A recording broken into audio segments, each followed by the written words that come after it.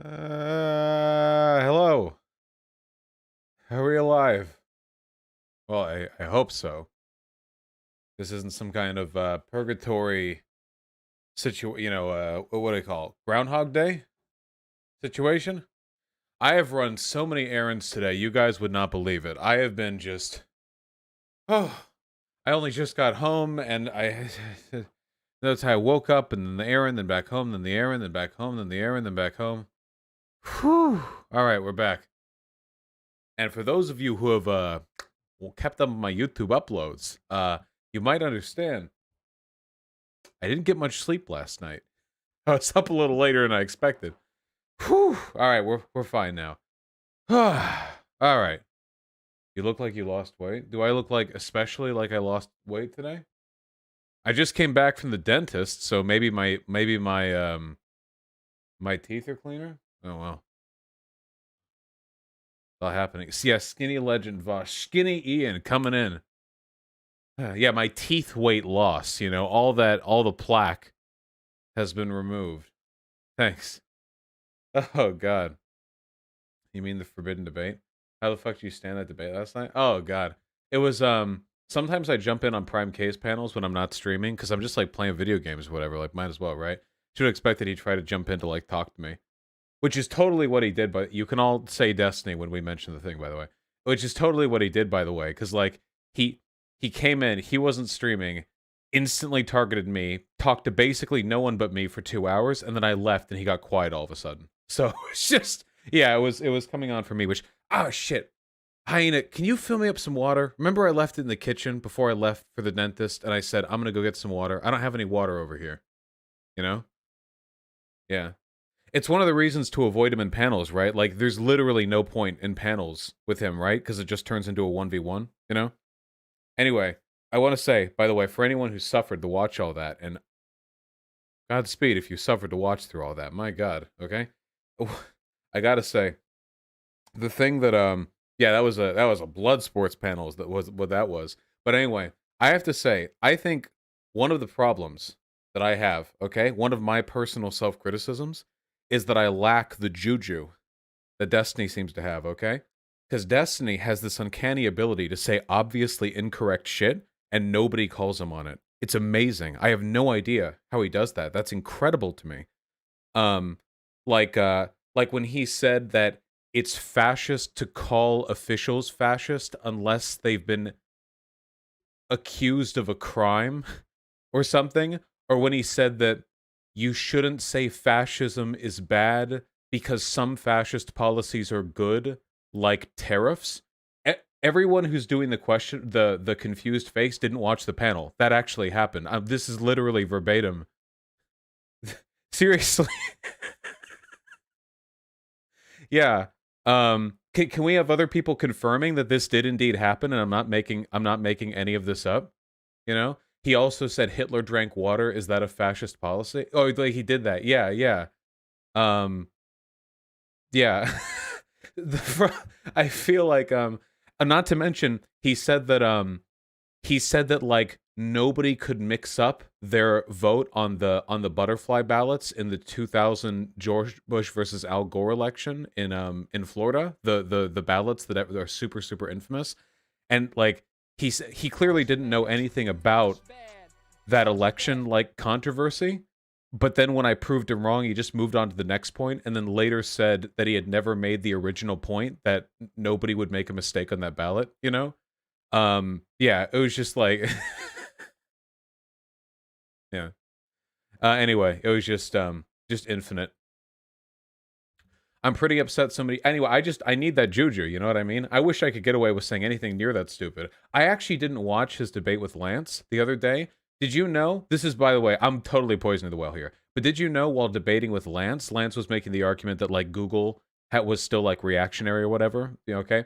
Um, Lance pointed out that at Google you need to get a legal name change if you're trans for your name card to be updated. So if you're a trans lady and you've got Michael on your name card, like you need a legal name change for them to confirm a change in the thing. And Destiny, I swear to God, I actually looked, I did double check to make sure this is real. Destiny, he said, is that really a big deal? so, we're just, we're just, we're beyond the, truly beyond the pale here. Ditto on the left. Anyway, I didn't break my rule because I was on that panel for 2 hours before he jumped on to talk with me. And second of all, wait, somebody said, I'm pretty upset so many people on Twitter in your community are shitting in your basic debate performance. Actually, there was one critical mistake that I made. And this is why I wish I had that juju, because if I could say anywhere near as much dumb shit as Destiny and not get called in it by my community, that'd be amazing. I'd be unstoppable, you know? The mistake that I made is the thing that I was saying to justify the idea that there were fascistic elements to George Bush Jr. I was making the argument that his election was like undemocratic, that there were undemocratic elements to his election to the presidency in 2000, and it got turned into this like, was there a specific intention for the butterfly ballots that were implemented to was that like deliberately part of a conspiracy or something? And that was my mistake for biting into that bait, because my argument was that the broader 2000 election situation was like a deliberate bias effort to try to get George Bush Sr. or Jr. into presidency, but then it got like transposed onto the individual butterfly ballots thing, which is like non-falsifiable, you know? So that was like the critical mistake there. This is an excellent debate tactic. It's that if a person makes a salient point, attack one portion of that point, and then if that's a salient point, attack one tiny fragment of that point, and then attack a fragment of the explanation over that point. And then once you've gotten so far into the weeds that you need to start looking at like historical documents in microfilm to like settle out the details, that say that the person can't justify their argument because they don't have the specifics there. I'm disappointed you didn't bring up the Brooks Brothers riots. Yeah. Like I said, I just got hyper fixated on that because I'd been on the panel for 4 hours, and I was getting super dogpiled towards the end, so it was hard to like keep all that stuff in mind. But the Brooks Brothers riot, by the way, in case you guys didn't know, was literally a riot to stop the recount in Florida, and there were Republican electors that attended that riot, and it succeeded. They stopped it. There were also a civil rights commission petitioned Jeb Bush, the governor of the state, indicating that there were severe flaws in their voter disenfranchisement system that led to 10 times as many black voters getting disenfranchised from voting as white voters, you know? Stuff like that. And there was all this information beforehand that like led into it, and all these like little pieces of info that really came together to ease like, or to make it easier for Bush Jr. to get into the presidency. But I got hyper fixated on the butterfly ballots. He's watching? Yeah, of course he is. He's fucking desperate for my attention. Are you kidding me? I was on a panel at like near midnight. He jumps in for 2 hours, and afterwards he and his community were saying I ran away because I'd only been there for like 4.5 hours. This is why there's no point in engaging with him. He will thirst for any ounce of attention that he can get. He was just like this with Hassan too, by the way. Back when Hassan decided that Destiny was like a worthless, toxic fuck who lies during debates and then like doesn't get held to account for it because in the left arc he purged thousands of people who would criticize him. Hassan, anytime he did anything, I mean, this guy would breathe, and Destiny would be on it like flies on shit, you know? He's basically like Mike from PA in that way. Or Caleb Maupin, where I don't know if it's like a deliberate strategy or like just a sort of an emotional bias there, you know? But it's just like a perpetual and infinite obsession with the people you dislike, with the intention of drawing content out of it. And he'll probably keep doing it too. So we all set? I think your debate performance was great, except when you said you can't define fascism. It's funny you say that, because I actually wanted to do Politics 102 today. Do we want to? Oh yeah, ban's back in place. We all got it. Shh. We had our fun. I wanted to talk about that with you guys, actually. You can't what the fuck? I can, actually. I can do Politics 102. I have that power, okay? I have that power. Did you know that? Do you think Bernie has a bad record on immigration, Vosh? I kind of think so, yeah. I really do not buy the left populist arguments that you should cut down on immigration to, like, benefit domestic workers. I just don't buy that. I don't think it's supported by the data. I don't, yeah, I just don't like that. I don't like that about Bernie. I don't think he hits super, super hard in it, but, yeah. Vosh, no, the last one was 102. This one should be 103. I think aren't we, like, redoing it? We're, like, redoing it. Like, we had the original line, and this is, like, the Ultimates universe, you know what I mean? It's the beginning. Yeah, we're redoing it, okay? This is the fucking reboot, alright? Absolutely.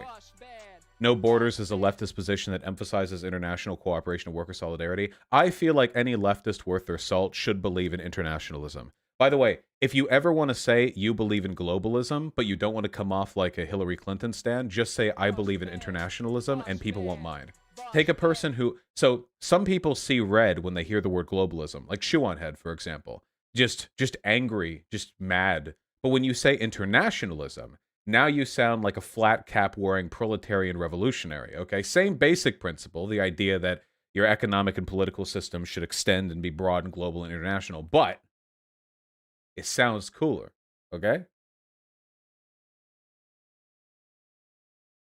Isn't globalism an economic thing? Well, internationalism is too, and it's also, there's no way to engage in economic codependence without political codependence as well. There's not really a way to separate those. Yeah. Umberto Eco had some great points, but also look at Robert O. Paxton's writing on the stage progression of fascistic behavior within a regime. Well, the reason that I like Umberto Eco's definition so much, the reason why I simp for it so goddamn hard, is because it's very, very sociological. That's the thing that I like about it. Umberto Eco's definition actually has very little to do with the government and the way the government operates. Instead, it's pretty much all about behaviors, patterns of behavior that you see in, like, a social climate, you know? Isn't it too broad, though? Serious question, no troll. It's only, like, too broad if you look at it as, like, if you trigger, like, one flag, then you're a fascist, which isn't true. I imagine that any government on Earth, any population on Earth, is going to trip at least a couple of the principles that Umberto Eco identified as being, like, adjacent to Eurofascism, you know? It's not about, like, oh, it hit 5 out of the 14. That's not enough. Oh, but it hit 6 out of the 14. That hits the mark. It's about understanding the way they all play together and being on the lookout for, like, worrying trends, you know? Does that make sense? It's like diagnostic criteria for mental disorders. Yes, understanding whether or not somebody is or is not a fascist is a little bit like diagnosing a mental illness. That is completely true. It's very comparable. Oh no, Shoe on Head. Please don't get my entire chat fighting with you right before we try to do something productive. Just call fascism super nationalism. Now that's an idea right there. Super nationalism.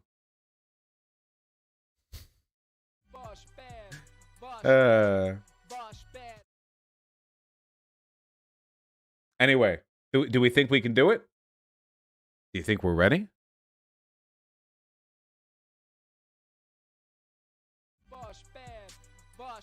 Not ready? Can't do it? Oh no. Well, you know, I think we're just gonna have to try our best, folks. Tell us some good news before we start. Inexorably, decade by decade, overwhelming data provides evidence to the fact that Americans are growing more progressive and that many of the arguments that we have are with a definite mathematical minority. That so often it can feel like they're like an overwhelming population. In reality, they're better at being loud, but seriously, every single year, like, keep in mind, it was only 6 years ago gay marriage was legalized. Since then, support for gay marriage is significantly more popular. It was only about a decade ago, honestly, that trans issues even really started getting talked about, like, meaningfully. And now, trans issues, like, at least support for trans people, that's over 50% of the American population, you know? So there's the good news, okay? We fight against what seems like an increasingly marginal group. Does that feel better? Slap in the meat, no spam. No Peruvian elections, one thing at a time. Stop. One thing at a time, okay? Can you please check in the PBS poll because supposedly Republicans rank higher, which doesn't make sense at all. I feel like the language of that poll, it was a double negative, so it was a little bit confusing, but it seems to be in line with other, like, polling data. Maybe a little bit, like, slightly more tuned to our favor, but otherwise generally in line. That, for the most part, yeah, people are... Look, Republicans are illiterate. It's impossible to pull them accurately anyway, okay? Don't worry. Shh, don't worry. Like, look at this. This is an extraordinary change. U.S. support for same-sex marriage, 1996 to 2021. When I was born, just about a quarter of America supported same-sex marriage. Now, today, it's almost three-quarters. Like, this is such an unbelievable increase in general support. It's absolutely crazy. Okay, yeah, it's a huge change. And back in 2015, I think it was like 58. I'm judging based on the trend of the chart here, like 58%. Since then, 12% up. 6 years of the American population. I mean, geez, you know, that's really, really good.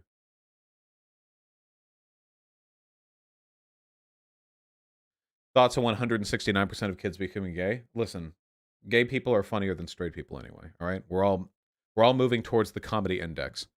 All right, we're farming good comedians. Okay.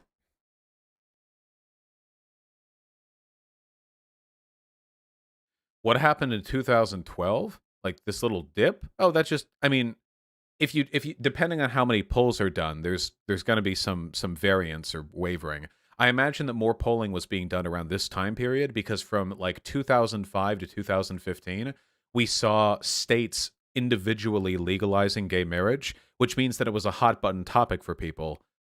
You know, like with a lot of variance to that extent.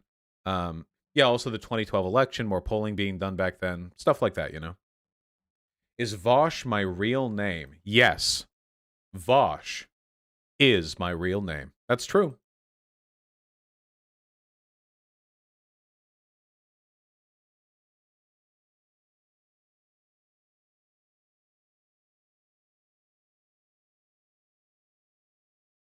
Are we good to go then?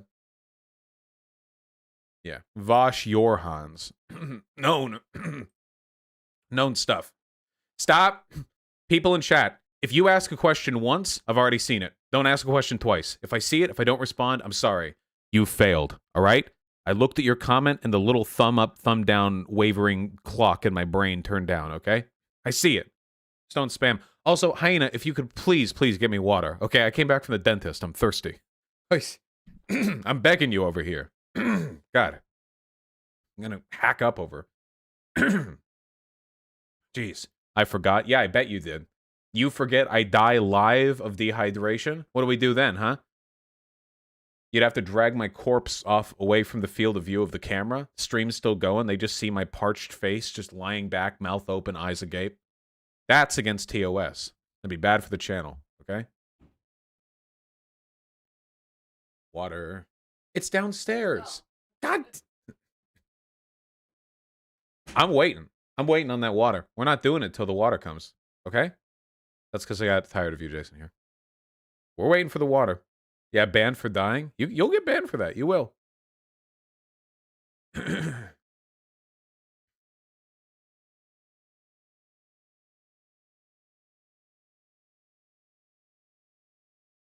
I want to cancel you. Let's talk. I bet. So Capybara's right. Pog or not? Very pog. Extremely pog. Peru elections after water? No. This is a video game stream. Chill. Stop. No. Why would I put the sun emoji in my Twitter? Will I get banned for being in New York? New Yorkers are not allowed on Twitch. How do you even keep up with your mentions in chat? This is insane. It gets twice this fast during the politics streams. You can keep up with it. Can we cancel Lumiru for not liking capybaras? Yeah, it's pretty wild, huh? Bosh bad. Bosh bad. Bosh bad. I'm waiting on the water. My throat's parched, you know? My throat's toasty. Nah, Bonnie. Be quiet about it. What's up with this capybara meme? They're ugly as shit. How are capybara... They're like the most beautiful... They're the biggest rodents in the world. Look at them. How are they ugly? Look at them. They're just big... They're big big, big rodents. They're cute. What is this? Look at this. Look at their little walk. Ooh, look at this. Little leg hamsters. They're like, look at their big face. It's like this big rectangle that just sticks out. They look so elegant. You know? They're like, ooh. See? Look at this one's face. Ooh.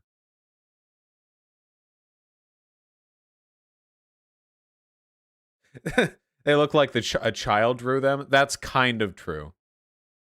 Ooh, look at them. So refined. Look at this one. Ooh. Yeah, little gentleman. Thank you. Oh, with the ice. With the ice.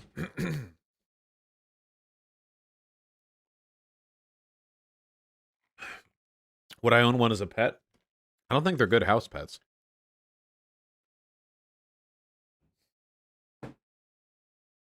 Did I get my teeth drilled? I'm happy to say that my teeth are healthy.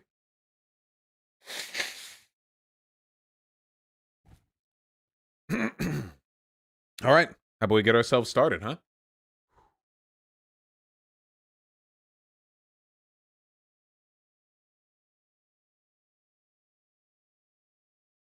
Okay.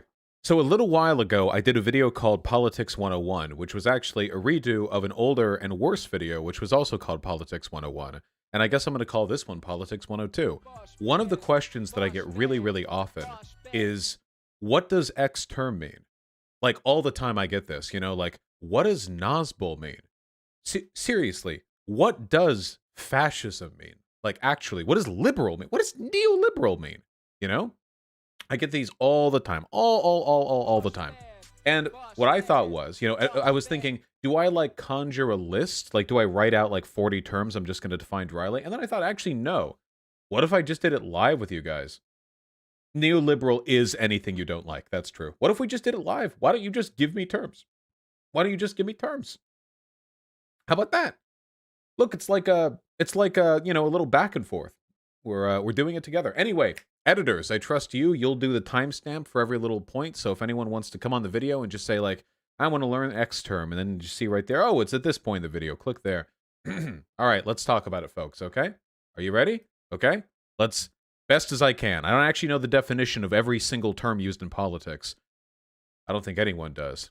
I don't know what sewer socialism is. I still don't know what a TIF is. So we're gonna have to work within the limited confines of my low intellect, okay?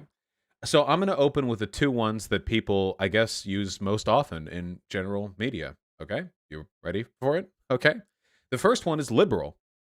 So when people talk about what a liberal is, or what liberalism is generally, there are two definitions, a colloquial one and a one that's, I guess, a little bit more politically accurate.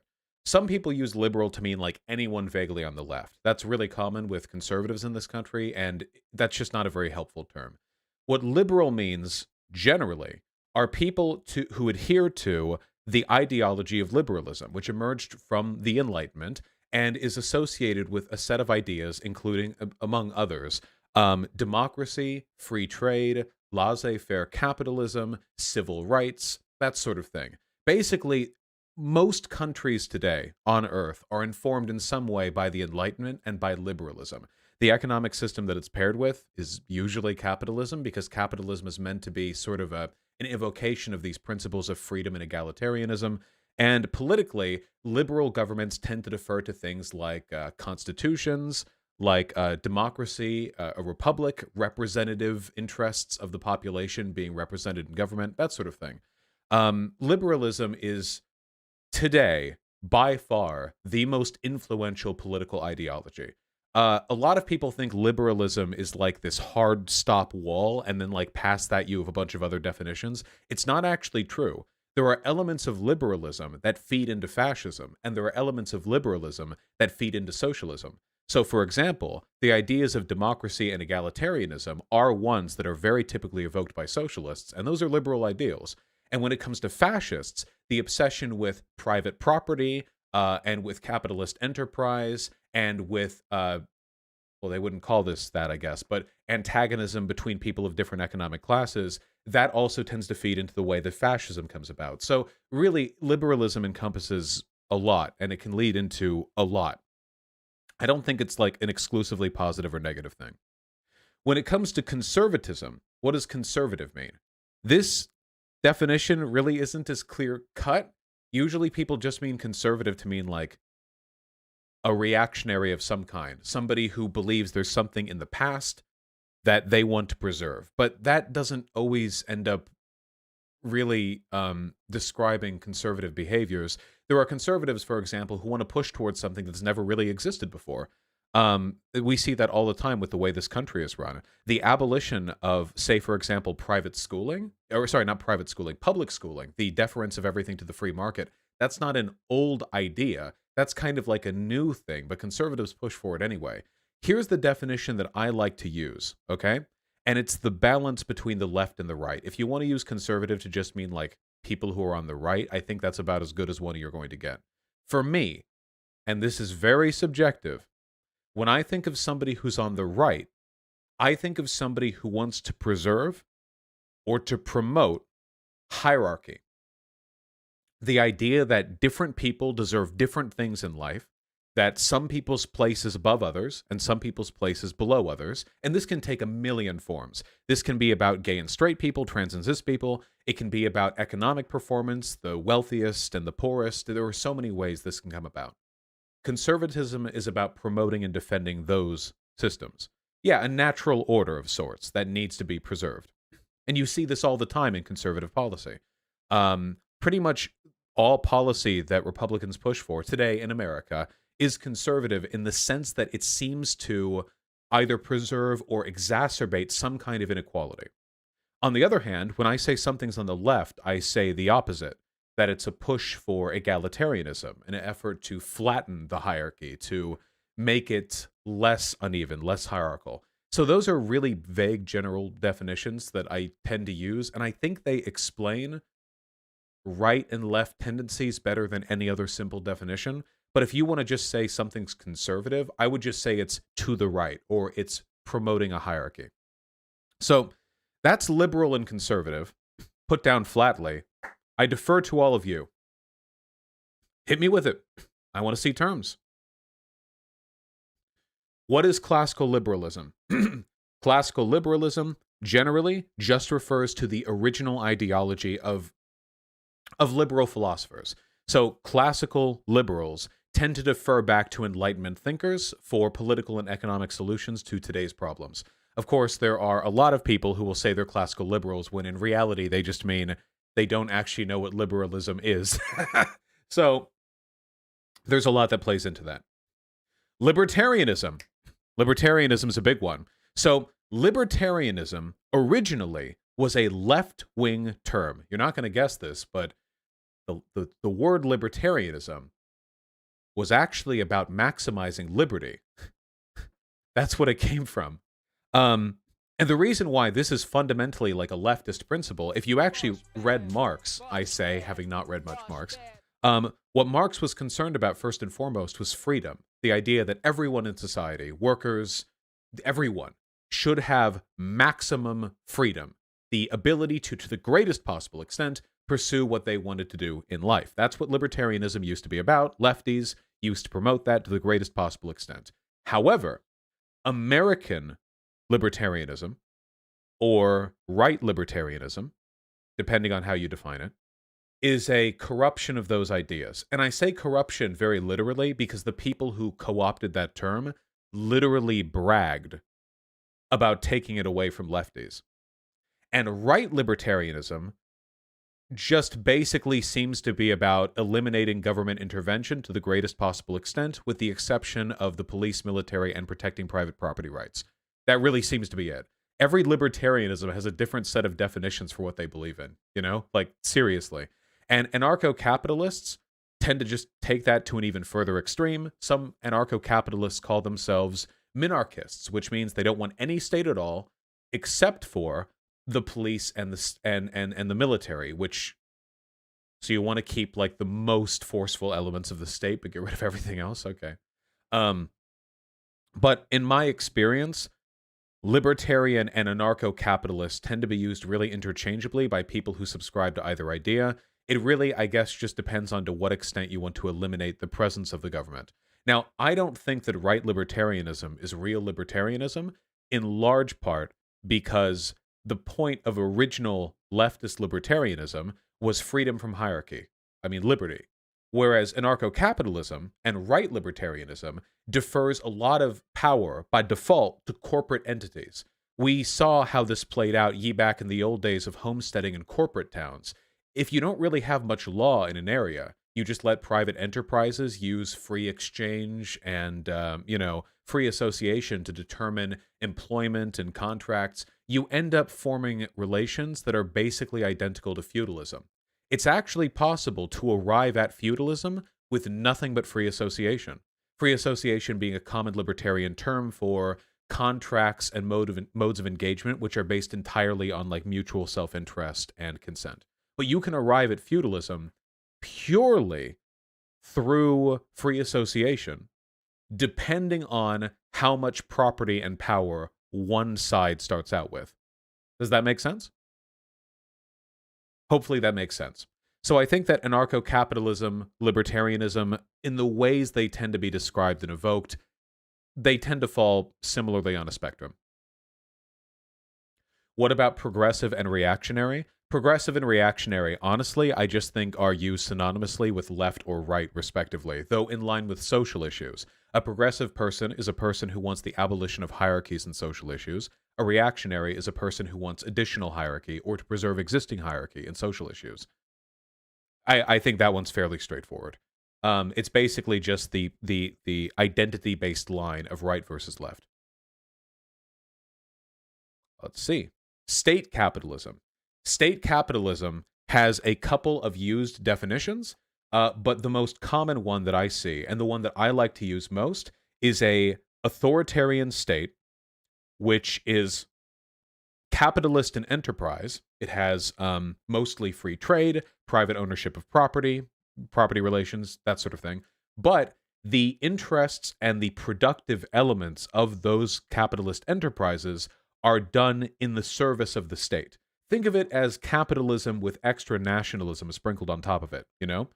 So there are different ways of expressing this. For example, there was a ton of privatization in Nazi Germany. In fact, the term privatization was coined for what happened in Nazi Germany. But do you think those corporations had the ability to make what they wanted and sell to who they wanted? No. You got to be a powerful business autocrat as long as you were serving the interests of the Nazi state. And I feel very similarly about the Soviet Union, though not exactly in the same way. In the Soviet Union, you have state capitalism in a slightly different way. You preserve a fundamentally hierarchical system of economic production, so you have party officials in the Soviet Union dictating labor distribution and the way these workplaces are run, and the wealth and power of these workplaces are deferred to the economic upper crust. But all of this is done in the service of the state. Those are two different kinds of state capitalism. Maybe it'd be better to have like two more distinct terms for them, but I think that they kind of fall in line similarly. China falls somewhere between them, by the way. The Chinese market is absolutely a form of state capitalism because as rampantly industrious and capitalistic as China is, at the end of the day, the Chinese Communist Party has an unbelievable amount of authority when it comes to dictating the economic production in a way that benefits the state. So hence, state capitalism. Private property relations, capitalist hierarchy, but you're doing it for the state, baby. You're doing it for the country, okay?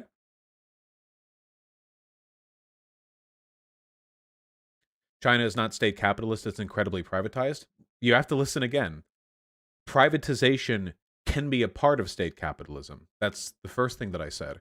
It's that the state capitalist enterprise directs the privatization towards the interests of the state. And if you don't think the CCP has the ability to keep corporations in line to make sure they're benefiting the broader interests of the CCP, then I have a bridge to sell you. That's one of the reasons they've grown up so big. Anyway, got that one. Talk about social democracy. So, social democracy, generally speaking, is a term used to refer to this sounds so patronizing, but it's like nice capitalism. Capitalism has a lot of externalities, and a lot of harm is done by the ways in which the wealthy and the poor, the owners and the workers interact with each other. Social democracy is essentially what if we maintain the basic, economic elements of capitalism, but then we use the taxation that we derive from the population to put into social programs and wealth redistribution programs. And basically, you keep the economic system, but then you use the incredible wealth derived from it and redirect it towards the interests of the population. Social democracy, in my opinion, is a highly defensible, probably the most defensible economic system that's currently implemented in the world today at anything even approximating a large scale. I don't think there's really such a thing as like a socialist state at the moment, but there are social democracies out there, and they're a hell of a lot better than what America is right now. You know, in my humble opinion.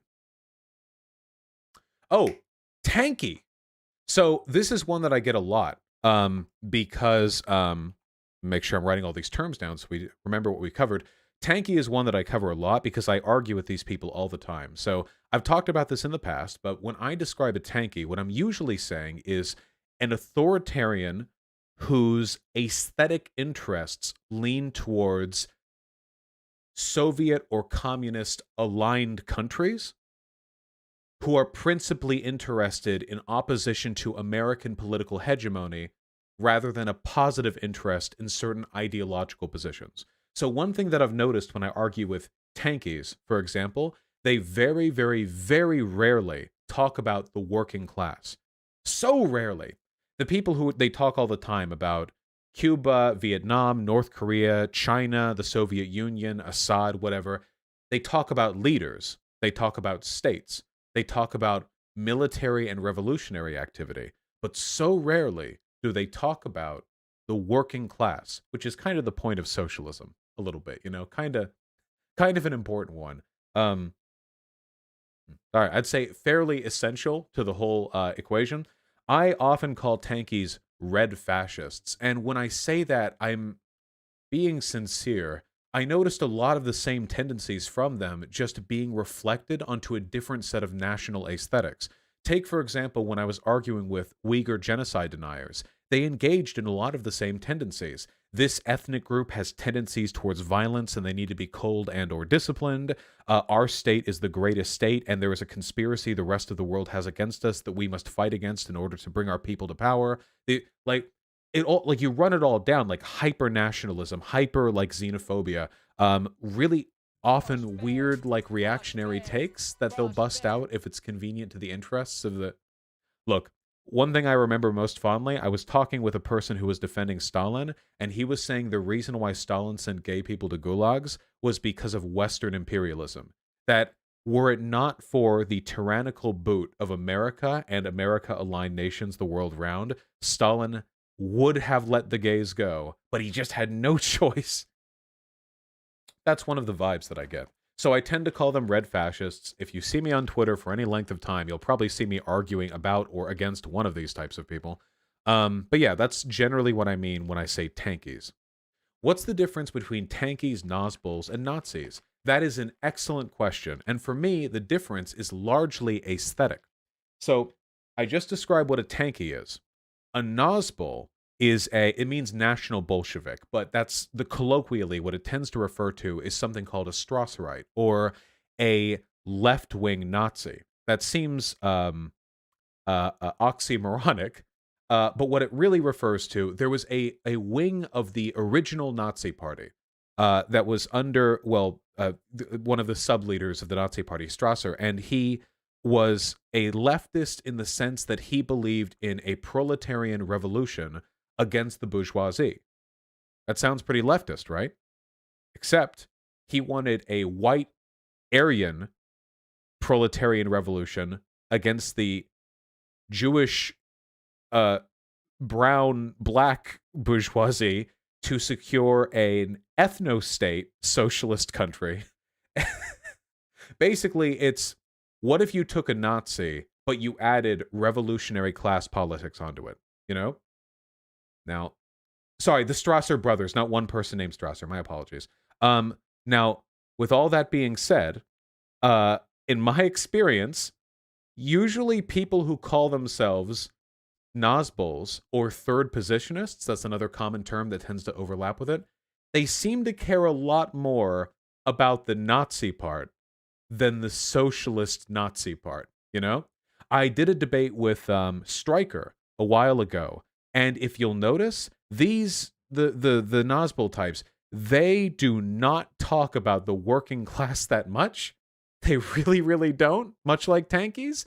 It seems like the only times they evoke the working class socialist rhetoric is when they're using it as some kind of smear against like bourgeois democracy, some kind of smear against like the existing political order. But it's done in the service of a broader ideology, Nazism. The original Nazis did the exact same thing, by the way. The original Nazis, they were very dishonest about their political intentions before they actually came to power. They had these long lists of pro-worker policies that they were promising the poor, underserved German population. All this went out the window when they achieved power.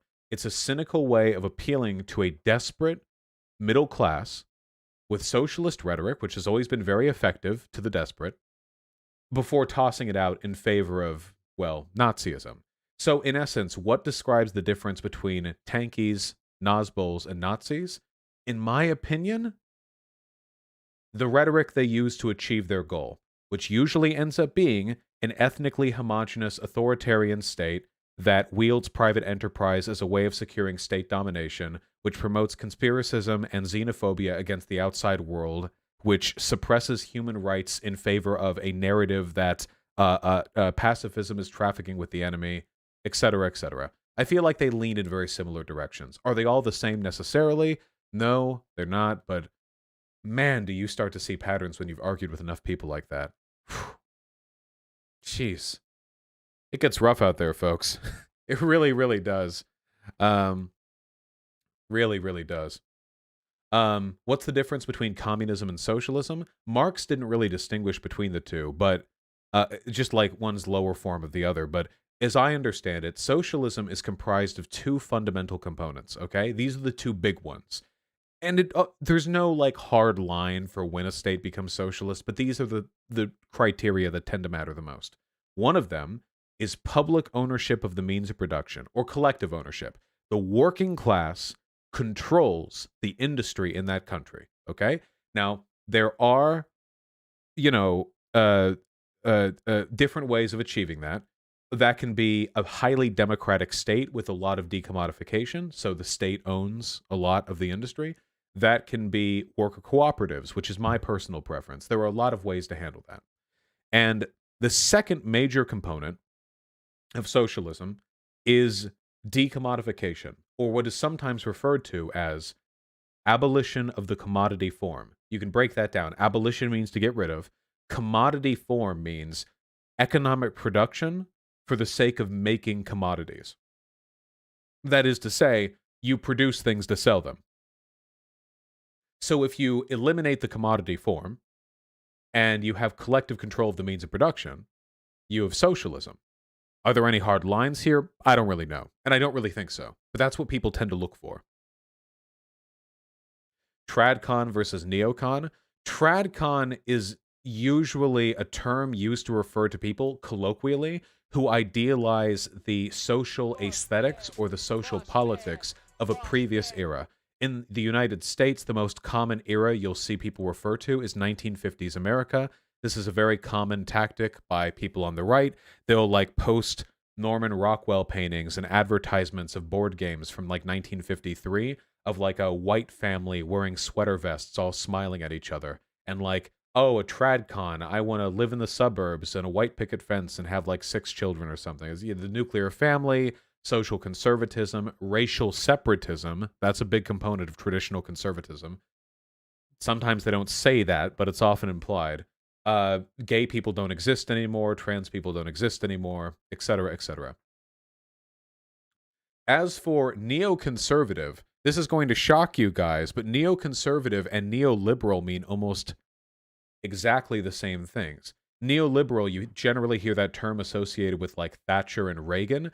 Neoliberalism is you take the not really. Yes, it is. Hit it. You have a liberalism in its original form, which is hundreds of years old. Neoliberalism is like 20th century liberalism. Neoliberalism, are we following the way these terms play off each other? And what this tends to mean in practice is it refers to deregulation, globalization, free trade, austerity. Basically, you have modern capitalism. Most economies these days are neoliberal in the sense that they are modern evocations of the capitalist economy. They are what happens when you take capitalism and you frame it in the context of late 20th century or early 21st century geopolitics. Usually, neoliberal is used as a sort of derogatory because neoliberals tend to not get along with social democrats. Social democrats tend to believe in high taxation and redirecting the commonwealth towards social betterment. Neoliberals tend to be more in favor of austerity and deregulation, allowing corporations and the wealthy to get away with more. Neoliberals tend to be the most fervent advocates for the economic system that we live in today. It's also a term that's not always used correctly.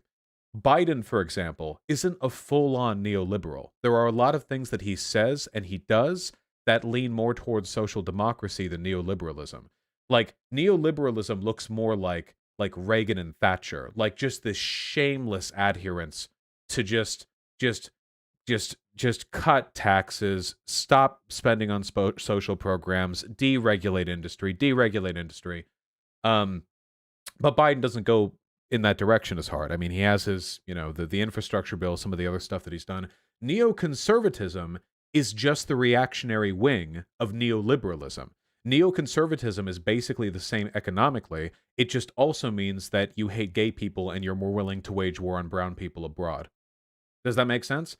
Basically, you take the economic framework of neoliberalism, but you're a reactionary. That's pretty much it, really. Being neoconservative is worse than being neoliberal because you're also socially reactionary. But fundamentally, they tend to refer to like the same underlying economic paradigm. Is it about immigration? Neocons tend to be more anti-immigration, which is interesting because it's actually a contradiction of the liberal values. A neoliberal is rampantly pro-immigration because it benefits the economy. It benefits, it's beneficial to the business and it allows us to take advantage of a larger labor pool. I'm in favor of immigration. I just think it's a good thing in general. Neocons tend to be more restrictive of immigration because you have a conflict between two different principles. On one hand, you want businesses to thrive. On the other hand, you don't like immigration because being anti-immigration can feed into a lot of, well, xenophobic, nativist, and nationalistic sentiments that get you reelected. So it's really, a balance there. But fundamentally, they refer to very similar economic policies. Does that make sense?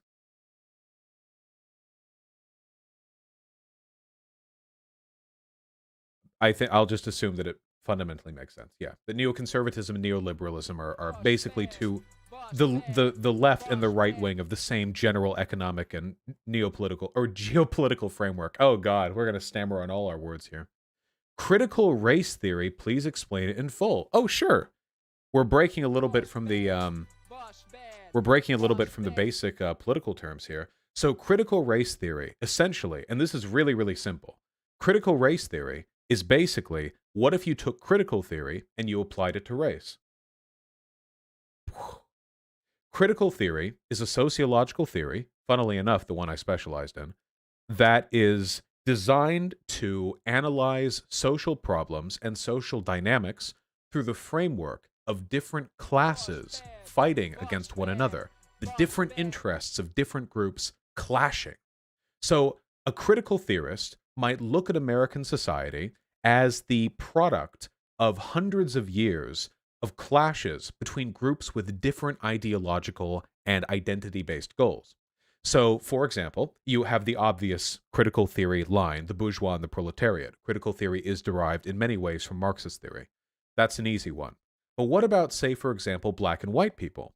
Well, throughout the history of America, I think it's safe to say that black and white people have had fairly different political interests, particularly when it comes to whether or not one should be able to own the other, whether or not one should be considered a second-class citizen.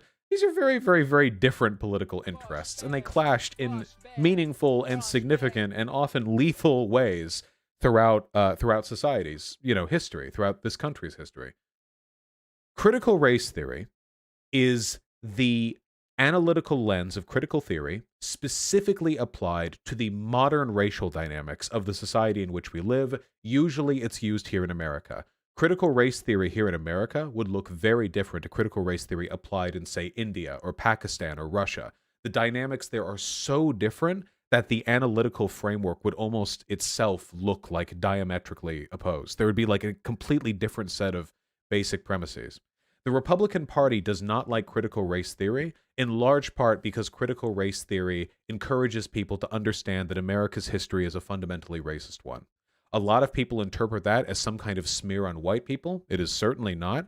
There is absolutely no denying that people in power in America have spent centuries trying to use that power to disempower and disenfranchise black people. There is no getting around that. That is a fact. Just a fact of the matter, and learning about that makes us all stronger. It's not meant to make anybody feel guilty. I am white. I have never felt guilty because I am white. I will never feel guilty because I am white. It is just a matter of analyzing the world through that lens. Now, with that being said, there are ways to take a legitimate analytical framework and misuse it. That's the case with any analytical framework. There have been instances where critical race theory has been used to justify arguments and optics that I strongly disagree with. For example, with regards to Robin DiAngelo and that Coca-Cola PowerPoint that I went over some time ago on stream, that would be an example of taking the tenets of critical race theory and using them in a way that I think is diametrically opposed to the outcomes one should look towards through the sociological theory. Does that make sense? Hopefully that makes sense. Let me write that down. What about technocracy? Technocracy is a type of society or a social framework where you defer policy decisions to expertise. It doesn't actually mean to like a big AI or anything like that. A technocrat is a person who thinks like, democracy is great and all, but is the population really equipped to make decisions on these issues? Maybe we should just defer to a set of experts. You have your scientists and your doctors and your engineers, and these people should make the decisions for society rather than like the people at large. Now, there are instances where I think there's a benefit to deferring to the expertise of some authorities. For example, Dr. Fauci, and more broadly, like the pandemic. Sometimes you have like an overwhelming emergency where democracy is not a sufficient framework for dealing with things. We do the same things during wartime, by the way. Do we democratically vote on which military actions to take? No. We have military officials or experts whose job it is to do those without any democratic input whatsoever. And to be honest with you, I have a feeling that a democratically run military would probably be a little bit less functional in the sense that, so wait, to be clear, I'm not saying it'd be less functional in that I don't want us to be able to vote on going to war. I mean like, sir, do we take this town? I don't know. Let's go back to the States and get Congress on it. Or like, during an ongoing military engagement, like feels like it would slow down the process a little bit. You know what I mean? Like, sir, there's a sniper in that building. We need to take the shot. Okay, I've sent a wire over to Congress. We should in 2 to 4 weeks have an authorization to... Yeah, like that kind of thing. Sometimes deferring to expertise is helpful. I don't think that it solves most problems, and I don't have a tremendous amount of faith in the political and social savviness of many experts.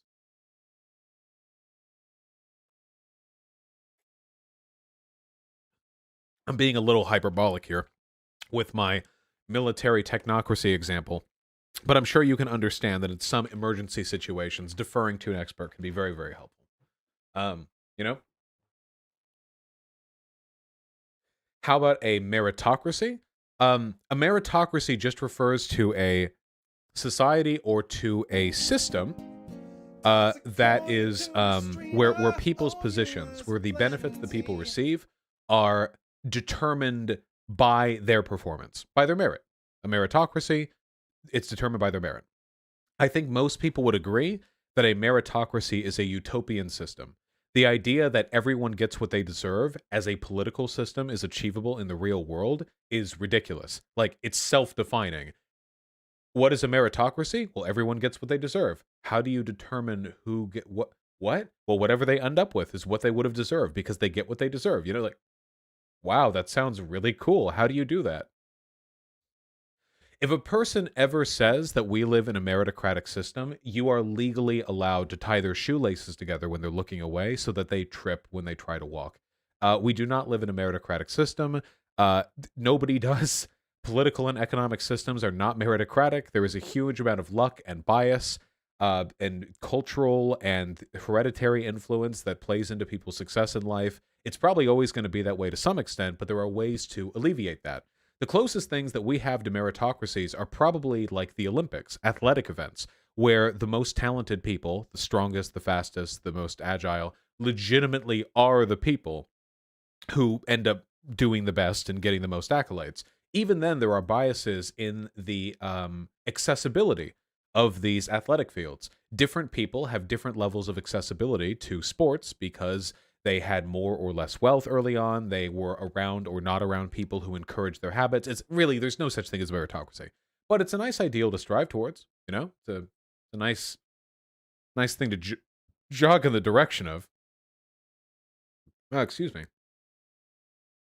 What is capitalism? I feel like I described capitalism back when I described liberalism and when I described state capitalism.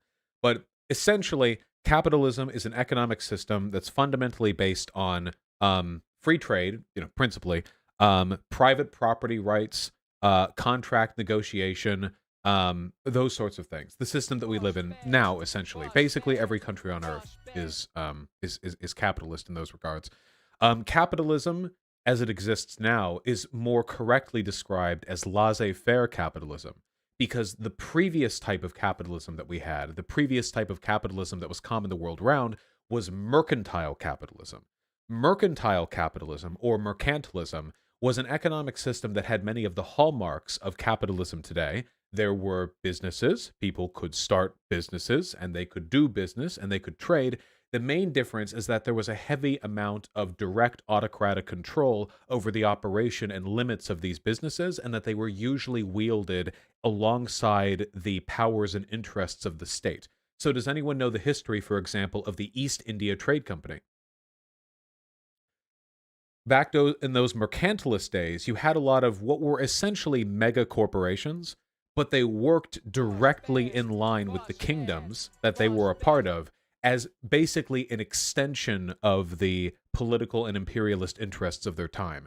So they weren't really private corporations as we understand them today because they didn't have the same freedoms, rights, or responsibilities, but they also had powers that corporations today don't have. So mercantile capitalism was basically, what if we had free enterprise, but only as free as the king wanted it? And nowadays, you can start a business even if your president really doesn't like it. you can actually do that. If you even if Biden really doesn't like you personally, you actually have the ability to start a business. That's nice, isn't it? There's also a more codified set of trade laws that regulate the maintenance and construction of businesses. It's not so in line with like the feudal system with its aristocrats and lords pledging fealty to a monarch and the way they control their territories and so on and so forth. Hopefully that makes sense to everyone. Theocracy? Well, a theocracy is just a system that's controlled by a church, is it not?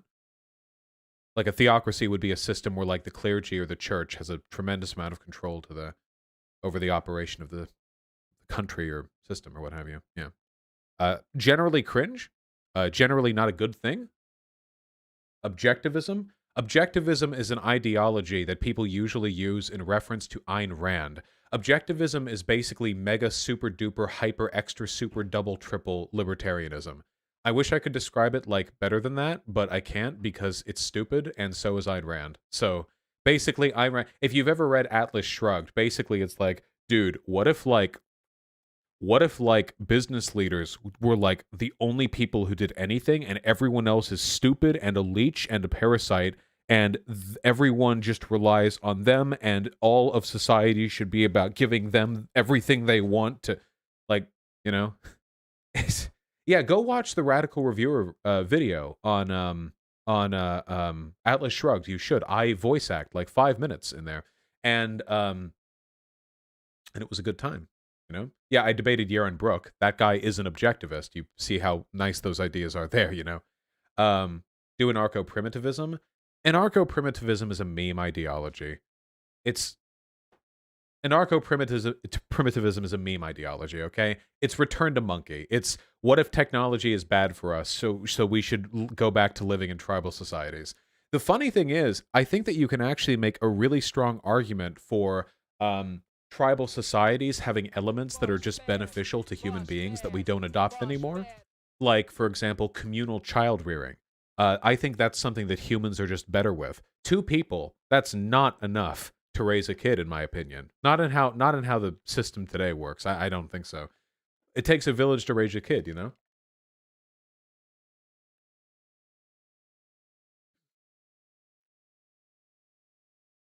Can you explain postmodernism? Yeah. So postmodernism is oh God, it means so many things. Very generally, postmodernism is a philosophical framework which suggests it is not possible to describe truth and experience through a single narrative. It's like this huge movement, and the movement is essentially saying we try to describe the human experience in singular ways. Marx was a modernist. The Marxist lens on society, on history, suggests that there is definite political and historical trend which describes humanity, historical materialism. And if you understand this trend, you understand human historical progression. Now, Marx wouldn't have been so arrogant to assume that there was no other potential explanation for human civilization, that there was no other truth. But he would have argued that that is the truth. Like, that is the truthful thing. That is a modernist position. But postmodernism suggests that you can go beyond that, that the idea of there being a fundamental truth, a fundamental understanding of reality, isn't true. This is why people make fun of Jordan Peterson for the term postmodern neo-Marxist, because Marx was modernist, and postmodernism is not modernist, it's postmodernist. So that's why people tend to make fun of that term. Because it's neo-Marxism. Neo-Marxism isn't a real thing. I don't know what that means. I don't know what neo-Marxism means. So again, I'm trying to describe that's maybe one of the most complicated philosophical movements in all of human history down into like a couple of sentences. But generally speaking, the line is there is no one truth. Now keep in mind, that doesn't mean there's no such thing as truth. A postmodernist can make statements of truth. They would say that this is but a framework, a lens, a single facet of a broader understanding that no single narrative can hope to encapsulate, that there are many truths. And I generally agree with that, if that makes any sense. We all know neo-Marxist is just a dog whistle. Yeah, well, it's all like Frankfurt School stuff, but I don't think there's like an ideological trend called neo-Marxist, you know? God. What is market socialism? Market socialism is an economy which has achieved one of the 2 preconditions of a socialist society. Namely, you have succeeded in turning over the means of production to the workers. I like this through worker cooperatives. But you still have a market economy. So market socialism. Market socialism is, in my opinion, a very effective, plausible, and realistic transitionary step towards full socialism, where we work to further decommodify. That being said, I do think that markets have a place in any society, and that it's really about finding ways to maximize their utility and minimize their negative externalities. Why do people say that's not socialism? A lot of people enjoy gatekeeping and purity testing when it comes to the definitions of things like socialism because, and I'm going to be totally real here, socialists get so few L's in the real world that they don't have much to do other than gatekeep other socialists to feel better than people who they could otherwise be working with. Um, Unfortunately, given that there are no functioning socialist states on Earth right now, I guess they don't really have anything real to root for, so we all have to fight with each other, you know? You know? The neo prefix just means contemporary, so neo Marxist may be technically correct. Yeah, but there's no term neo Marxist. Like, neoliberal doesn't just mean liberal but new, like a liberal who's like young or whatever. It means something. Neo Marxist doesn't have that like a preset definition. I mean, you could call anything neo then if you really wanted to, because everything's new in the current moment. Anarcho-syndicalism and anarcho-communism. Okay, at this point, we're going to arrive at a problem. And the problem is that there are like 27 near-identical ideologies that begin with anarcho, and I feel like arguing over the differences between them, every breath you spend on describing differences between them is a breath that you could spend fighting for the working class. But as I understand it, anarcho-syndicalism and anarcho-communism are not mutually exclusive. Anarcho-communism is just you use anarchist methods of organization and arrangement and political activism to achieve a communist society. And anarcho-syndicalism means you attempt to achieve an anarchist society through a syndicalist framework. And syndicates are basically just mega unions. So you would argue then that the path towards anarchism for an anarcho-syndicalist would be that you basically have like unions, and those unions like band together into like broader trade unions and like entire industry unions, and that they become viable political organizations in and of themselves, and that's through these like big political constructs that are designed to represent the interests of the workers that you achieve anarchism. Lovely idea, right? Anyway, these aren't mutually exclusive, you know? You're going to find there are many anarcho ideas that, I mean, they end up in basically the same place. Excuse me. What is a chauvinist? I feel like a chauvinist, the term chauvinist gets used in so many different ways. Sometimes people use the term chauvinist in what I understood to be its traditional sense, which was a misogynist. Like a chauvinist is like a haughty, like arrogant guy who doesn't think very much of women. That's what I understood it to mean.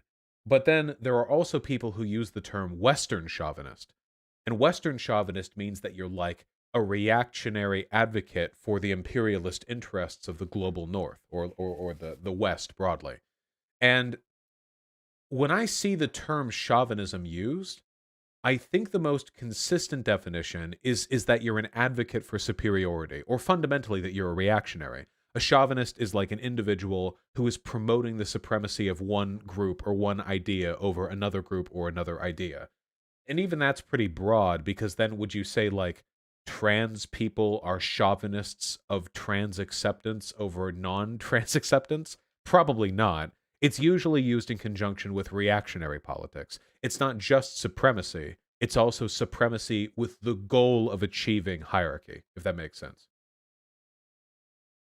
What is the global north and the global south? If you take a globe and you look at the equatorial line and you spin that globe, you will find that an overwhelming amount of the world's wealth is above that equator. The terms global north and global south are basically shorthands for powerful, domineering, capitalist countries with a lot of military and economic influence, and countries that, well, don't have those things. These terms are basically interchangeable with a lot of other terms that get used almost like interchangeably with each other, you know? So for example, the West versus the rest of the world, the colonized versus the colonizers, they tend to mean similar things. Um, I don't think they all mean exactly the same thing, but God, nobody uses political terms correctly. Um, what is a command economy? A command economy is any type of economy where the production and distribution of commodities is determined by central planning. That is to say, rather than there being some kind of market system to determine where these resources need to go, instead it's like there's a central group of people or like an AI or something which decides or determines what needs to be produced and where it needs to go.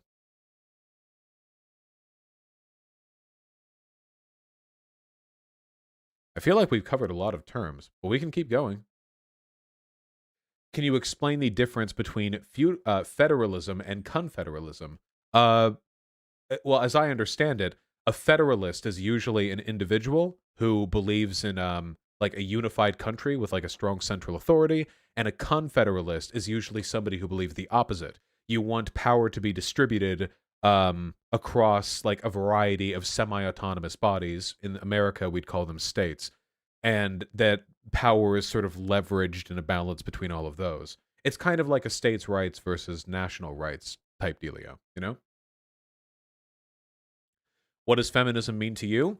To me, third wave feminism is an intersectional movement designed to alleviate or eliminate gender biases and imbalances. I think that it's just as much pro man as it is pro woman, though I know there are plenty of people who disagree with me on that. I know Shu will never agree with me on this, but I really do think that 98% of Shu's problems with feminism come from second wave feminists and not third wave feminists. But aren't we already in the fourth wave? It really depends on who you ask. I promise it really depends on who you ask. It's a lot of stuff. Zionism. Zionism is another one of those terms that has so many definitions because it's such like a politically contentious term. I think the original definition of Zionism literally just meant somebody who wants like a Jewish homeland, you know? And now people use it to mean like everything from a person who believes the Jews should have some homeland to people who will defend literally any war crime committed by Israel, you know? And like it's this wide spectrum and you can fit like anywhere within that. Unfortunately, I see the term Zionism used to describe people from all across that spectrum. So that's my answer. It's that vague, you know? Oh god, my nose is so itchy. It's all these cringe political terms, you know? Is it like the difference between black separatism and black nationalism, Vosh? It can be. I mean, it really depends on the intentions of the person who uses it. What does paleo mean before other ideologies? I think paleo generally is just when people use paleo, I mean, it means old. That's what the term technically means. But usually when I see it used like as a political prefix, I don't think it always means that. I think basically the only time I see paleo used is paleo conservative. And I think it means like super tradcon, basically. It's also a term that I've only seen used by Nazis. Paleo conservative. Like, you have tradcon. Okay, but that's not far enough. We're paleocon, baby. I don't know if it means anything. It seems like another one of those terms that's kind of like an internet meme term, where it doesn't have like a really strong basis or, you know what I mean? Hold on, let me blow my darn nose.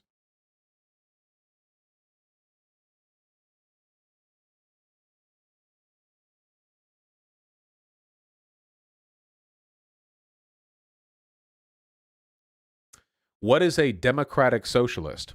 A democratic socialist is a socialist who does not want to be mistaken for an authoritarian socialist. That's pretty much it. That's really the only thing, you know? Really just an optics thing. Um, let's see. Socialism with Chinese characteristics, Vosh. What is it? In my opinion, if anyone ever uses the term socialism with blank characteristics, what they actually mean is not socialism. What they actually mean is, I like this country, so I can't say it's socialism because it's not. So it's socialism with X characteristics, which usually what actually means is that it's a social democracy with like very few hints of socialism, but they have a red flag. It's I don't think much of this term. Define monarchism: a system with a monarch. I'll leave you all to fill in the spaces there. What is globalism? Globalism is an economic and political philosophy that's reliant, or at least like an advocate for, uh, uh, oh God, how am I forgetting the name on this? Um, like international cooperation, free trade, global integration, and like top level transnational governments like the United Nations or the EU. Globalists tend to advocate for those things. If you want to come off like really cool when you're a socialist, you can just say you're an internationalist. And it means basically the same thing from a leftist perspective, but people won't look at you like you just said you're a Hillary Clinton supporter. Basically, if you're ever around Shoe on Head and you want to say that you support like cooperation amidst like economic and political systems the world around, okay, you say you're an internationalist. All right, you say you're an internationalist, and you'll be fine. You'll get away with it.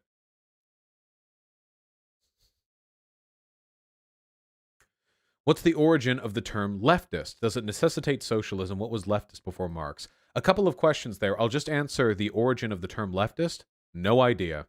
Everyone has a different definition of leftist. Some people mean it to use anybody who's on the left broadly, like a Democrat. I tend to use it to refer to people who are socialists, people who want to replace capitalism with a socialist framework who are progressive. For me, it means progressive socialist. But some people would say, like, for example, Sam Cedar is a progressive. He's not a socialist, but he's a heavy social democrat. If Sam Cedar called himself a leftist, would I really argue with him? When he agrees with me on like almost any fight that I'm going to take with the current American political system? Like, I don't know. I feel like it's pretty broad. Pretty broad, you know? What is a race realist? The term race realist is a dog whistle for scientific racist. A scientific racist is a person who tries to justify racism by presenting, they call it scientific, by attempting to present scientific evidence which indicates that there are significant differences between racial groups, both physically and mentally, and that they usually then lead into political prescriptions afterwards. You know, they like lead into it from that point. It came from the French Revolution, the term leftist. Interesting. I didn't know that. What is intersectionality? Intersectionality is a sociological framework, a very essential one. I will always go to bat defending how based intersectionality is. It's a framework which essentially says there are a million ways in which every individual, in which every in which every person, every system benefits and harms people. Me, for example, I'm white. Most of the time, that's to my benefit. Almost always, that's to my benefit. I'm straight. Wait. Oh God. Oh my God. I'm buying into the memes right now. Don't listen. I'm not straight. Okay. I'm no. The mask came off. No. I'm I'm pan I'm pansexual, which benefits because there are lots of cuties out there, but sometimes that can come back to bite me. I'm American. I'm autistic. I'm 6'2". I have fairly symmetrical facial features. I have this and that. I'm fat. I'm whatever. There are so many categories that you can put me in. And sometimes they benefit me and sometimes they don't. And for me personally, most of the time they benefit me. But intersectionality is about taking a look at all of those things holistically and saying you are affected by all of these systems, all of these conditions, all of these terms, these biases, these categories. And the only way to understand you is to understand the ways in which they interact. That was the failure of old social justice movements, some of them at least. Second wave feminism was pro woman, but it tended to be pretty racially limited, pretty much just limited to white women, white middle class women. But tell me, how useful is feminism if it's only coming for white middle class women? Not really. I don't think so. And in order to understand feminism, and understand the ways in which to address gendered issues. You can't just understand gender, can you? You have to understand race too, because black women and white women don't go through the same issues. Black men and white men don't, okay? There are variable differences, ways in which these systems interact to produce different outcomes. And that's why intersectionality is valid. Somebody earlier, they ask, intersectionality seems so obvious to me. Why do so many people have a problem with it? What are the criticisms of it? I'm going to make a very definitive statement. There are no good criticisms of it. That's right. I'm coming out and saying it. There are no coherent criticisms of intersectionality in principle.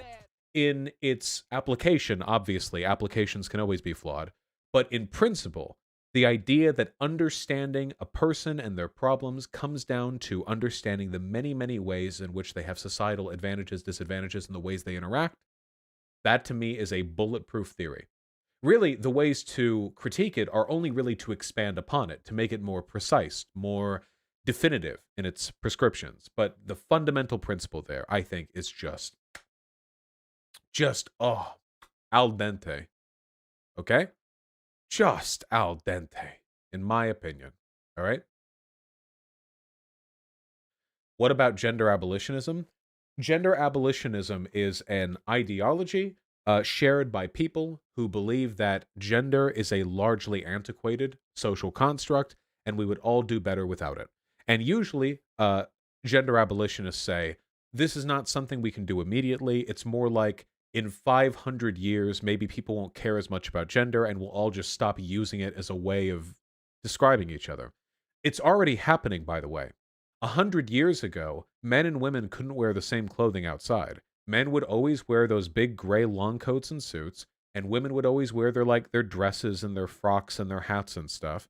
But nowadays, guys, not trans, queer, non-binary, gay, whatever, but just like regular old dudes can run around wearing earrings, and flowy shirts.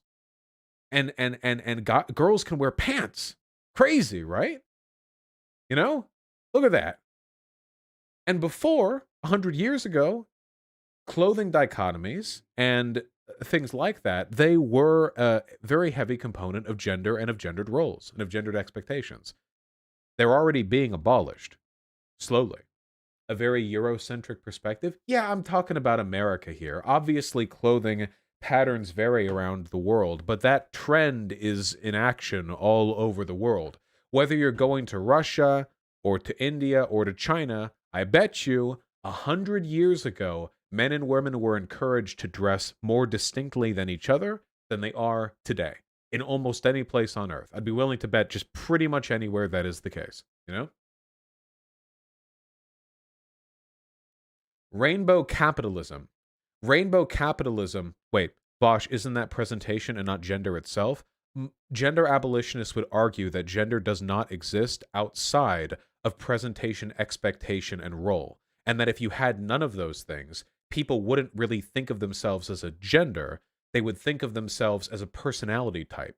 They would think of themselves as a combination of their personality traits, of which they would have total freedom in expressing themselves, but not as a gender.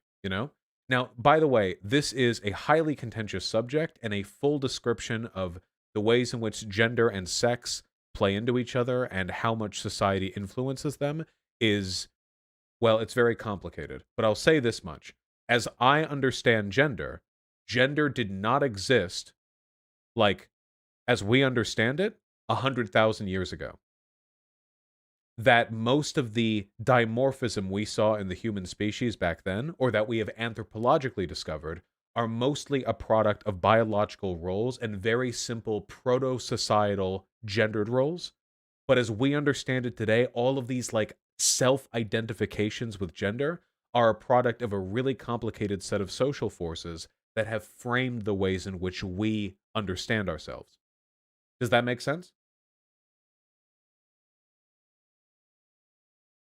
Hopefully that makes sense. But this is mega complicated. So yeah, just it's just further reading important to read further, people are asking for Posadism. There is dozens of us. I think Posadism is when nukes cleanse the earth of humanity, and then aliens and dolphins use psychic powers to rise us from the ashes. I, I, I think that's what it is. I could be wrong on that, but that's my understanding of the right. It's a meme ideology, but right.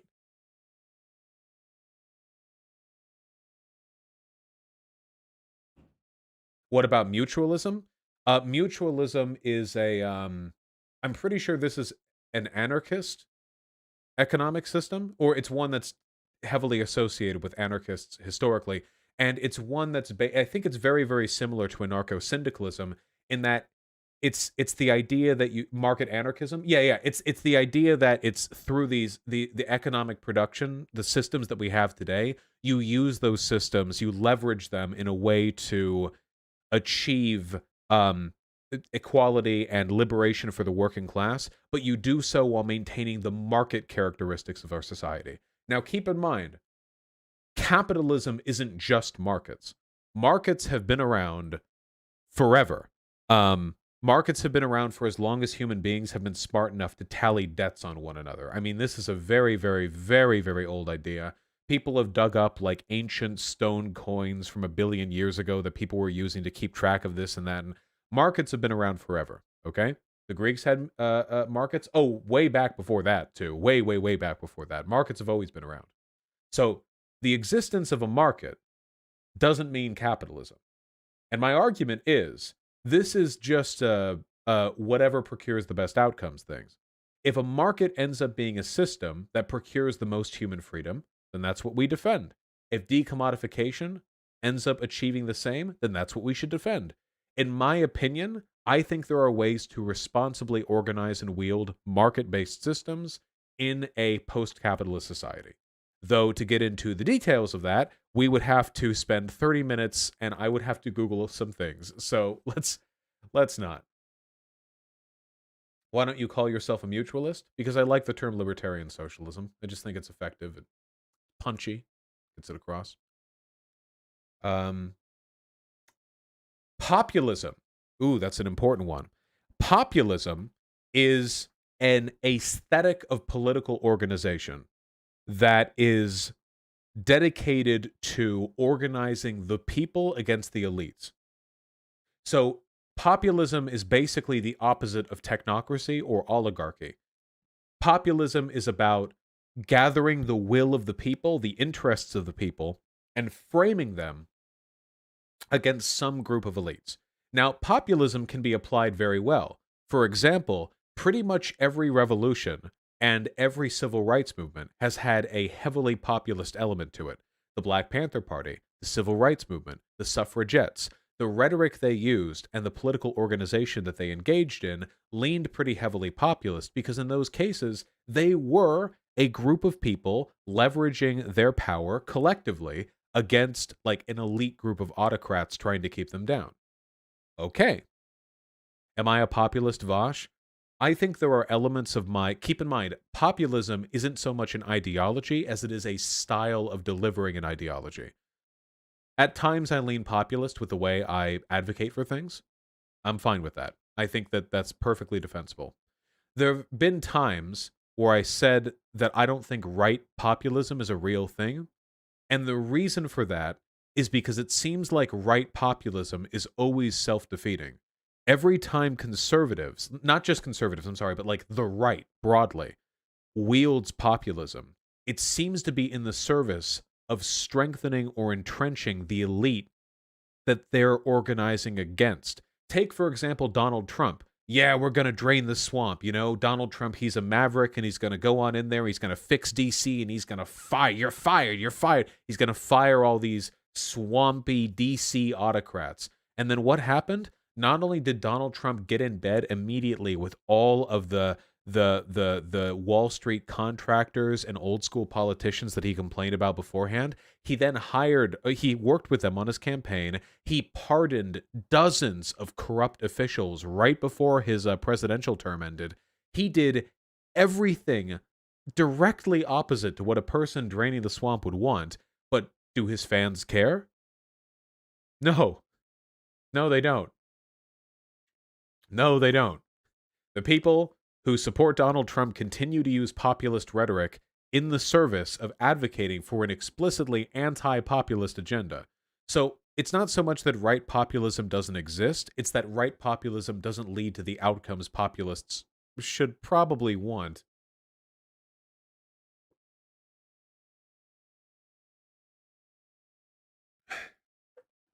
Accelerationism.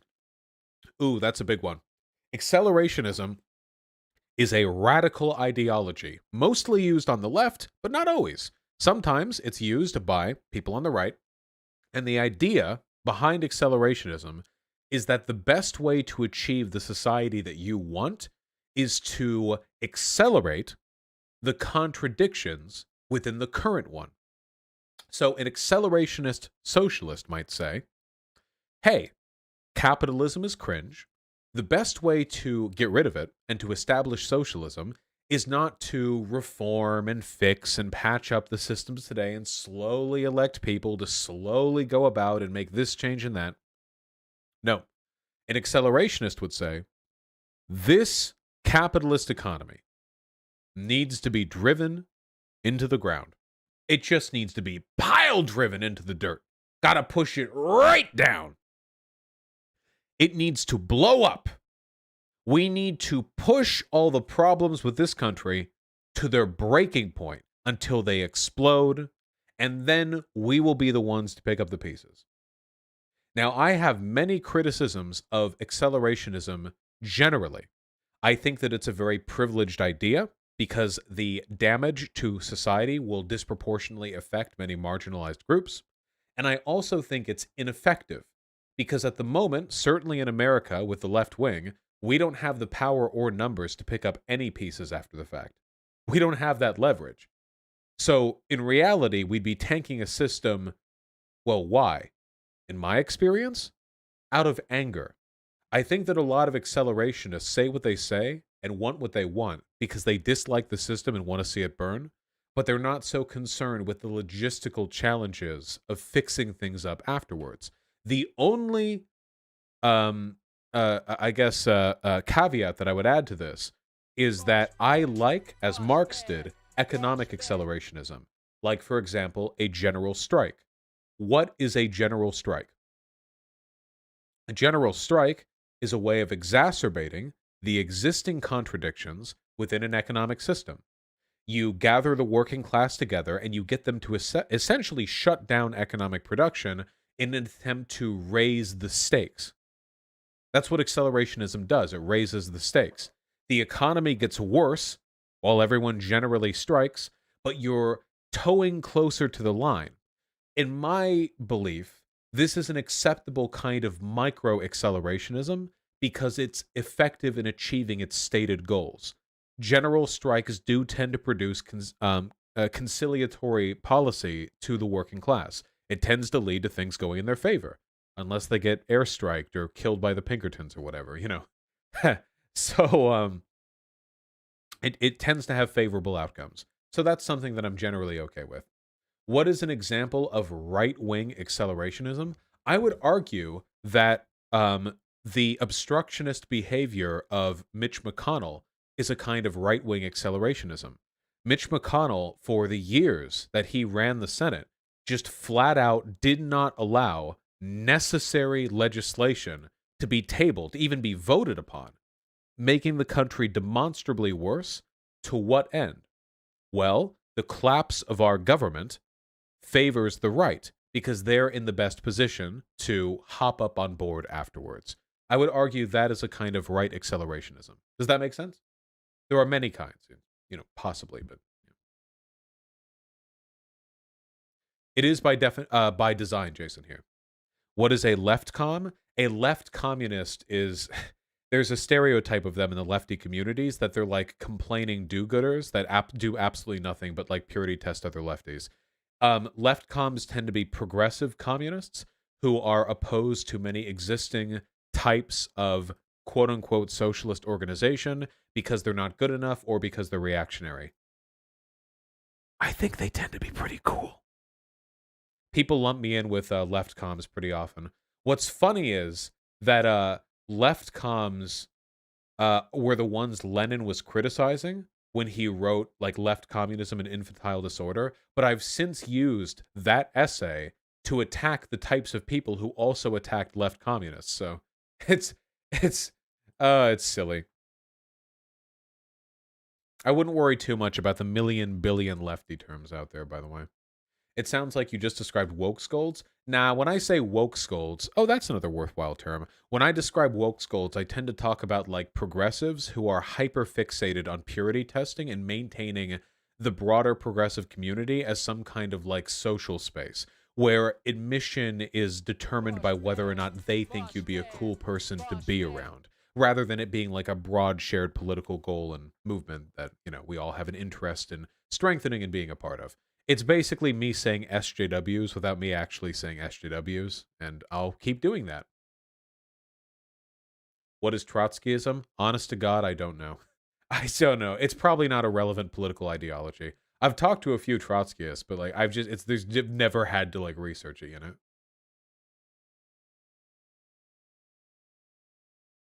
How does a socialist society decommodify without becoming a command economy? A decentralized economic system. Without having market incentives and without having a single, like, commanding economic authority, you can still have a broadly decentralized system of people who propose and organize the production and distribution of resources. So rather than it being like the party elites at the Kremlin doing everything, it's like every community has designated officials who are elected in, who like organize the needs of their community to determine what is needed and where it needs to go. It all gets really, really complicated, but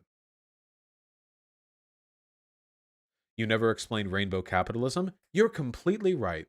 Rainbow capitalism is a derogatory term usually used to criticize corporations for optically engaging in progressive language without substantively supporting the aforementioned groups. So one good example of like rainbow capitalism would be like Pride Month. All these corporations come out with prepared messages on how valuable diversity is to them. Disney comes out with their little like rainbow flag with Mickey Mouse running across it. But Disney also cuts LGBT scenes from their shows, censors people of color and queer people from broadcasts and releases abroad, and also is fairly conservative when it comes to the depiction of queer people and non-traditional like family relations in the media they show here. In fact, just today, I think Disney has said that Loki is now like gender non-conforming, I think, or was it like agender? What was the term that Disney used to describe Loki? The news article was like Loki gender fluid. The news article said Disney is further diversifying their cast by making Loki gender fluid. Loki was gender fluid 1,000 years ago. That's not new. That's not a new thing, okay? He already was. They took a gender fluid character and then they made him presumptively cis in the adaptations. And now that it's something that they can get away with, they'll say that he's gender fluid. That's rainbow capitalism. He already was gender fluid, but now it's like, oh, they've like looked around, it's safe, there are no cars coming either way. You haven't done fascism yet? Oh my god, you haven't. That's right. Ha! So, fascism is a little bit difficult to describe for me personally because the definition that I am most familiar with and the one that I enjoy the most is from Umberto Eco. This is a definition that anybody who's watched my stream for any length of time is probably familiar with. It is a compilation of 14 points that he says describe Ur-fascism. Now, I could go over all of these and it would take a little while, but I'm going to say this generally, okay? This is sort of a general statement that I'm going to make for the purpose of being concise, okay? When I think of fascism, I don't think of governments. I think of social trends in broader communities. warning signs that you find, an indication that a community or a movement is leaning in a fascistic direction. Okay? Does that make sense? So think of it a little bit like a diagnosis of a mental illness, which is a very apt comparison. Okay? When you're diagnosing a mental illness, you can't just, for the most part, a doctor can't just like hear like 2 lines from their patient and check it off and go like, oh, yeah, that's that. It's usually more complicated. You have to dig into the thoughts and the patterns and the behaviors and the beliefs of the person you're talking to really understand the diagnosis. So when it comes to fascism, okay, here are some broader trends to look out for, okay? Think of it as political advocacy defined by some of these ideas. And I'm just going to list it off, okay? A worship of tradition and a rejection of modernism, i.e., we must return to the past. Modern society is degenerate. It is corrupting us. We need to return to the old ways. A promotion of action and advocacy over thought. Don't engage in introspection. Act. Fight. Fight for what is yours. But don't think about it. Thinking is emasculating. An obsession with right think and wrong think. If you disagree, this isn't just an intellectual exercise, it's treason. Disagreeing in a fascist society or with fascists means that you are an enemy to the people with whom you disagree. Think, by the way, of the language used in the fundraising emails the Trump campaign continues to send out. Hey, I notice you haven't donated in 90 days. If you don't donate soon, I'm going to be forced to tell our team that you've joined the no-good commie Democrats. I'm actually quoting. I'm pretty sure I'm like quoting word for word their fundraiser emails here. If you don't side with us, you're the enemy. That's a big one for fascism. A fear of difference is a key one as well, which appeals to the same thing. An appeal to social frustration. That's a big one too. You have to take this latent feeling that something is wrong. Often it's economic frustration. That happened here in America today among Trump voters. It happened in the Weimar Republic and the mega inflation they experienced after World War I. But it's also social frustration. One of the social frustrations that fascists in America appeal to the most is the fear that white straight men are having their rights removed. You see that a lot? Now people are being anti-white. Now people are being anti-men. Now people are being anti-straight. You all these things. These are the last groups you can attack these days, you know? Or the only groups that you can attack still. It's, you know, that sort of thing. Social frustration. Okay? We're almost done now. An obsession with a plot. There's always a story. Some enemy trying to destroy us. And that enemy is both strong and weak.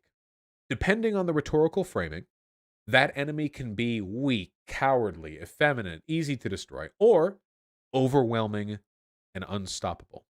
Think of how conservatives talk about Antifa. What is Antifa? Is it a group of thin-necked 19-year-old soy boys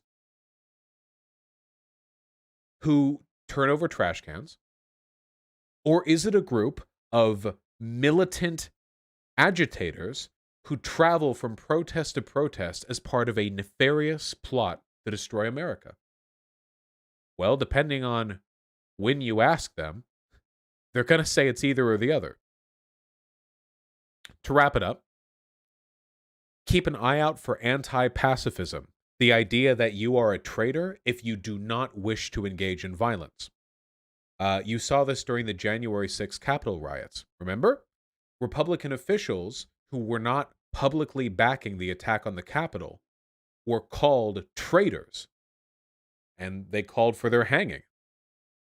Everyone is educated to become a hero. This one is a little bit more esoteric, but think of it like this. Heroism is incredibly important to the fascist because the fascist is an authoritarian, usually highly deferential to the state. A hero in the fascist context is a person willing to die for that state, or for the race, or for the Volk, or for the people or whatever. The hero is a person willing to give their life. Do you know how many 15, 16, 17-year-old German boys died on the front lines when the Nazis ran out of adult soldiers? Quite a few. And they were told, since they were old enough to understand, since they were old enough to hear German, that one day they might be called upon to die in service of the country, and that it was their responsibility, and that they would die a hero. The cult of heroism is a big, big component of fascism, as is an obsession with machismo and weaponry. I think that speaks to itself. Selective populism, that is to say, right populism. Yeah, we need to gang up on the elites. And by we, I mean the white, straight, cisgender working class who votes Republican. You know, we are anti-elite, except, I mean, a very small fragment of the population, proportional to the majority against the elites. And the last one is newspeak. And this is a big one. Remember the alternative facts meme?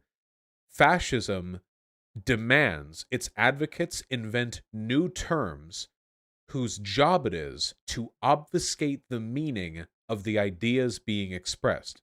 This is a fairly common one for authoritarian governments in general. It's played up in 1984, which is why newspeak is the term being used here by Umberto Eco. You take terms that are sinister and you recode them, smash them down, chop off ends of words and mix them together into some sort of Frankenstein until you have a completely new lexicon. Have you ever taken a look at a far right like pro-Trump board like the Donald back before it got nuked? Oh my god. These people were barely speaking English. Okay? They were barely speaking English. They were looking through it, the jargon that they used was just, and there was a purpose to it as well. Is it because they're cowards or what? It's a part of cult-like behavior.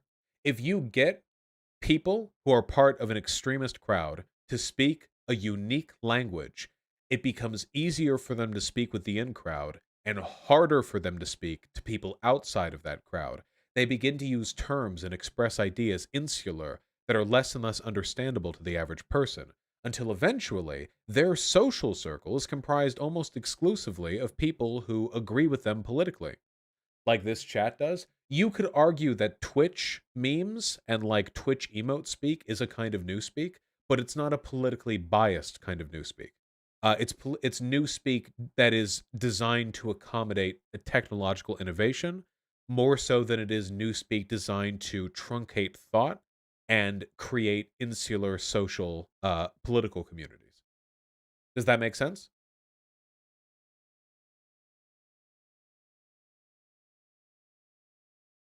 So, the reason why I spent so much time with this definition is because there's something that makes fascism unique. Most of the terms that we've described today were described by academics. They were constructed as a way of describing sets of ideas. Sometimes the words came about before the ideas were really even implemented. But in the case of fascism, I find it is most useful to think of it as a broad collection of social pathogens, types of behavior, sociological and psychological, that are destructive to human organized society, that emerge in certain conditions and tend to coexist. They develop and express themselves more effectively in tandem with one another, like a social pathogen, basically, a virus. So I know that sounds kind of larpy, but I really do think that best explains the history of fascism. And if you look, by the way, at the history of fascism in this country and in others, then you'll find I think that's a fairly accurate example of how it emerges. It's not like neoliberalism. There is no neoliberal contagion that spreads from social movement to social movement with a bunch of vaguely interconnected ideas and rhetorical styles that merge together. No, neoliberalism is a fairly understandable economic and political framework that you can describe. Fascism is more complicated. So I use a broad definition. And if we're trying to determine whether or not something or someone is fascist, the best thing that you can do is look at their behavior, look at their language, and then try to find a way to see how well it matches onto these patterns. Almost every person and every political group is going to adhere to at least a few of these terms because they're so broad. That's why you can't just think of it as like a checklist. You have to think of it like a set of warning signs. Have you ever seen those warning signs like if 10 or more of these apply to you, you may have depression, and one of them is like sleeps in late. If you sleep in late, that does not mean you have depression inherently. That's not like a one-to-one thing, you know? But it can contribute to a broader self-understanding, you know?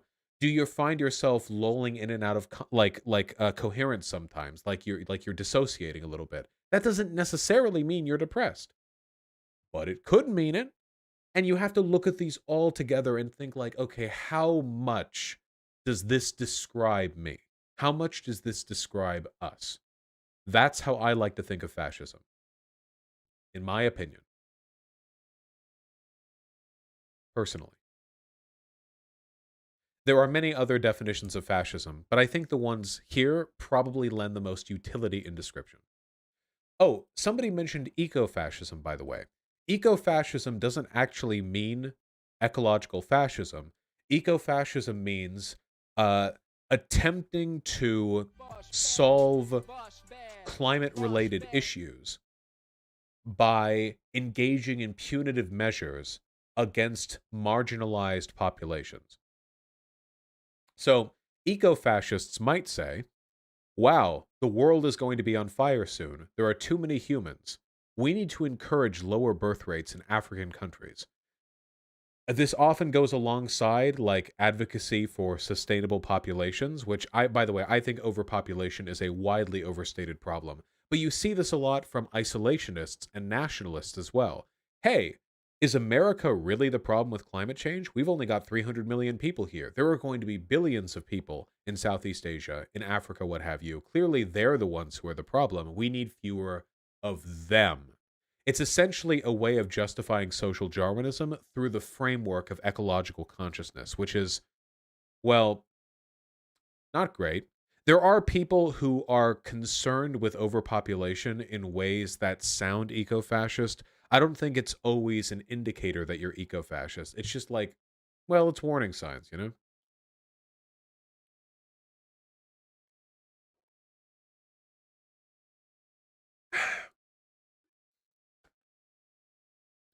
Would a simpler definition of fascism be a rejection of Enlightenment values? Socialists reject some Enlightenment values, like laissez-faire capitalism. But yes, fascists are almost always anti-modernist.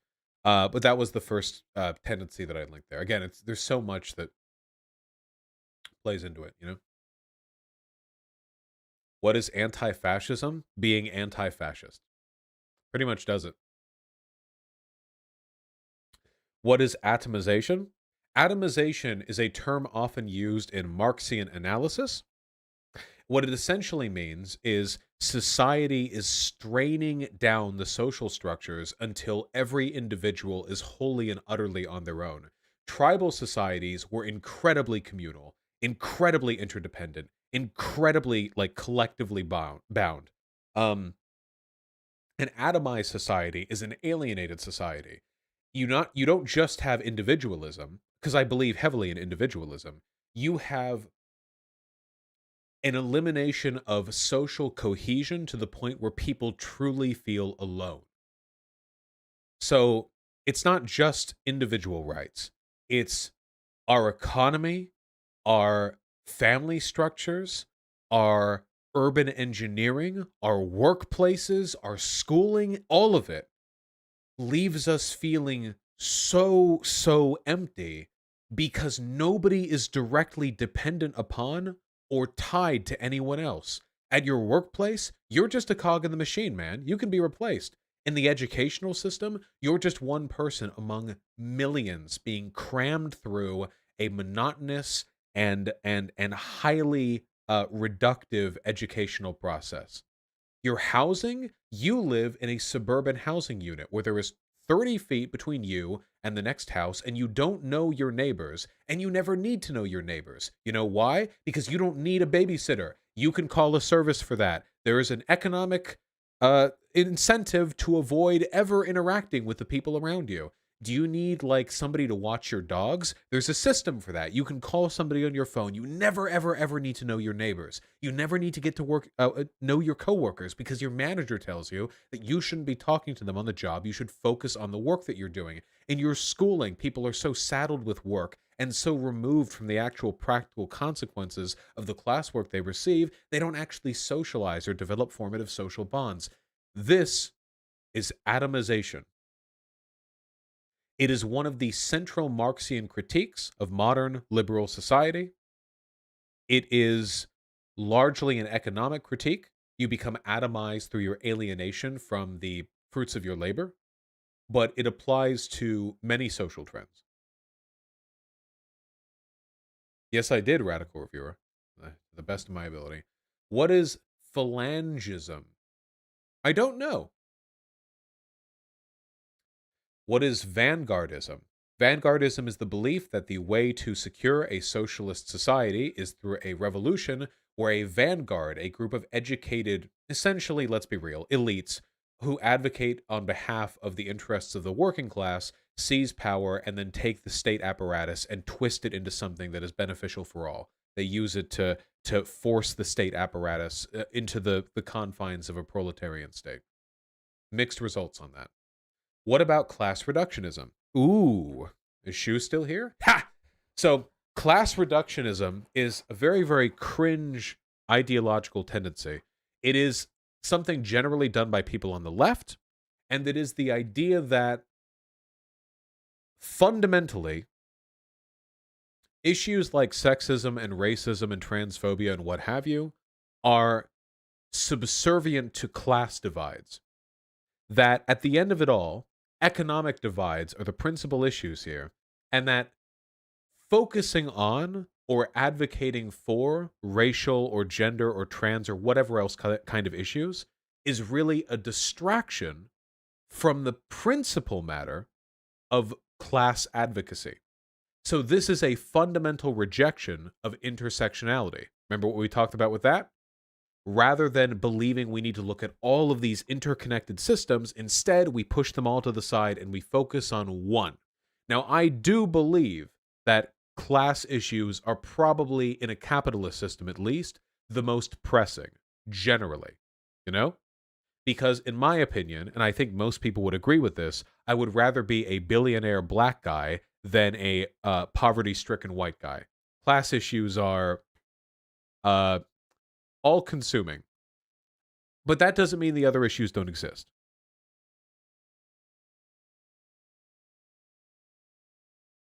Is Glenn Greenwald a class reductionist? Glenn Greenwald is a Republican. Glenn Greenwald used to be a class reductionist. Now he is just a conservative.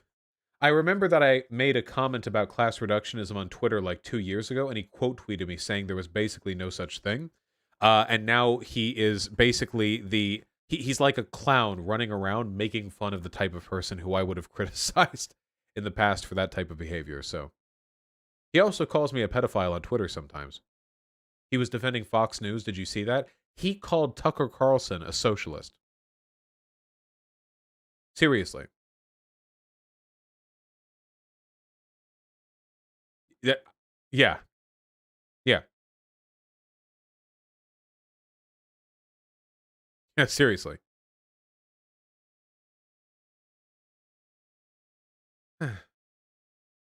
You can understand other people, Jason here, about as well as you can understand yourself, I think. All right. Do we have any other? Nazbul Vortex. I've already described what I consider a Nazbul to be. Quick refresher. A Nazbul is a Nazbul, colloquially, basically just means like a socialist Nazi, or a person who believes what Nazis believe, but they also advocate for a proletarian revolution and for, the abolition of class society. So the Nazbul vortex is a hypothetical situation that I like to talk about. It's a term that people use outside of my community now, which is very strange to me, but I guess we'll roll with it. Um, the Nazbol vortex basically means I worry that we're falling into a place in this country where there are people who want far right politics, and they will argue to left leaning people that the only way for them to achieve their left leaning goals is to abandon progressivism and hurtle down to the right wing. There are people who engage in this behavior to varying extents, but the easiest way to explain it would be the kinds of people who are on the left but still like Tucker Carlson. So Tucker Carlson's segments, his shows, are very far right in terms of social issues. But in terms of how he talks about class, he will often say, like, oh, like there are elites and they're like the anti workers in this country. And if we all really cared, we should get together and deal with this rising global inequality. Well, not global, this rising class inequality, that kind of thing. Now, Tucker Carlson is completely full of it. He doesn't actually care about class rights or anything along those lines. But people are amicable to this argument. And there are a lot of people who are under the impression that advocating for social progressivism is like this cringe, liberal, like pro corporatist position that's a deviation from real, like leftist advocacy, which is essentially argue for class emancipation through a right wing framework. Does this make any sense? Basically, they're basically like an increasing number of people who are falling further and further to the right in an attempt to achieve ostensibly left-wing goals, class emancipation, the Nazbol vortex.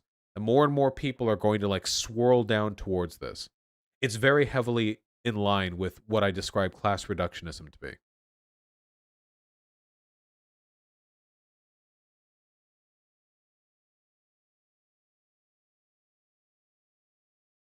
We've been doing this for like 2 hours now. I feel like we gotta... What is identity politics?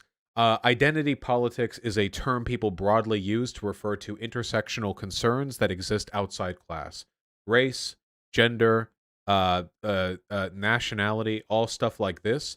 Identity politics. I think it's a misnomer. I think that what we call identity politics are also class-based and materially relevant, and that class is to an extent identity-based. So I think that it's not as segmented as some people say it is. You know? What is liberal idpol? Liberal idpol is a generally derogatory term that people use to describe either insincere or uh, uh, uh, what would you say, hollow progressive advocacy. The most common liberal idpol meme is like female drone pilot. You have a fundamentally unethical system, drone strikes in foreign countries. How do we make this progressive? Well, we have a woman piloting it, Uh, um, it's basically a way of criticizing liberals for grasping the aesthetic of progressivism without meaningfully effective progressive change. Also, whenever anybody mentions it, it's you post the soy face.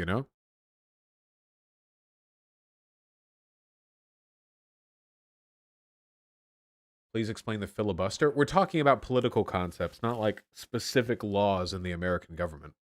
Stop spamming. Shh. Contrarianism.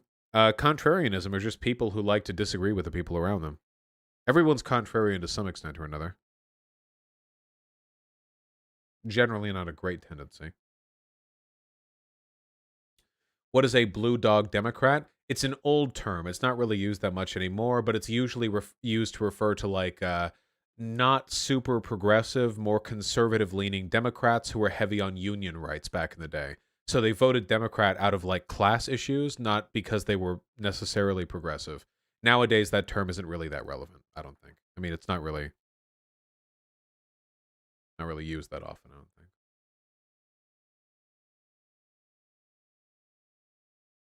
What is neo-Nazism? Nazism, but new. What is dialectical materialism? Dialectical materialism is a Marxian revamp of a Hegelian concept called, well, the dialectic. The dialectic is the idea that you can improve a concept, an idea, by resolving it in a dialectical way. That is to say, a person provides a thesis, an idea, and you have a counter thesis, the counter argument, and then by smashing these two together, idea and counter, the antagonisms are resolved or at least addressed, and you arrive at a synthesis. Basically, you have a concept and it's challenged, and that challenge begets an improvement to the original idea.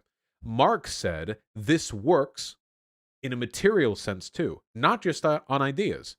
So, dialectical materialism is the idea that social progress is driven by the antagonisms between different classes and people of different material interests clashing against each other to resolve contradictions and antagonisms in these ideas, and then eventually arrive at some kind of synthesis.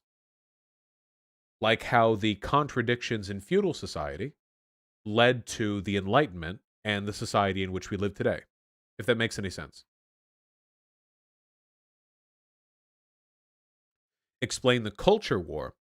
The culture war is what I rather derogatorily refer to as this ongoing, meaningless, worthless engagement in these news stories and these tangentially relevant ideas that have nothing to do with most people's actual day-to-day lives, but people obsess over them. This insane, like, for example, like Republicans day to day, what do they obsess over? Trans women and women's sports. How is this? I mean, even if you want to talk the nuance on this, this is like the most insanely marginal. This is like a fraction of a fraction of a fraction of a fraction of the population is affected by this. But the president will talk about it. People will pass federal laws on these ideas.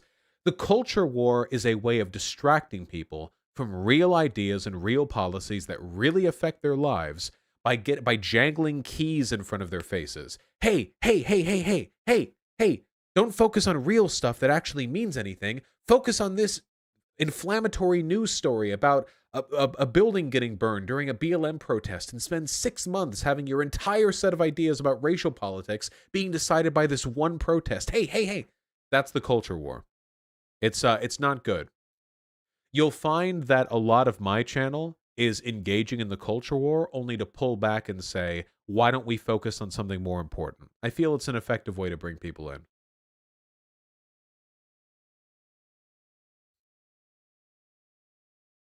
Could you explain the term cultural Marxism? Cultural Marxism is a revamp of an old anti-Semitic conspiracy theory called cultural Bolshevism. Basically, it was the idea that academia and broader society are being infiltrated by Jewish leftists and that they are going to destroy white people or whatever. It was called cultural Bolshevism in Nazi Germany. Today it's called cultural Marxism. It's really that simple. Now, people who talk about cultural Marxism don't usually say it's like Jewish people. They usually say it's actually a group of economic elites with a specific hatred of white people, and they're using far left Marxist ideas to disseminate far left ideology, which is leading to immigration and the replacement of the white man by foreigners and brown and black people. And the supplant. It's like they do everything but say Jewish people. You see this in Jordan Peterson's lectures as well. It's basically that. Like, it's this broad conspiracy, and yeah, it's pretty dumb. What's the difference between Italian fascism and Nazism? I don't know that much about Italian fascism. Fake news versus manufactured consent. Fake news is just like a buzzword people use to refer to, I mean, I guess fake news, but Trump voters mean it to mean anything that doesn't make Trump look good. That's just kind of a buzzword, right? But manufactured consent is a concept that's mostly espoused by people who like Chomsky. And I like Chomsky. Manufactured consent is the idea that if you control the airwaves, if you control media, if you control what's said publicly, if you can guide the public discourse, you have the ability to manufacture, to construct the consent of people who listen to you. So I'll give you an example. Let's say that in 6 months, people are going to vote on a referendum in the United Kingdom on whether or not to do Brexit. Okay? Now, whether or not they vote leave or no leave on that referendum is entirely up to them. Nobody is going to force any individual to make any given choice. But if you control the airwaves, you can spend 6 months disseminating BS propaganda on how the EU bleeds the UK dry and how $18 gazillion could otherwise be spent on the NHS were it not going to save poor children in Lithuania.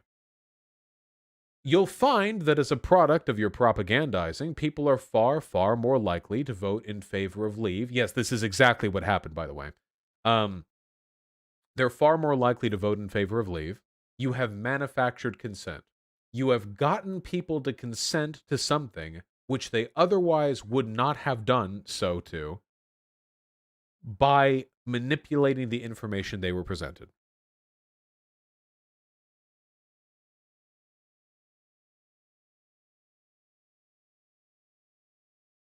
Like the Iraq War. Yes, like the Iraq War. 100%.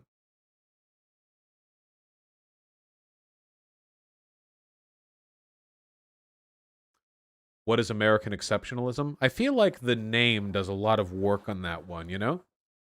All right. What is tokenism? Tokenism is the idea that people who are part of a minority group can either use or have their identities be used for the purposes of giving an informed opinion on a subject.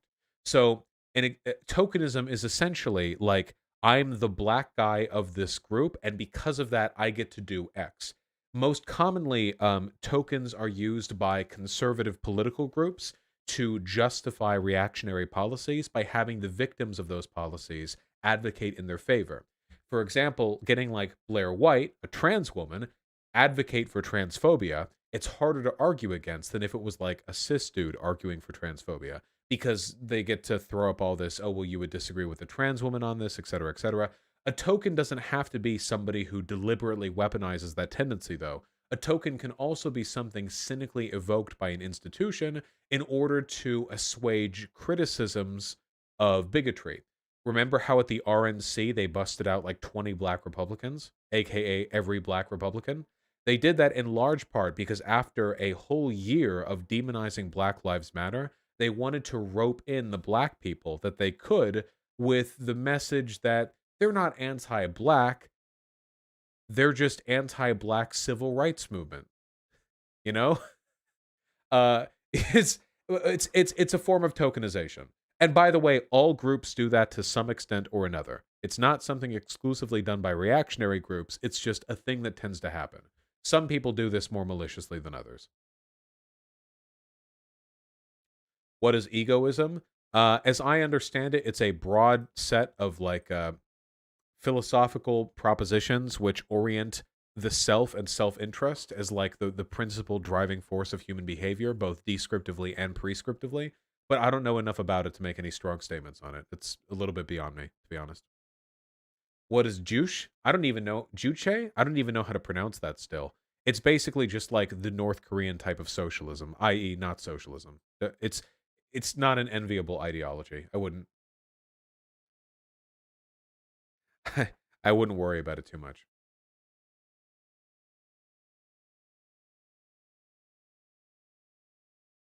Okay, we've done a lot of these. Oh, MLs. So I've been criticized for this in the past, but Marxism-Leninism, which is a common ideology for people on the left, is something that I don't think very favorably of, in large part because it seems like Marxism-Leninism doesn't actually mean anything. It's just a way of defending, like, state behavior. It seems like you hear so often this, like, socialism with X characteristics, and what it usually boils down to is we're gonna adopt the aesthetics of socialism, but all of our meaningful political advocacy is going to be dedicated to defending the state, state power, and the political systems in our state that have control. Like, I so rarely hear MLs talk about workers, which is really, really telling to me. And if you look at the history of Marxism-Leninism, by the way, it was predominantly used as an ideological synthesis in the Stalin regime. Not by Lenin, but by Stalin and by his cohorts, as a way of solidifying an ideology that could be used to defend the state. And that's what ML-ism was for Stalin. It was basically, everything, comrade, that we do is in line with the immortal scientific interests of the dialectic analysis of Lenin and Marx. Now, watch as I make your neighbors disappear. That kind of stuff, you know? I don't think that Marxism-Leninism has really strong, consistent definitions at all. Leninism can, 100%. And there are elements of Marxism-Leninism that I think are defensible in some cases, but I don't think that the broader ideology really means that much other than defending whatever services the state we like at the time, you know? And I don't think that is very good. I think that is very, very bad. What is black nationalism? This is another one of those definitions where, depending on how good faith the person you're talking to is, you might get very different answers. Black nationalism is the idea that we should promote the economic and political independence for black people in this country. Basically, Black Wall Street, like the Tulsa massacre, like that, before the massacre happened, you know? The idea that they should make an effort to consolidate their political power and resources, to not let it all get bled away by the autocratic establishment. There are some people who use the term black nationalist to refer to what I would call a black separatist, which are people who want to form black ethno-states, people who want all the black people to leave America, people who want to form another country, you know what I mean? That sort of thing. That type of behavior I don't think is very productive. Yeah. Okay. I feel like we've done a lot of definitions today. I feel like we've done many, many definitions. I also feel like there's a decent probability that people are going to be angry at me because by way of describing like 60 things in one uninterrupted stream, we're probably going to give some rather simplistic definitions for a few of these. Most of what people are asking for here are things that have already been covered. Yeah, it looks like things have pretty much been covered. Yeah, okay. I think that things have pretty much been covered. Wow, that's nice. Okay, a final cap off on all of this is that a reminder that political definitions are always going to be variable and contextual, meaning that the use of those terms is going to vary depending on the ways in which they're being used, who's using them, how honest the people using them are being, and other conditions like that. So don't think of these as like one-off definitions that are objectively and unilaterally correct. Think of them as like some broad pointers to help you understand what the hell people mean when they say X or when they say Y, you know? So just keep that in mind. Yeah, with all that said, if you have any problem with any definitions that I've listed out here, please feel free to angrily email me, okay?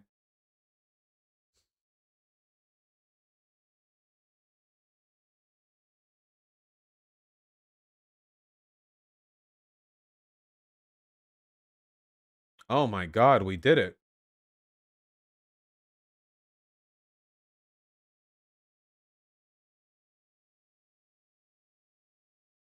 Whew.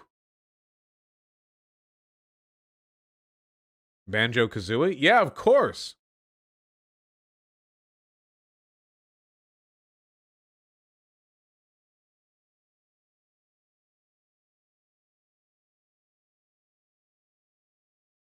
Donos?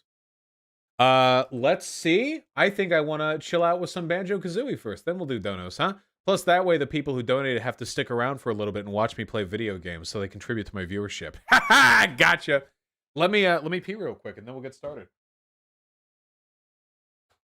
Because they're waiting around, you know. Yeah, suckers. Yeah. Yes, allow me to return to the piss closet, and I'll be right back. Thank you. Whoop.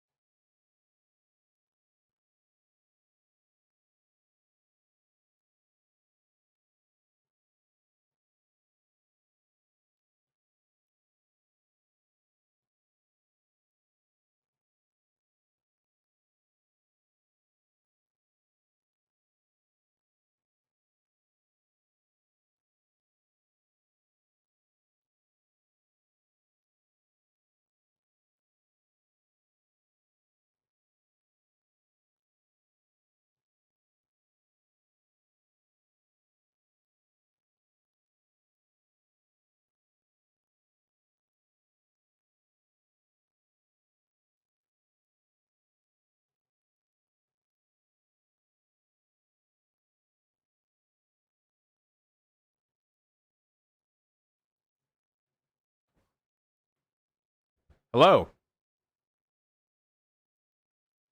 Now I'm gonna need a Twitch 102. Why does everyone post dogs when Vosh leaves? I don't know. I have never known. I have never, ever, ever, ever known. My people post dogs when I leave. I don't know. Sorry.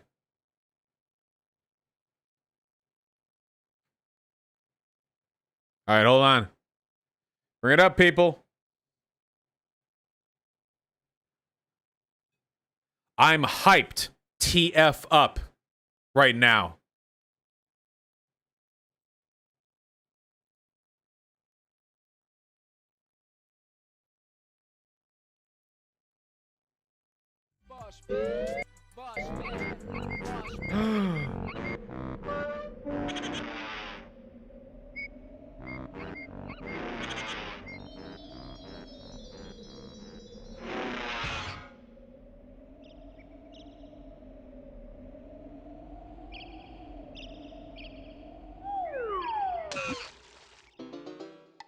Hey, buddy.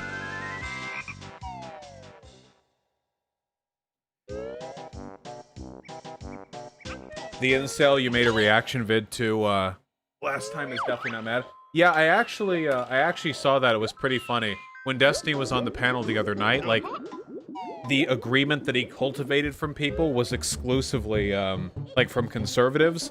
And, like, conservatives will jump in to attack me and defend Destiny in his YouTube chat. Very curious. Dun dun dun dun dun. Dun dun dun dun dun dun dun dun dun dun dun dun. Okay, now we gotta find our way back.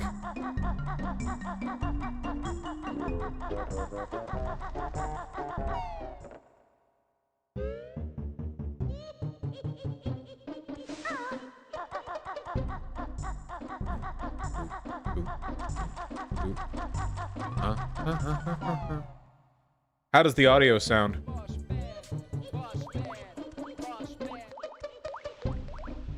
The artist for the very kind $10. My shower's broken, my arms are invalid, my stylist will let him a smelling instant now fear me. I don't fear you, comrade. I love you, okay? And I hope we can work on this together.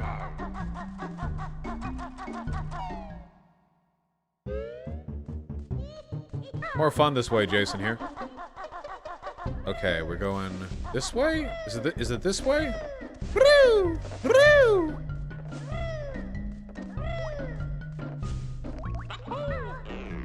Boy.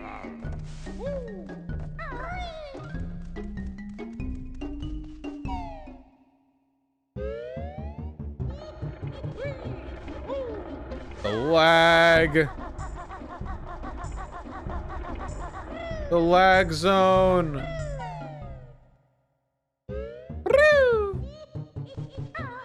You have to go so far.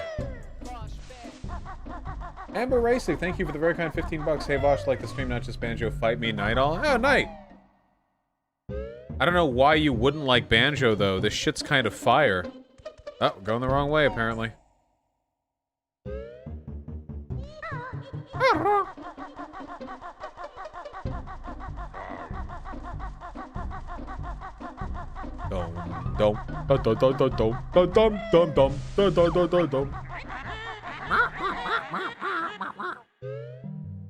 Okay, I think we're here. What are you playing next? Up next is Subnautica Below Zero.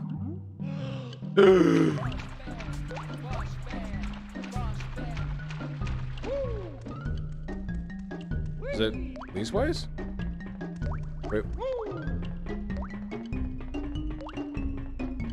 That does not seem to lead anywhere. Cool. Down the bottom pipe? Okay.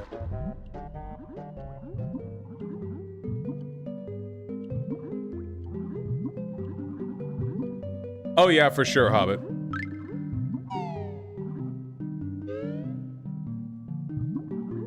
Get ready! Do you like PS1 horror? Dude, I love horror games that are like old school graphics, like big blocky polygons. That aesthetic just speaks to me, man. Like Dusk, you know?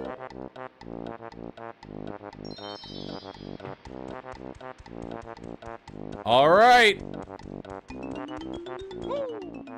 Nail it up.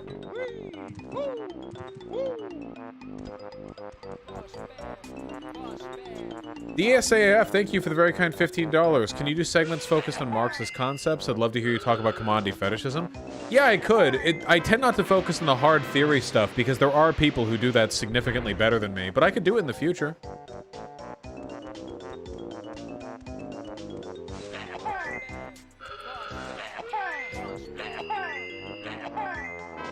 Chairman of Russia, thank you for the $5. Maybe one day I will do a cooking stream. God, this music's good.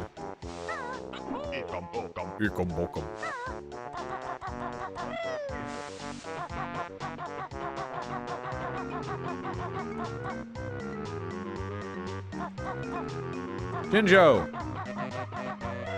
Jason here, I'm sorry to hear that.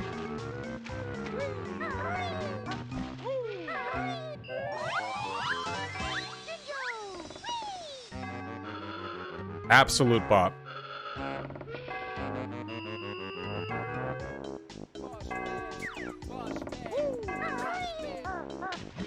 Do you think Kazooie from Banjo Kazooie is hot? Okay, alright, now we get to the real politics, okay?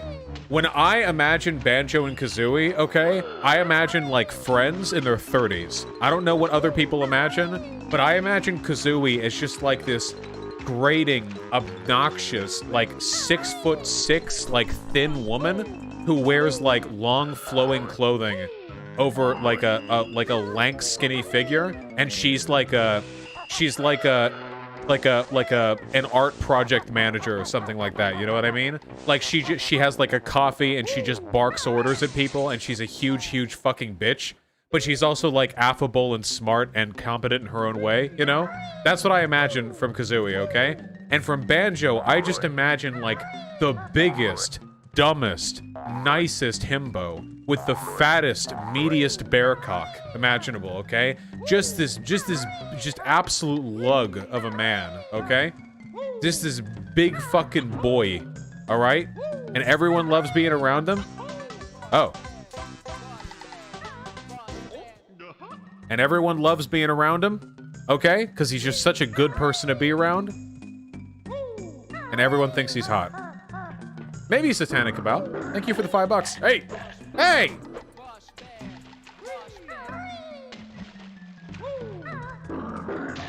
Hey! Jesus. The audacity of these people.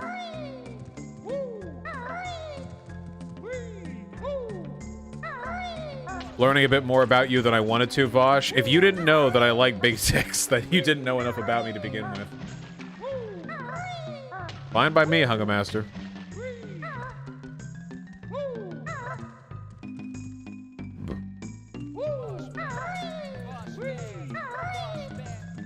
Hurry!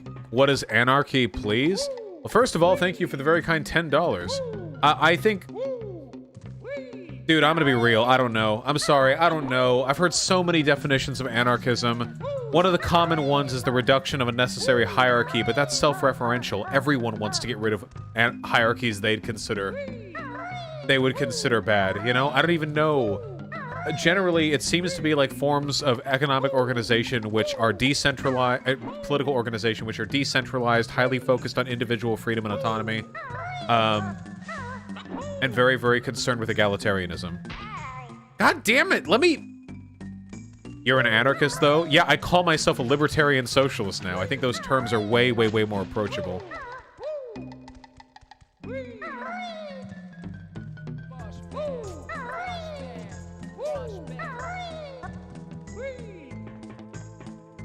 No, Afroboo. Talk Realm, thank you very, very much for the donation. I'm afraid I don't know that much about that person, to be honest with you, so I couldn't really say. Okay, this time for real. No more goofing around, people. Can you at least define what it meant to you? I thought it meant, like, horizontalism. The idea that society should be structured in a way to make it as flat as possible. With the greatest number of people having the greatest amount of control over all elements of society as possible.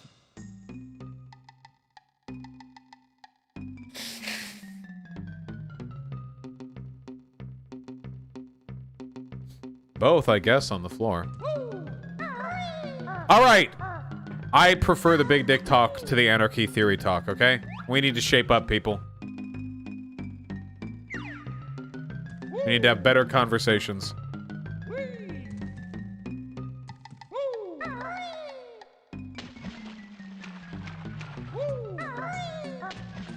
Never mind, no more dick talk.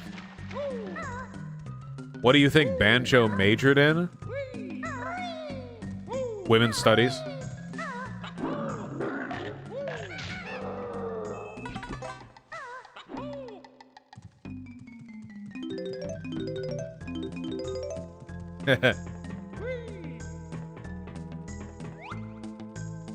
We good? Feel like we're good.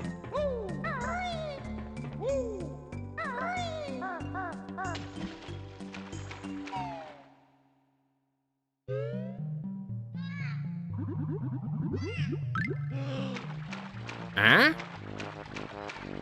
Huh? Huh?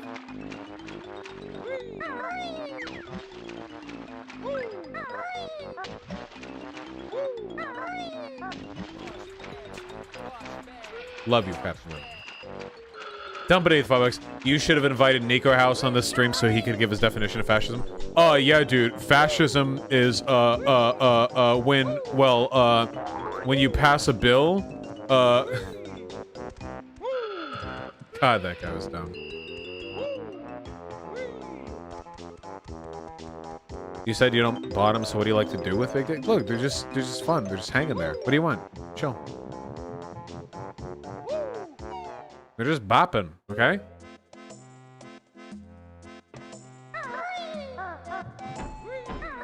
I hate these things.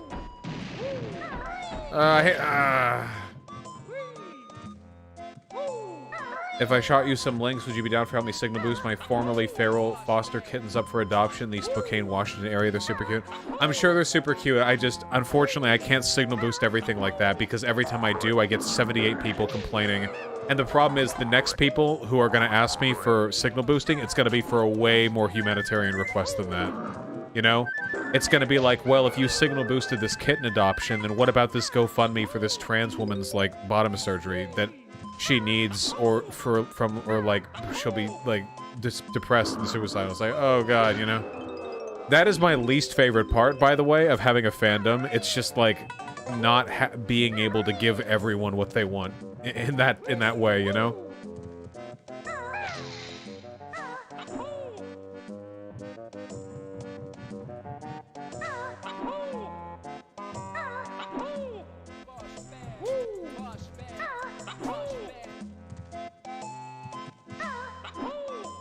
No, Hunger Master, I do not want to be Murray Book Chin pilled at the moment, thank you.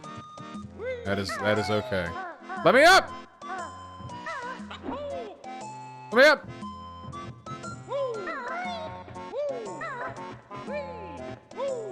Haru! Oh shit. Did you see this critique yet? I love critiques. My subreddit is so critical of me.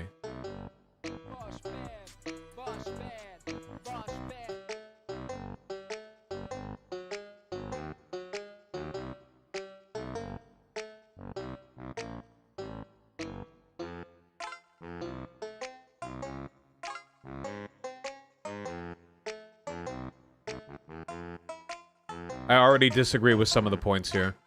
Ah, we can't get into this. I'll read more of this later. The problem is, like, oh yeah, the subreddit got brigaded to absolute fuck. The problem is, I missed a note in that room. Okay. No, gotta get the note.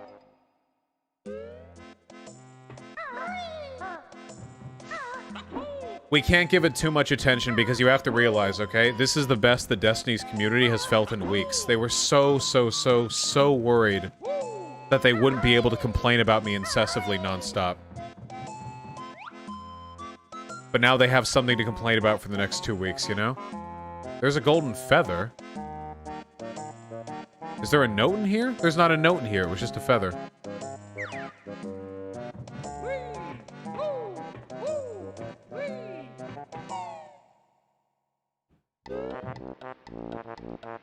Yo. Wow.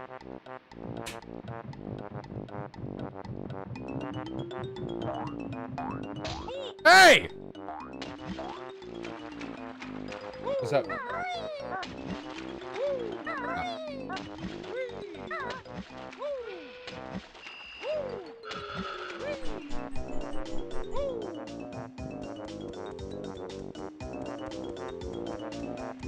Yes, Speedweedy.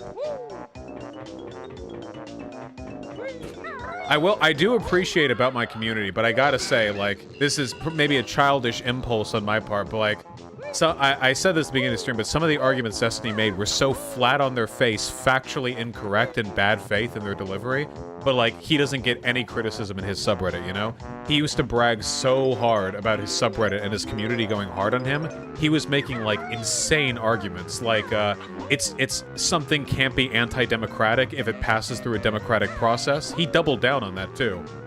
Or, like, the, Florida, butterfly ballots didn't result in any, like, biases in the electoral results or anything like that. Like, these are, like, incredibly stupid points.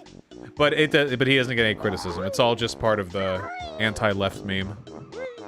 It's all simping for him now in the subreddit. He banned all the criticism. What do I think about nodding? I don't know. Let's buy whatever bad dragon dildos you want, my friend.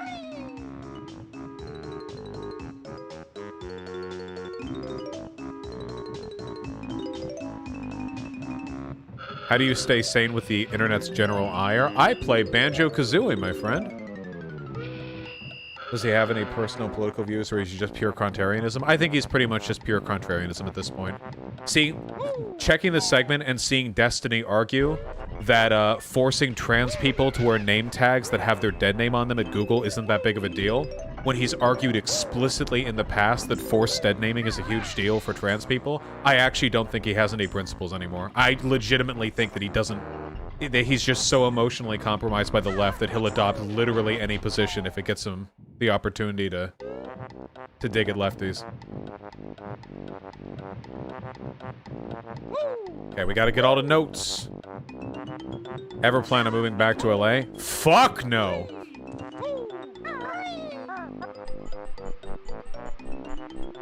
Wait, did he actually say that? Yes, he did.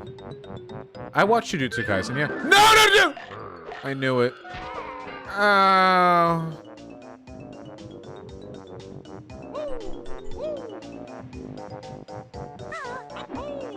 Wait, Katarana, hold on. Okay, I'll respond to the DM soon.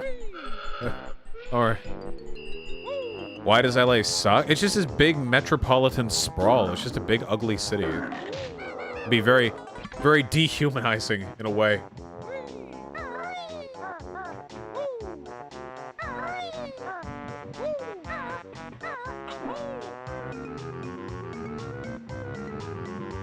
I can't believe you've never been to New York. You actually have a bit of the accent. It's from all the time Shu and I have spent together. I've slowly started to pick up on the accent.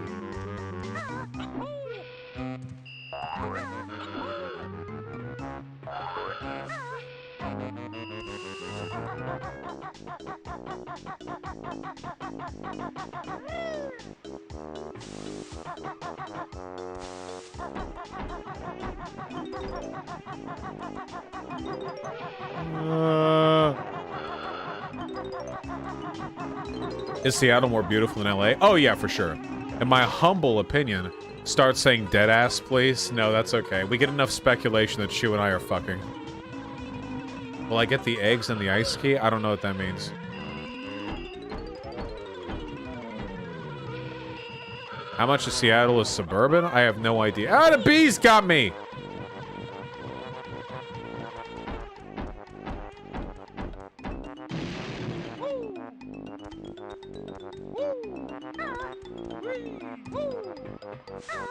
Oh.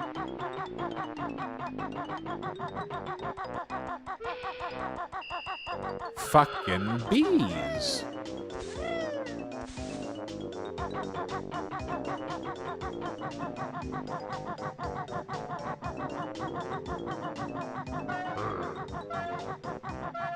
Are we trying to go for all the notes now? I feel like we still need to go for some of the jiggies here. Try breaking some of these windows. Oh, you're right. The windows are probably breakable. We gotta look for breakable windows, people.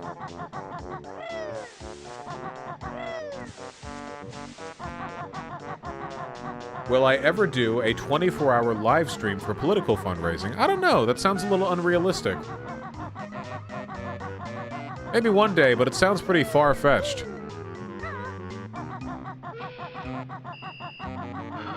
For instance, the idea of me being able to stay up playing video games, like, cogently for 24 hours is pretty unlikely.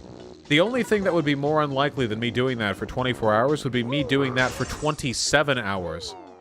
That would be astonishing. I'd say that any streamer capable of doing that for 27 consecutive hours would basically just be like the GOAT, you know? Like, pretty much the best of all time, the best anyone ever was.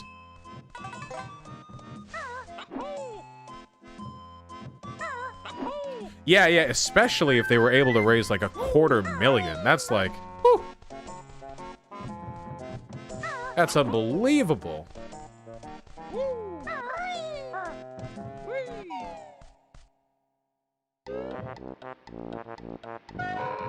No! Come on! Alright.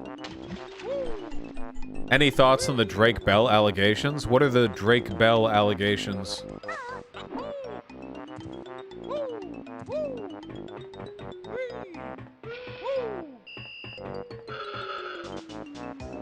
Pedo shit? Oh god.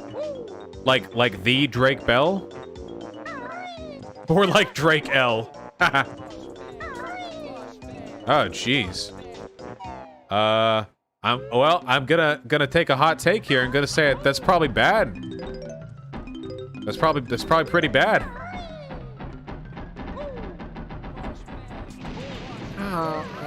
Whatever. Can you?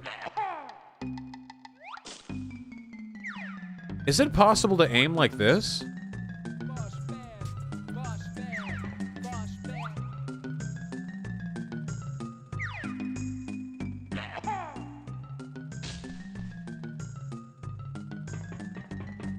Yeah, funny rhetorician. It's a pretty indefensible point, but you know, whatever. They move faster than you. Terrible considering Josh was friends with Shane Joss too. Wait, was Josh seriously friends with Shane Dawson? Foxy Mulder, thank you for the very kind tier 1 sub. I'm happy to hear you think well of me, my friend. The goddamn egg.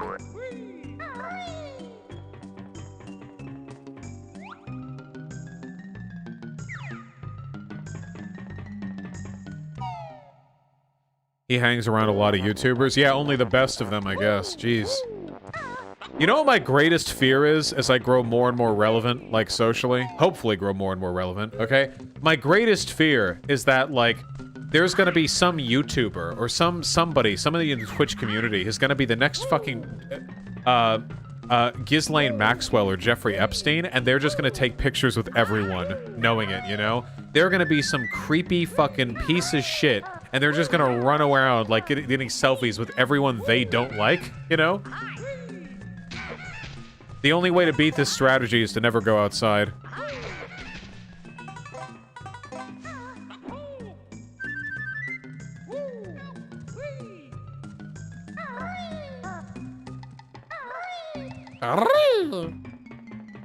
Where's the Jinjo?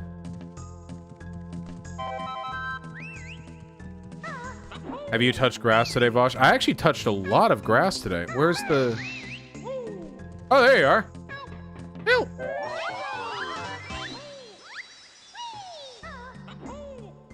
Help!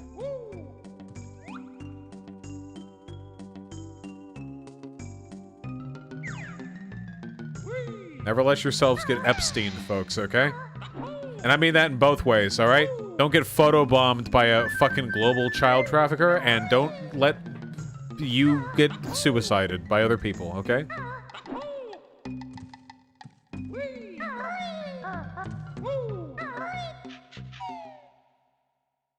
Any political stuff today? I feel like we've done our politics due diligence today, but I might talk about the Libertarian Party tweets before we end stream. Also, don't decraffic, don't be preyed upon. Yeah, actually, Epstein as a verb refers to so many things.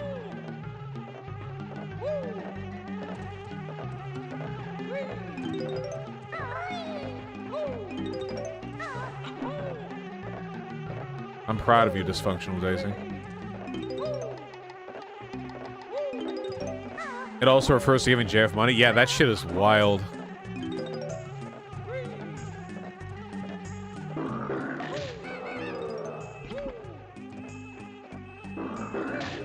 Yeah, Epstein isn't that uncommon of a last name, imagine. Oh! You killed me, soy! Hello there, Auro's Kofablinian 07. Wonderful name.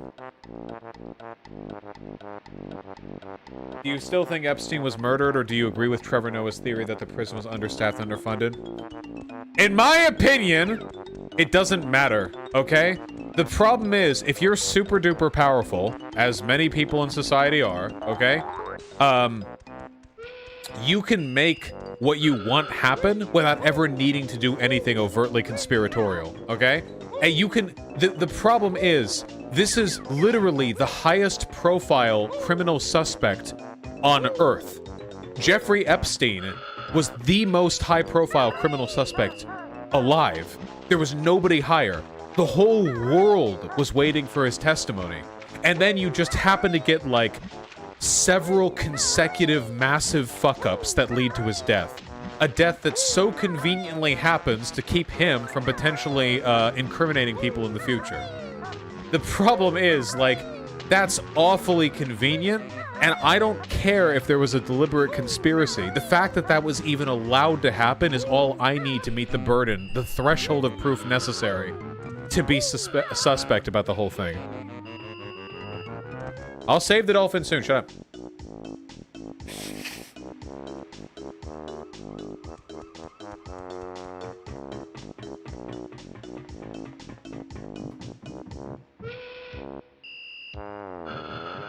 God, I love the music.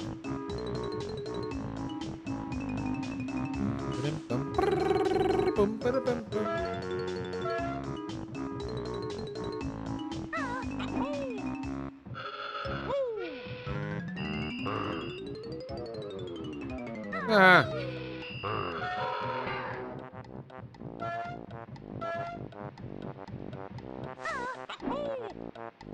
Do you subscribe to any conspiracy theories?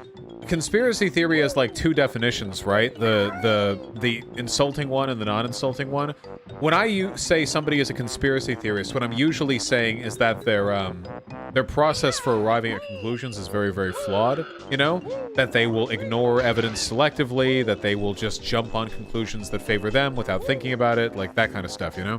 that you engage in conspiratorial thinking. However, the fact of the matter is that there are plenty of conspiracies out there, criminal and non-criminal, but nonetheless designed to consolidate the interests of a group of people. That's true. That's just true. That's always been the case. Back from the fucking monarchs of Europe to today, powerful people do shit to keep their power going. That's not crazy suspicious, you know? So my argument then is that you have to maintain a strong standard of skepticism and credibility when it comes to making your arguments and analyzing your sources. But I don't think there's anything inherently wrong with alleged conspiracy. That's type O, that is completely and factually correct. When I get hit, it is because I'm looking at chat. This is written on the side of the ship, right?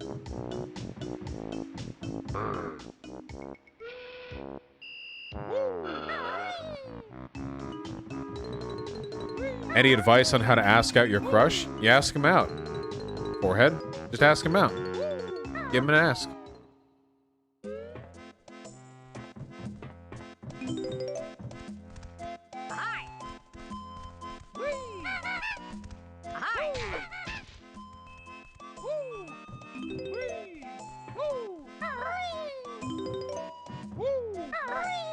Let them ask you out first. Wrong! Quit with the passivity cuck shit. Inquisitor Squibs, thank you for the very kind $5. I haven't, but I've watched YouTube playthroughs of the game. It looks very interesting. What if she rejects, though? Then move on. Simple as that. That's why you have to be direct. Be the arbiter of your own fate, okay? Ask directly. If she says no, then that's that. Okay? What would you rather do? Have her privately be uninterested but never having the balls to ask her so you spend years of your life pining after someone you can never have? Is that the desirable outcome for you?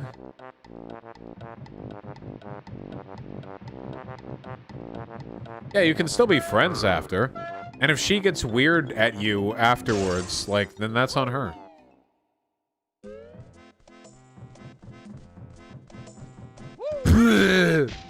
Nice.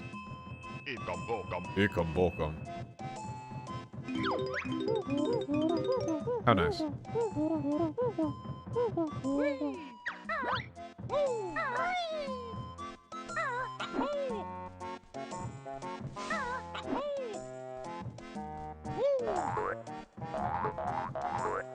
I missed a note in that last area. Is that true, or are you lying?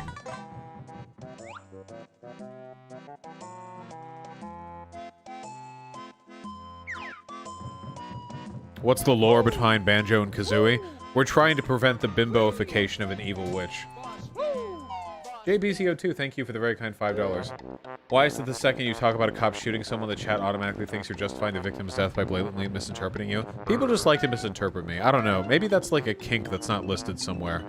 There's some list out there with like some kind of very long Latin name for people who just come really hard in their pants whenever they get the opportunity to misinterpret what I say. I hope they have fun, okay?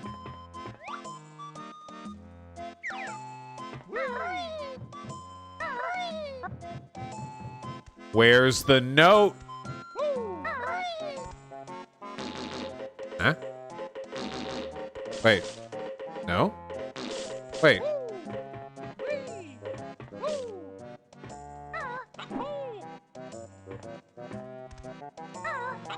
That was odd. It was registering the wrong input for a second. Ah, come on. Hey!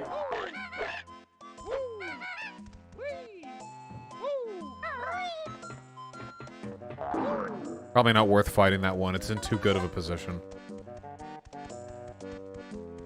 Shit eggs into the soup? Does that actually do something? Hold on. No way that does something.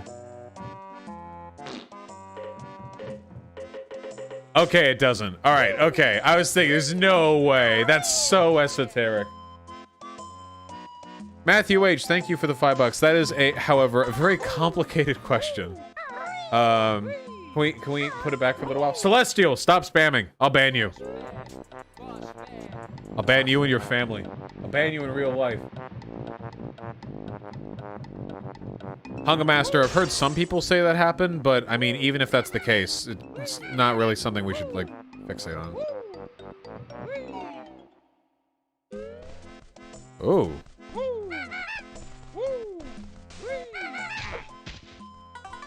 Focus on the nudes leaking of people who leak the nudes themselves for funsies.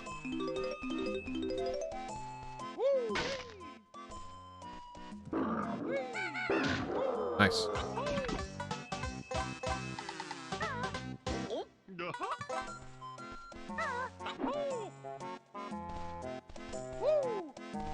Dude, do you think that's gonna be a thing in, like, a sex-positive world? Like, more sex-positive, like in 50 years or something?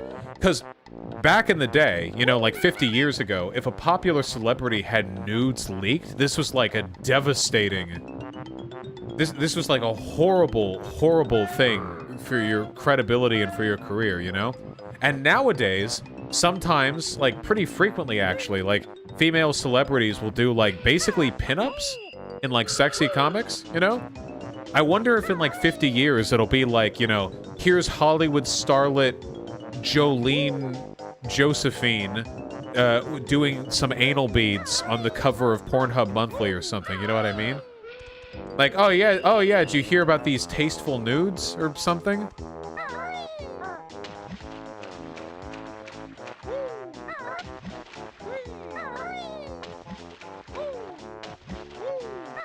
Kim Kardashian pretty much did that. And I don't know much about Kim Kardashian, but wasn't that kind of like a fake leak the sex tape kind of dealio, you know? Like, fake leak it for attention? I mean, like, I'm talking like, oh yeah, you know, here's my, like, monthly nude art piece, and it's somebody, like, cramming a bad dragon up their asshole or something, I don't know. And male celebrities, too. Let's not be discriminatory.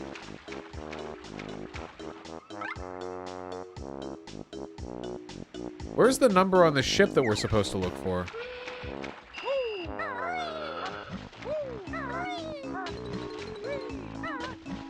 Would I ever make porn? You know what? I'll let you know if it ever happens, okay?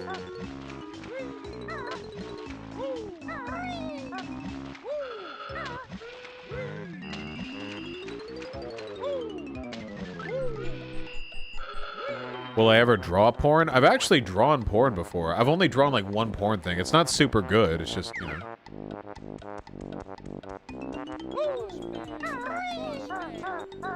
Big Cheese, thanks for the tier 1 sub. I have not seen any of Crystal and Stalker's new content. As for them going independent, I mean, I guess I don't know how it'll affect the content that they produce, so... Gotcha, Bacanary.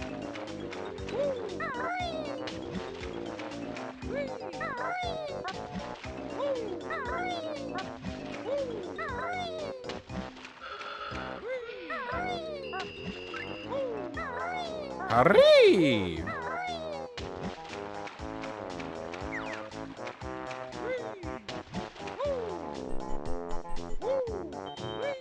If I ever make porn, okay, I'll release it for free. That's my solemn vow to all of you, right?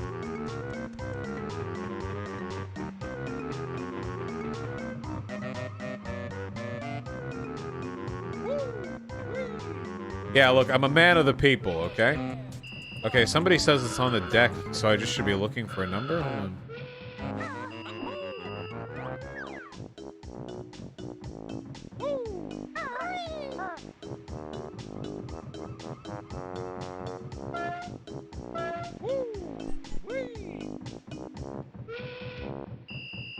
I just looked at it? Wait, no I didn't. Is down here? Where? What? What's my favorite Rule 34? Like, what's my favorite specific image of nudity? Other way? Okay, we'll find it. I don't really have a specific nude image in mind.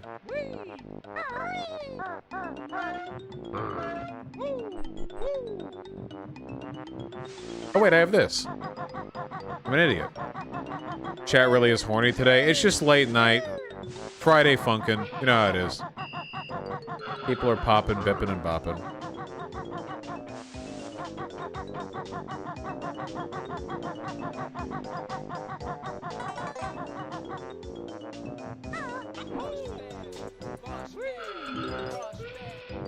Foxy Mulder, thank you for the very kind $5. No, that's totally okay. Star Trek TNG was super based. God damn it. I take it back. Chat is... God! Chat is unusually down bad today. What was this? What is this image I just looked at? What is the last image you jerked off to? Jesus Christ.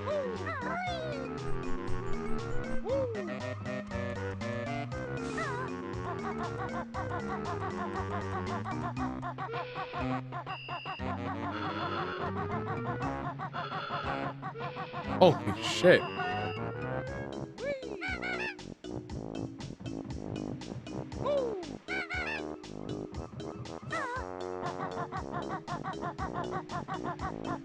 You know what this reminds me of? This reminds me of like those r/sex Reddit threads. You guys have seen those, right? Or like the thread is like, girls, what is the most sexy hot thing you've ever done boobily before? And the top comment is like, hello, I am a girl. One time, I went out in public and I showed my pussy to a total stranger. And then he said, and then I said, and then I touched my pussy. And then I said, I'm so wet, oh my god. And then all the commenters replying are like, oh my god, I wish you were my waifu. That's every Reddit r/sex thread. Where are these numbers, okay? Why am I bad at this? Is it higher up? Don't do it.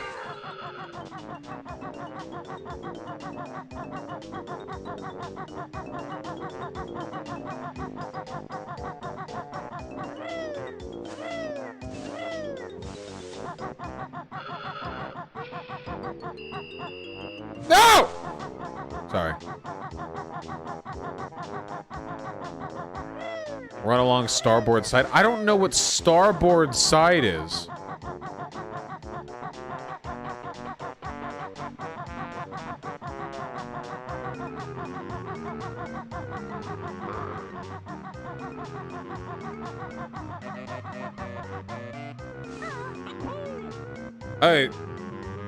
Seriously, I've walked around every above board surface on this. Where is it?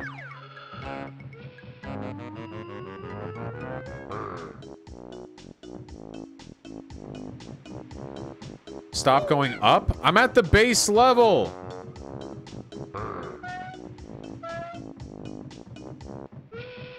Left side? This is the left side. I'm on the left side. Dude, come on! I was on the line. Ah!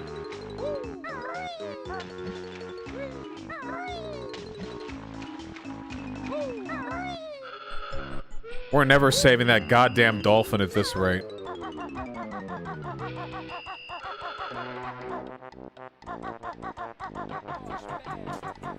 Kowalski from Nebraska, thank you for the very kind $5. Thank you for the compliment, comrade. I appreciate it. Maybe the wiki has an answer. If I wanted to, I could just look it up. I just want to see where the goddamn numbers are. Okay, right side then? Right? Are we on the right side? Where?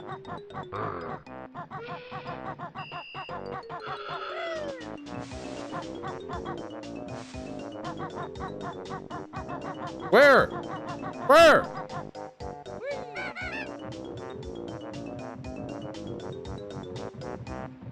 I'm gonna lose it. I'm gonna lose it on you people.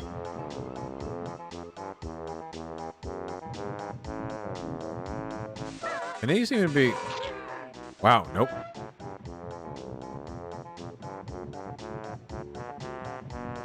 All right. We are now designating a chat Sherpa. Okay? One of you must choose. You must guide me to the number, or you will die. That is the choice that you have. Okay? Who is ready to wager everything?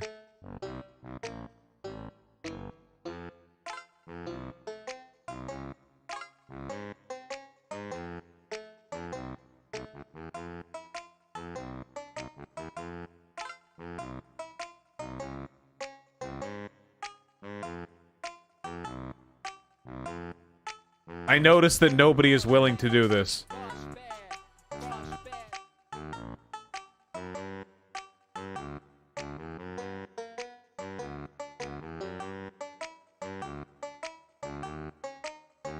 I'll do it. I'll do it. Occasional death. You are up. Occasional death.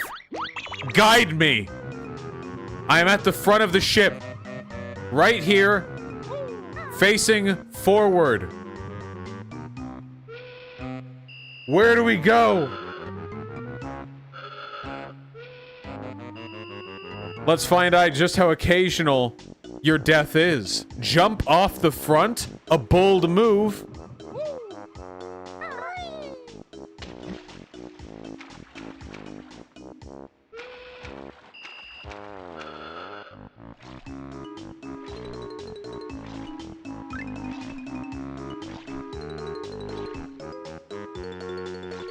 It's in your mom.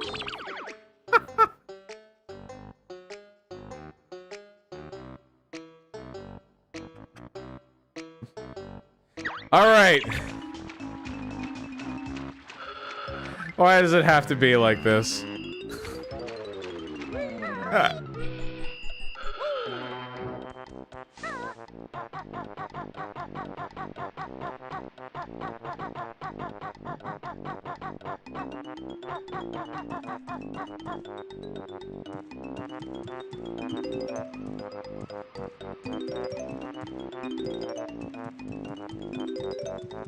Mine. How long was the ban? It was double permanent. I don't care what the number is. I want to see where the number is. It was double permanent. This person will never again chat in any chat.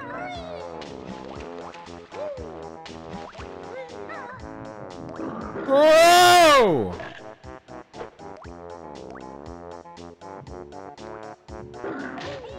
Come on. No! I love the noise.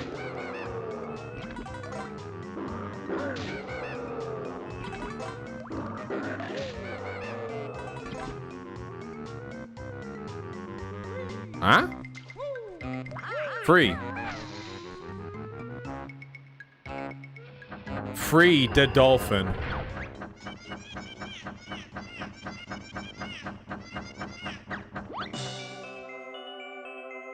Well, that's nice.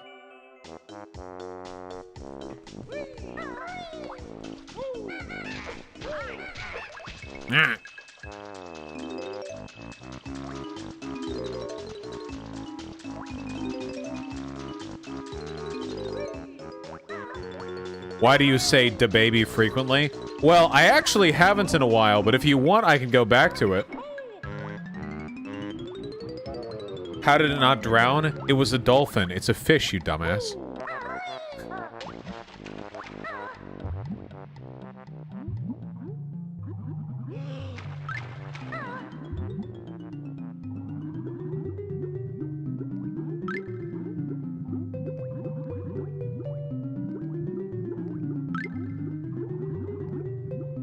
I should get tax credits for all of the free autism diagnoses I offer on my stream.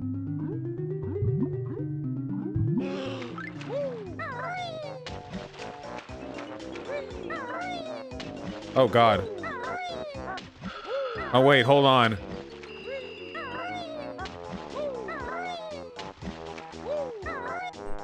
Ooh. Ooh.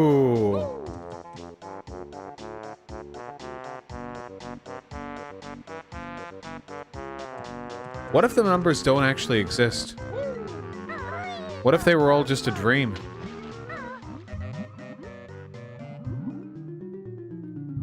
Hello, Vosh. Hi, I know where it is. What a name.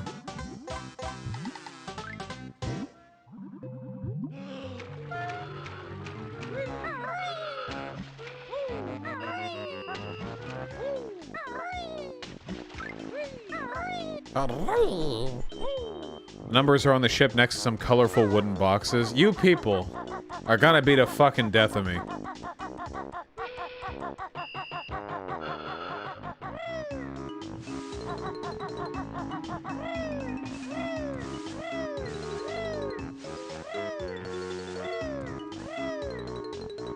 Okay, well, don't get hurt. Don't get hurt now.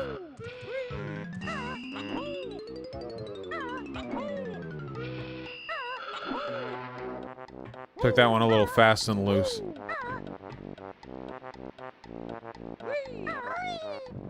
Don't see any numbers. I don't see any numbers.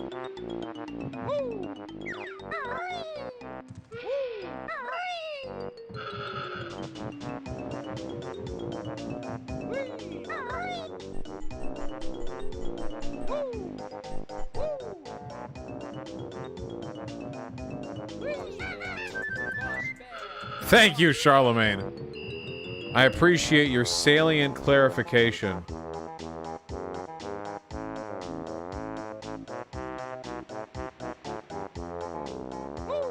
You were right by. This is infuriating. Did these numbers, do they even exist?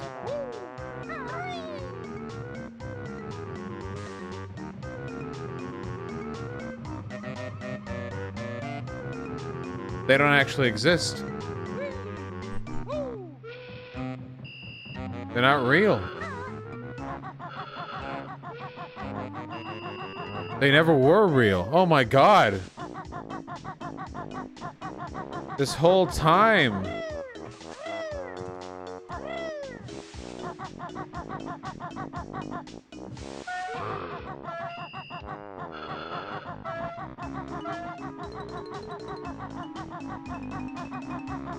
Whoa!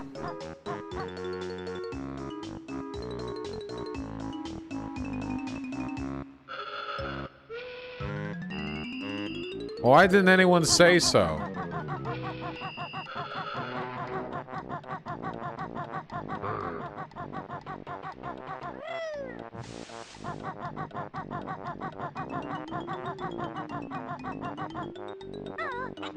Oh!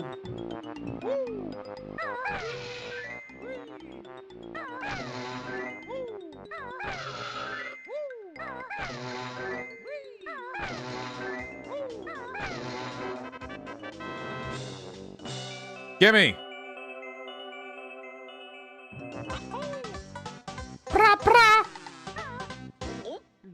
Now the only remaining Jiggy is from the Jinjos, which we still have 3 to get.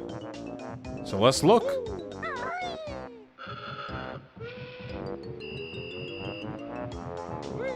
Time to get jiggy with it.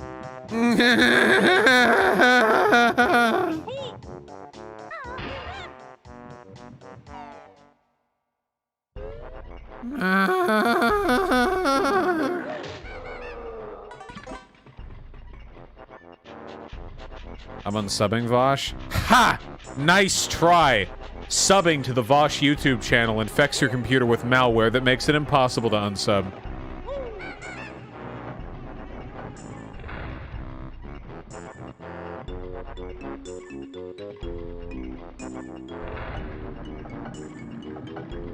A classic move.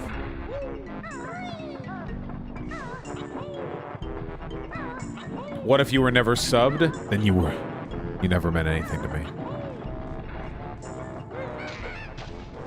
You never deserved to hear my takes. I missed an empty honeycomb. Honeycomb. Honeycomb.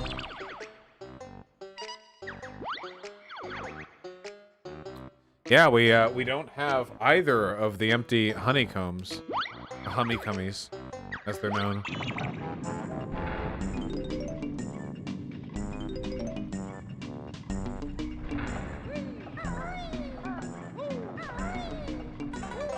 No, gotta be careful now.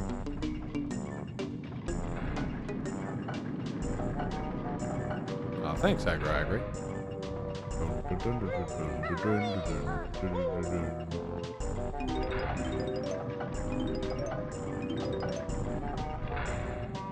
I prefer the other way. Oh! Hold on.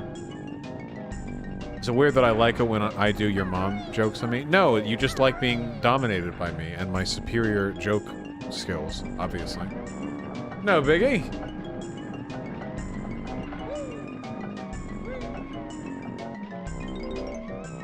Okay, we don't need to race anything, so we're fine there, and we can leave now, I think.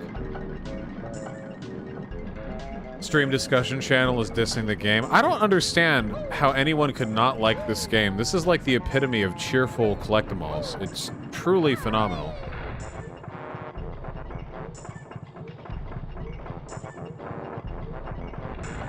And the music is a bop. It's a bop. So I missed empty honeycomb, huh? Here? Please stop fucking my mom, it's so embarrassing. No, I won't stop actually. I'll keep it going. It's gotta be in there, right? Yeah.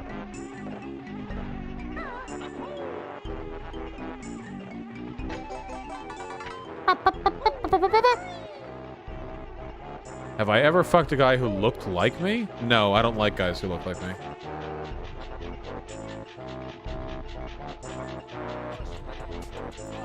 Comrade Koopa, if you want to change to a less cringe username, then you should talk to a mod.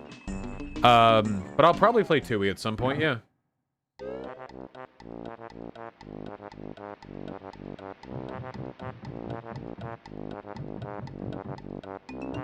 Do you give any shits about H3H3, the Frenemies podcast? The Frenemies podcast? No. The H3H3 podcast? Yeah. Not only do I want to go on there, but I also think some pretty good conversations have been had there.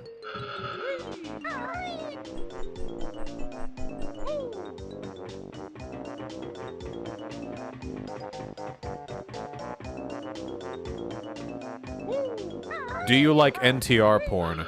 So, guys, the only thing lower than using the phrase cuck porn affirmatively is using the phrase NTR porn, because NTR is the hentai term for cuck porn. So it's a layer below the cuck porn. It's the anime cuck porn. Say Netarare? Well, they said NTR, so I really generally do not like cuck porn. The only time it's acceptable is when I can just pretend I'm the big dick bull. Not QAnon, thank you for the $5. Have I heard of the Winnipeg General Strike? Yes, I have. Just haven't covered it because I actually hate the working class. Heh. Because the thing is, like, there are two types of cuck porn, right? Okay? In one type of cuck porn, it's basically just like a big masked dude fucking a woman, with, like, the pretense being that she's cheating on him. And this is tolerable, okay? It's like I'm fucking one of your parents behind the other one's back, you know? It's fine. But with a lot of cuck porn, it's, like, really fixated on the psychological elements of cuckoldry and about humiliating the cuck. And, like, every page is like, oh, yeah, he nutted on my face. Now you have to lick my face clean. And just like, this is not for me, okay?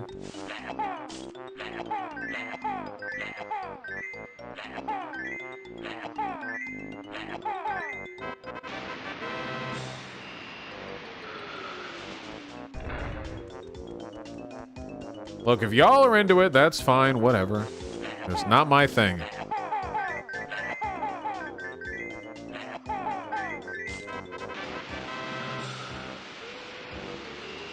Yes, H3N Hassan was pretty good.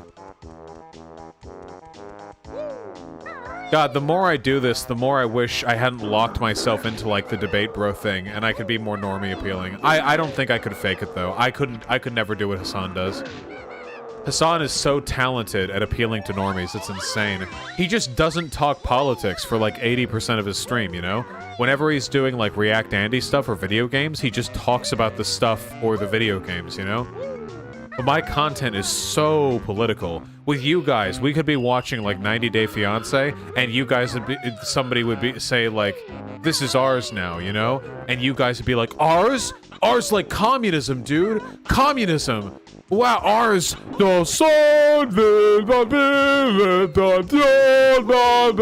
Like, you people would be losing your shit over nothing, and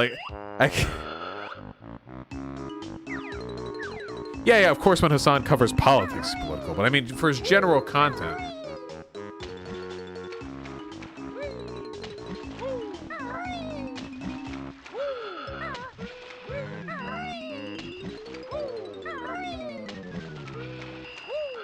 He learned it from you, Dad. Yeah. What's so special about normies? There are billions of them.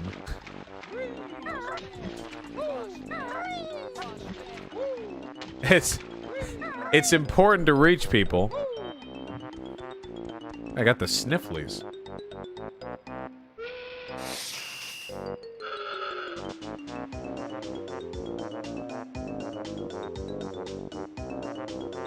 Cubehead 27. I don't know how... I feel like I'd be treading old ground if I did that, you know? Sake with a very kind 10 bucks. Hassan is so boring and overrated. Man, you really do hate everyone but me, don't you? He takes forever to state his hottest of takes and never shows his cat and raw chicken or does... Okay, buddy, vouch. Okay, maybe it's not serious hatred. Hassan definitely sometimes has a problem with brevity, but, like, to be fair, so do I, right? Like... Oh, God. You've all heard me give my takes before. I sometimes do ramble on and on. I can't really hate for that.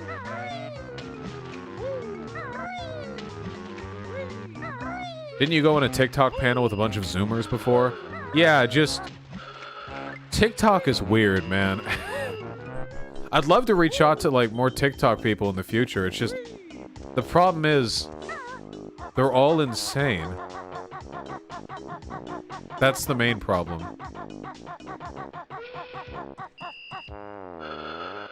Allison JPEG, I'm not the person to ask. I've never actually worked full-time. It was always part-time plus school, which was full-time hours, but it wasn't all, like, work, you know? Jinjo! Ooh.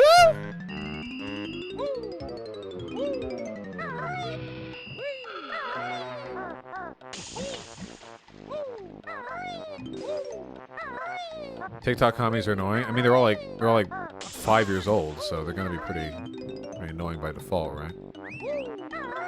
Wait, why does this one exist? What does this get me?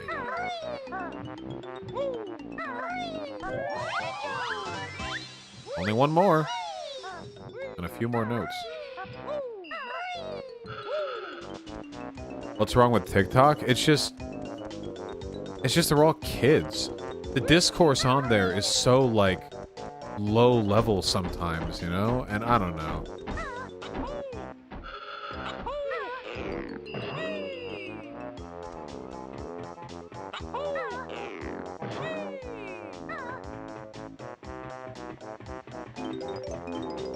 Ah, shit! Only 2 more!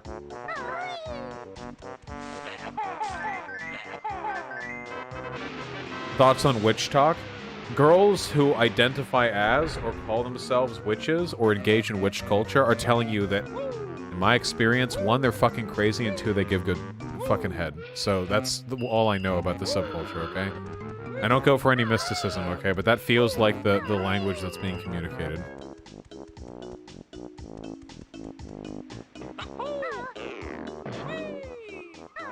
I don't care if that's offensive, okay? I'm just speaking truth to power.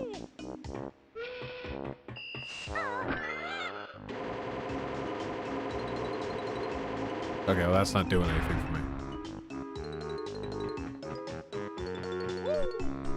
Okay. We're looking for 2 more notes, 1 more Jinjo, and 1 more honeycomb piece. Sake Tanuki, the very kind of $10. True Patrol looks at him way further than anything else. His quadrilingual skill is pretty pog, especially for someone who can barely speak English.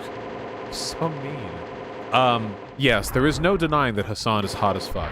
However, I have a secret power play that I'm going to implement, okay? I'm also going to get hot as fuck. I'm a big framed guy with good facial structure. You know, 6'2", okay? We're gonna lose weight and get yoked. We're gonna be like a 9.5 out of 10, boys, okay? We're gonna crush the competition. Climb the TNT crate and drop it. Do we need to go down into the belly? That's like a boss fight down there. It's kind of dangerous down there. Vosh, that's like 2 years from now, though. At the rate I'm losing weight, not really. Oh, we've already dropped the TNT.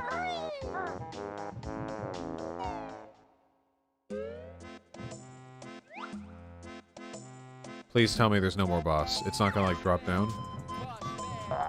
The artist in $10. Cucking NTR porn is just emotional masochism. I've seen people describe it as cutting themselves, and that's honestly really sad. Yeah, I really just feel like that, along with a bunch of other, like, popular trends, is just an increase in people being, like, sad and wanting outlets for it. Oh, wait. How hot do we want the takes to be? Look, I'm totally cool with people having whatever, like, sexual proclivities they want, but the rapid increase in people being insanely horny subs online, I feel like is a cry for help.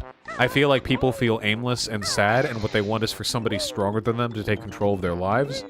And I feel like a lot of the submissive tendencies you see from the discourse online is people basically, like, sexualizing their insecurities, you know?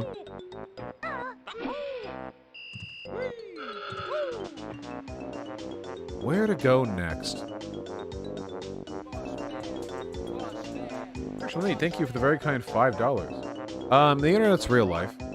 Just real life is composed of many things, so no need to cram it all into one boat. I'm not entirely sure where to go next. We can check, though. Hold on. When you were a powerlifter, what was your maximum deadlift, bench press, and squat? Max deadlift was 415, max squat was like 305, I think, and max bench was pretty low, like 220. Pretty low relative to the other lifts. And I was 16 at the time, I think.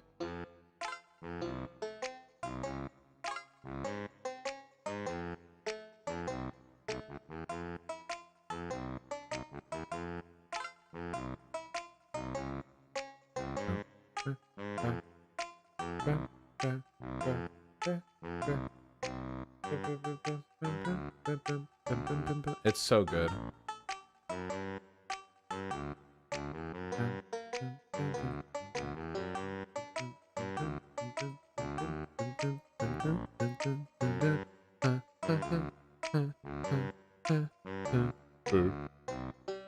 Alright.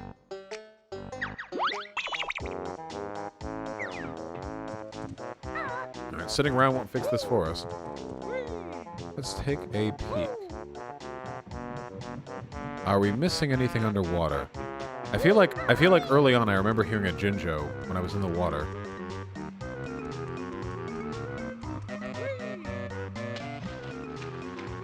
We haven't actually gone under the ship after all.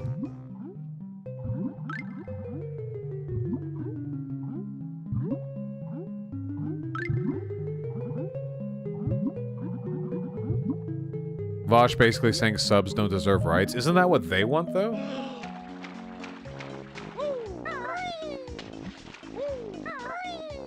I was more sexually submissive when I was less confident and secure. Yeah, I do think there's a correlation here. I mean, whatever, like, get it, do whatever you want. Like, you know, your preferences are your preferences. It's definitely something to keep in mind. Sometimes sexualizing fears and insecurities can be a good way of, like, handling them healthily, but sometimes it's just a way of burying all the problems until you're not addressing anything because you get so much sexual gratification out of it, okay? You know? Have you seen Aristocracy series on the history of Israel? No, I have not. I'm sure it's lovely.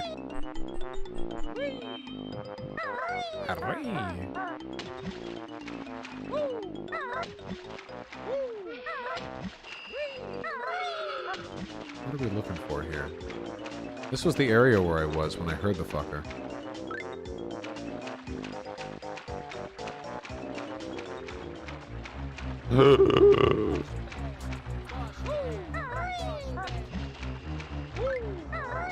I haven't heard of it, Liquid's back. I'll keep it in mind. Thank you for the $5. Hold on, we need to recharge on air since we don't recover air while on the surface of this water. Because our lungs are choked with oil. Who's the hottest non-anime animated character? I feel like every character from Netflix's Castlevania is insanely fucking hot. Like, so disgustingly fucking hot. Like, it's actually unbelievable to me.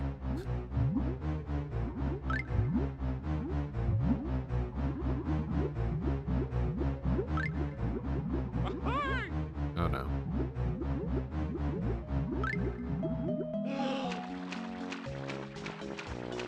Okay, that sucked a little. There doesn't seem to be anything in there.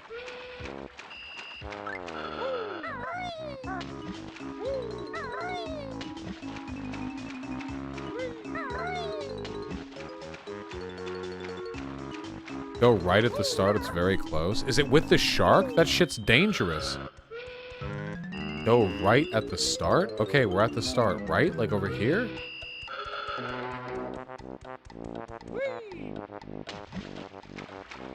Nah, Dr. Lucifer, and that shit gets toxic. A lot of people have such unhealthy attitudes.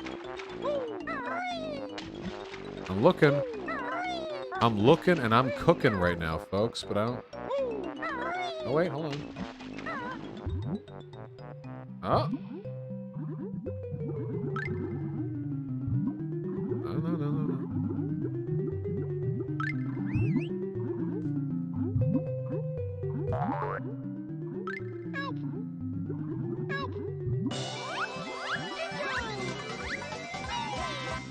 Let me move.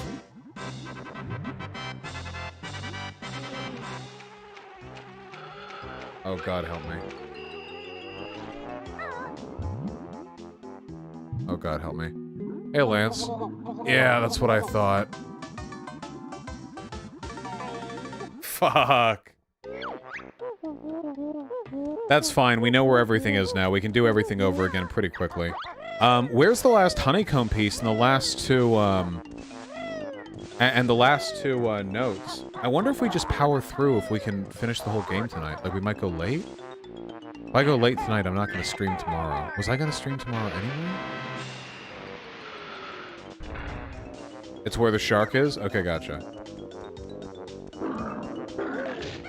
I left 2 notes in the engine room. That's pretty cringe.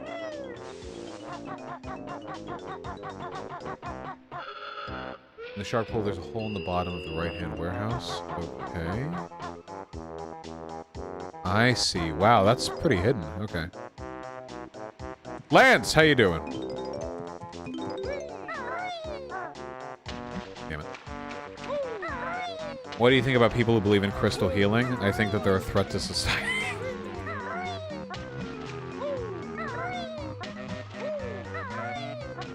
Oh, congratulations on the new puppy, Lance. That's awesome.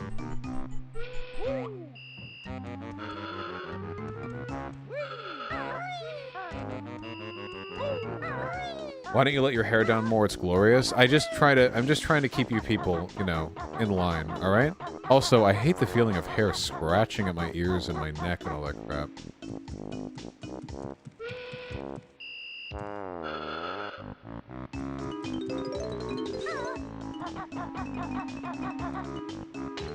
Have I seen Bo Burnham's Inside yet? No, I just don't like British comedy.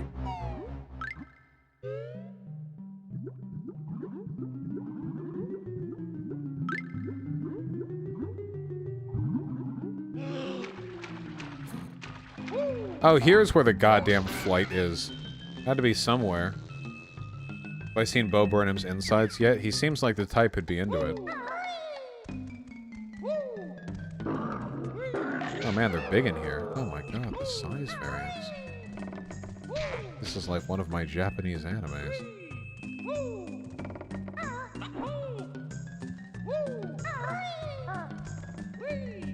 What is this Bo Burnham equals British joke? Bo Burnham British? Start with the same... I'm sorry. Bo Burnham American? Jesus. Spent all this time trying to teach people, like, basic inductive reasoning.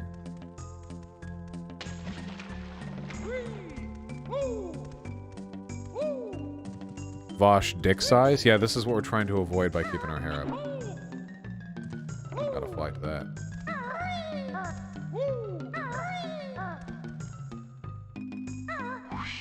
Whoosh. Sick! Now we just gotta get all the notes, and we're done so.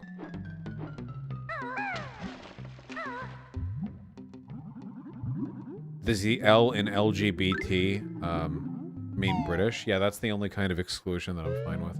Hey, you guys have my dick volume, okay? Do you think my dick volume will go up as I continue to lose weight? We have to, like, recalculate sometime in the future. I don't know what my BMI was when I last measured my dick, okay? We gotta maximize it.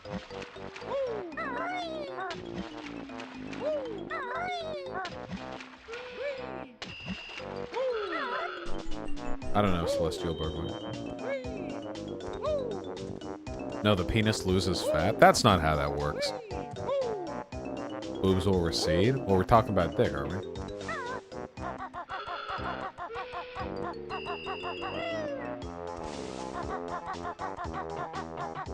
Yeah, the fat at the base of the dick. Yeah, exactly.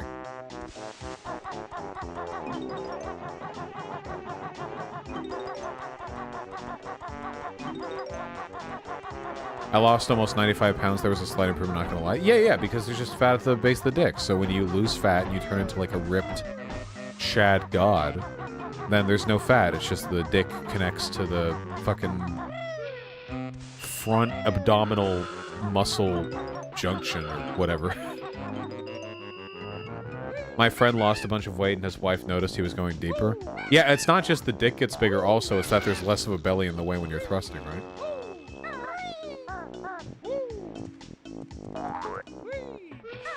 Is this a segment? We gotta figure all this out.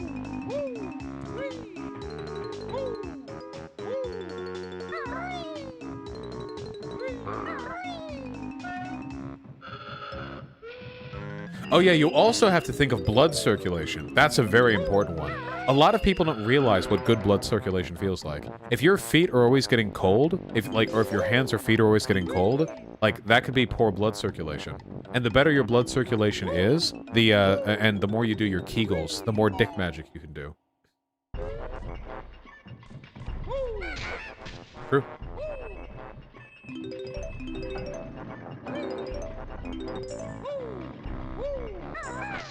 What are Kegels? Kegels are exercises for the groin muscle, basically. Doesn't Kegels make it harder to pee? No, Kegels don't make it harder to pee.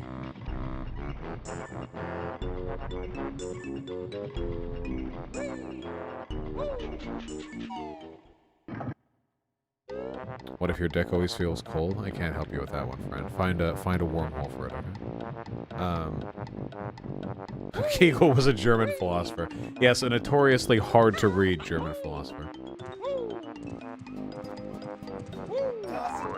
Whoa! Oh, man! Howdy, howdy! I'll take a look at that in just a second. As soon as I finish this level, I'm going over all donations. It was just too much text for me to read in an instant. Thank you. Seriously, that's really, really kind of you. I'll read that soon.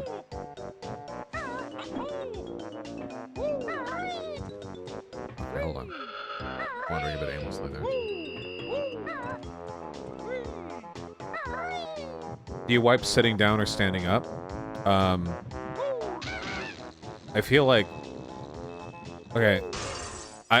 I feel like the objectively correct answer is sitting down.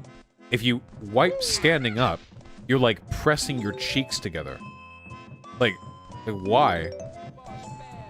Like, just sit forward a little bit? The whole point of sitting down while you shit is that the motion of sitting down parts your ass cheeks. Why would you ruin that natural harmony by saying, oh, time to stand up and clamp my ass cheeks together, thus flattening a smear of shit across the inside of my cheeks?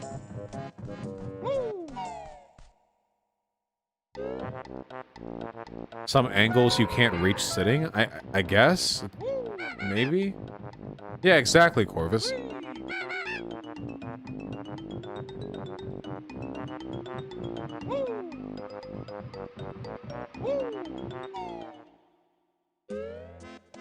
You should pee sitting down. It keeps your toilet clean for much longer. How are you dirtying your toilet with your piss? What? What? Hold on. No, Vosh, that's a shit fucking take. You can spread your ass cheeks. I just don't want to dip my hand in the shit water when I wipe. Hold on! What are you doing to your toilet? That wiping your ass while sitting down is dipping your hand in. What is wrong with your aim? Are you dumping like a fucking gallon of liquid shit into the toilet every time you sit down? So the fucking line comes up right under your ass or something? What are you doing? Jesus. Yeah, when I shit, towards like the latter bit of the rope, I have to stand up a little bit because the toilet line starts to come up above the seat. So, basically, it's kind of like, you know, decorating a cake where you pull back the, like, frosting nozzle. The fatter the tip gets, you just shit and, like, slowly squat upwards as a rising mound of feces.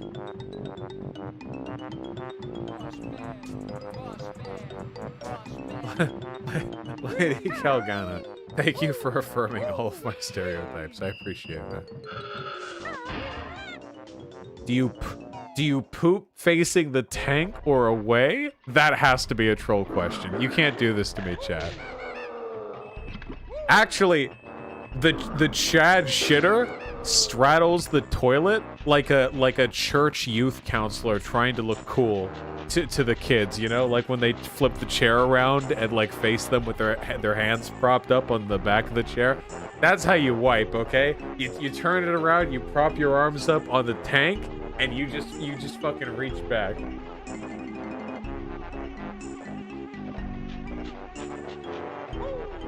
Do you wipe before or after you shit?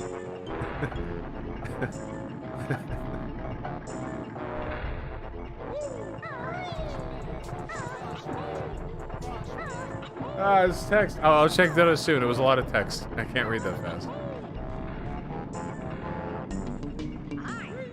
The real question, how many sheets of toilet paper do you use per wipe, or do you fold or scrunch it? First of all, anybody who scrunches their toilet paper is an animal, okay?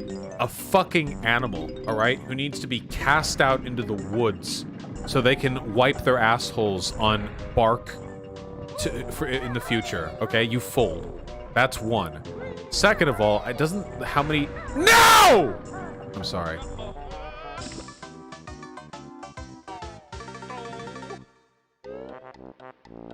We should do that area first, because that area is by far the most dangerous area in this entire level.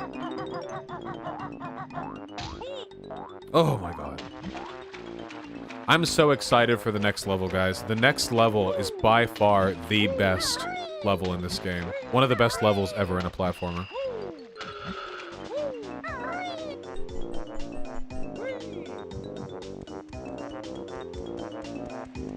Vosh, unironically, if you're not dropping frequent no wipers, you need more fiber in your diet. Okay, I don't know if you're like a vegan or whatever. Most normal humans aren't dropping no wipers on the regular, okay? And by the way, even if it's a no wiper, you should wipe anyway. A no wiper is you don't want to gamble on that, okay?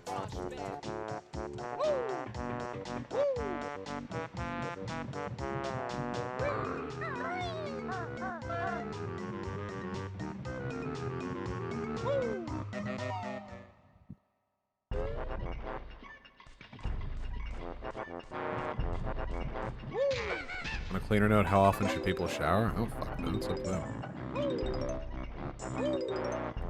Is it acceptable to not wash your hands if you have a no wiper? You should always wash your hands, okay? As a man who knows a lot about hand washing culture, okay?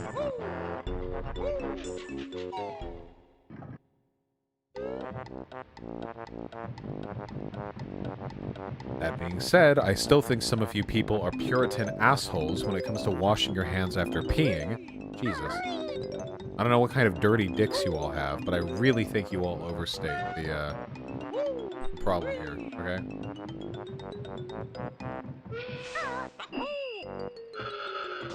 What if you keep your hands in your pockets at all time? The Chad way to use the restroom, especially at public restrooms, okay, is to only touch your pants, all right? You basically use like the zipper of your jeans or pants or whatever to like prop up your dick like a little bipod, okay?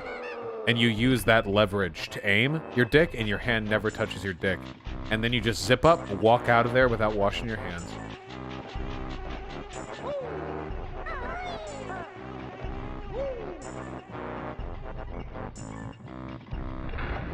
What about the recoil? Chat, that's a question we need to defer to chat, okay?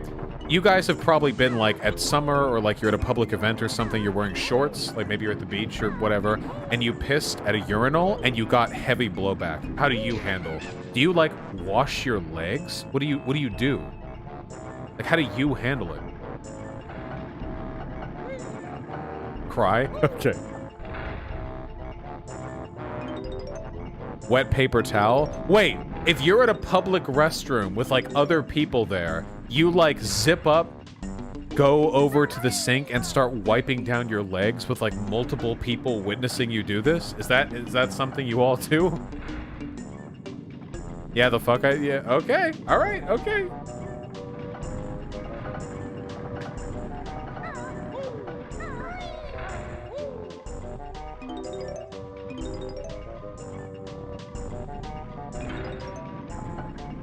What do you do? I just don't get any splashback. I always pee in urinals from a proper distance of across the room. Pretty much solves the problem.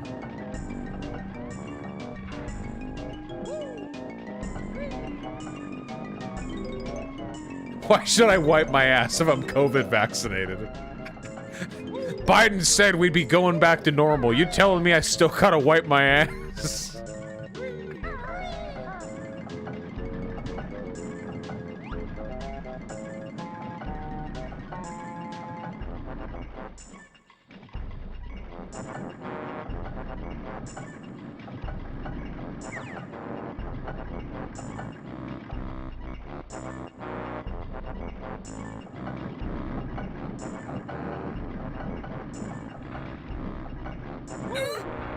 Okay, there aren't any more notes in here, right?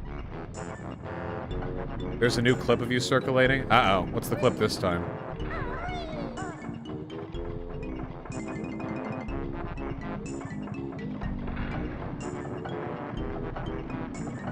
What have we been clipped for this time? Ass wiping discourse, yeah. There are no more notes in here, right?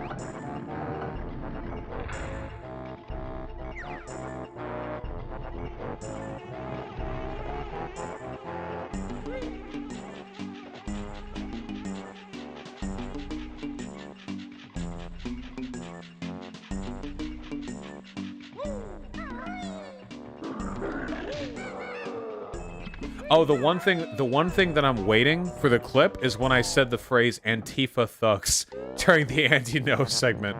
When there were people saying like, yeah, dude, we should just fucking beat people up. Just like, they just fucking beat them up in like months. I'm wondering if, I'm waiting for that one to get clipped, okay? That one's like an inevitable clip, okay? I mean, some Antifa people all... Yeah,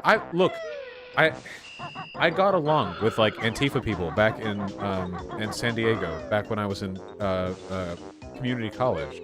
And, most of these people, honest to God, are just, like, earnest advocates for, like, mutual aid and keeping their community safe. That's it, you know? But there are always going to be people who, you know, like, yeah, you know, we're here to fuck shit up and stuff. And, like, yeah. That stuff's always going to happen.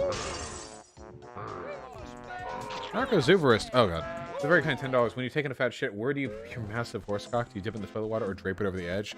Oof! That's a tough one, lads. If you're a big boy like me, okay? Sometimes you really do have no choice to, like, cram it against the toilet seat, alright? Sometimes you really do have no choice.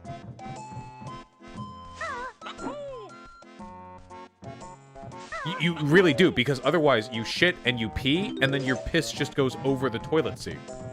Like, the alternative is to just, you just plop your dick on the top of the toilet seat, and just piss straight forward as you shit. Which, I mean, it's a Chad move. Don't get me wrong, okay? It's a power move, and I do respect that. But...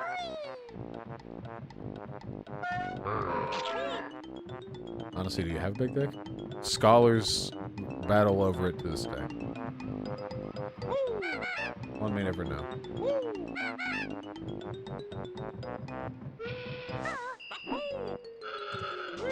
Wait, do you tuck the tip into the toilet? No, you just, like, flatten it, like, you just press it against the toilet seat.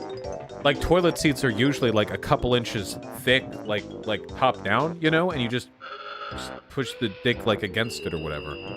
So if you pee down. But, like, your dick isn't touching the toilet water or anything.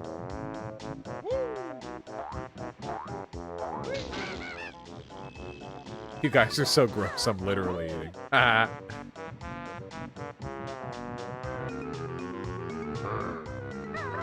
No! God damn it.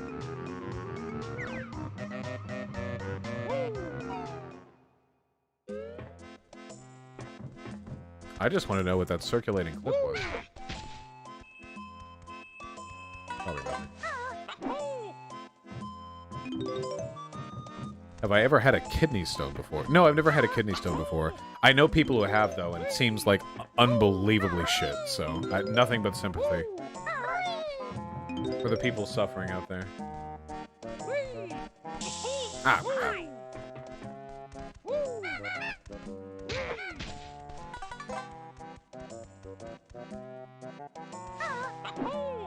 Okay.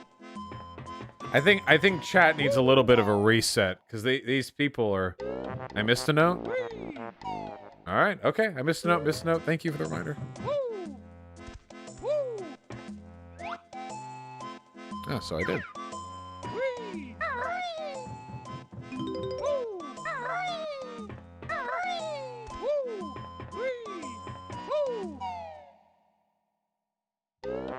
All right.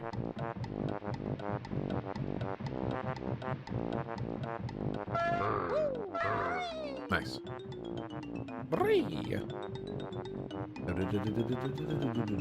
Are the notes like stars in Mario? No, the notes are like coins in Mario. The Jinjos, not the Jinjos, the Jiggies are like the stars in Mario. Okay, we're missing. Hold on, we're missing something here. We're missing a window.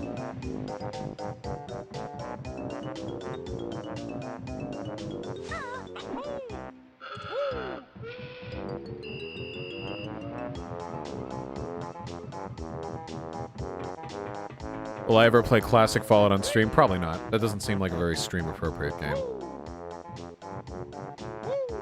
Problem is, stream doesn't really know what they want.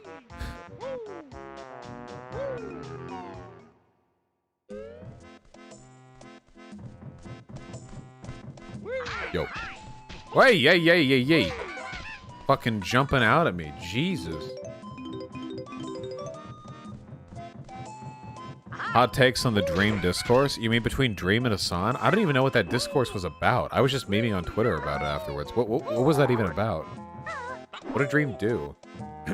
I saw somebody post a Google Doc providing evidence that Dream voted for Donald Trump in 2016 and was like even like an avid Trump supporter in like in 2019 or something like that. I mean, of course, it was like this big Google Doc, so I don't know if it's actually true, but from what I've seen of Dream, it doesn't seem like he's fucking red-pilling people with like crypto-conservative opinions or anything. So.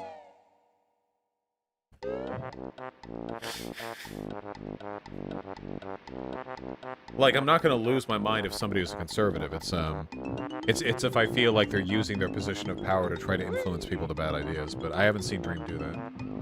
The only bad idea that Dream is influencing people towards is unbelievable, insane levels of parasocial delusion, okay? Yeah, Dream stands are fucking insane. They're all 14 years old, and they all, I don't know, they want to eat him? I don't know, it's some crazy shit.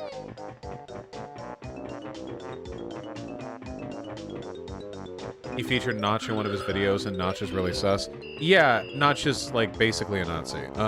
But I don't think that featuring Notch necessarily means that you're trying to, like, crypto-endorse his positions or anything. Notch is also the creator of Minecraft, and there are plenty of normies who don't know anything negative about him, so I can't really fault for that too hard.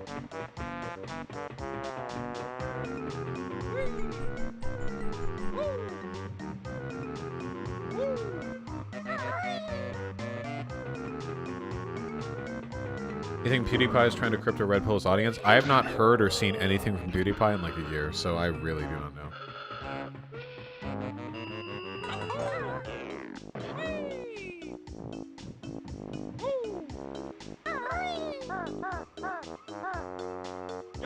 Ow. Could you explain really quickly why Notch is a Nazi? Oh god, it's been so long since this discourse has been relevant. Hasn't he been on like with a lot of alt-right figures on like Twitter and stuff? Like he like gets along with a lot of alt-right people, like advocacy for ethnostates, that kind of stuff. Yeah, I'm pretty sure it's like really obvious stuff. It's not like subtly interpreting crypto info. It's like you just have to look at what he's done for 5 minutes and it's pretty evident. I just don't remember because I haven't had to talk about it for like a year. That one person who emailed me is right. What was their name? XD? I really need to keep like a permanent Google Doc on all of my opinions on all people so that when I impugn them in the future I have specific examples to point to.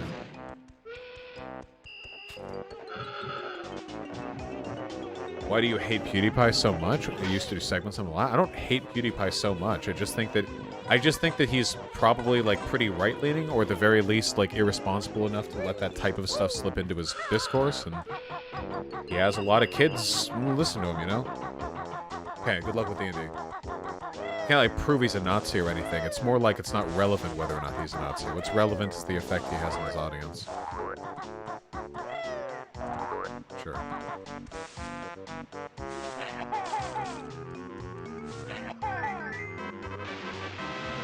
Looks like Pippin is joining us. Pip, pip. Pip, pip.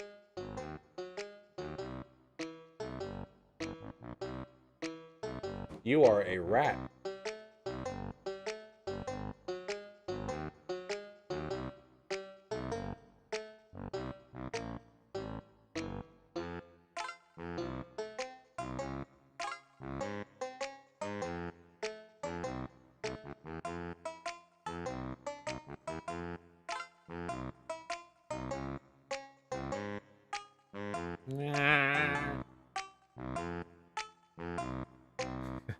Good luck.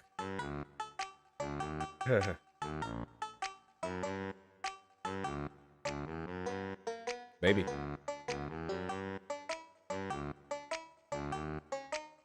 Okay, we got this, people. We're so close to finishing this level, and then we get the best level in the game, okay?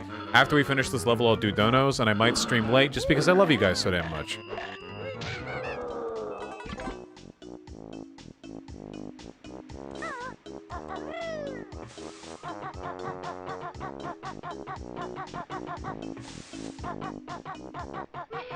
I get it all. Yeah, TikTok would. That's the next one. Woo!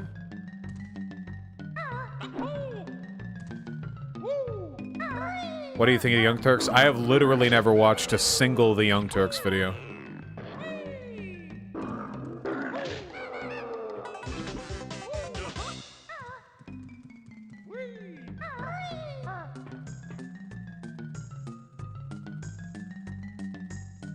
Happy to have you here, Uzuki.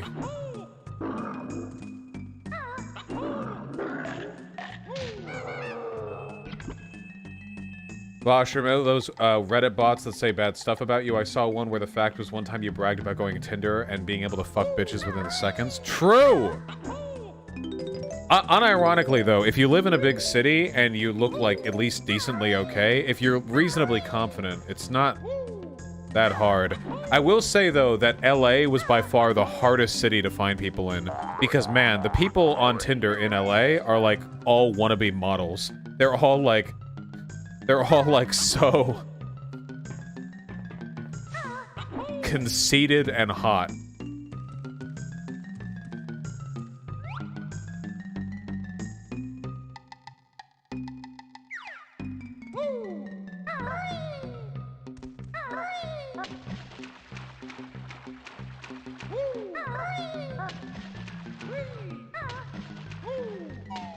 Stop bragging about social skills we don't have, and you can have them too, folks.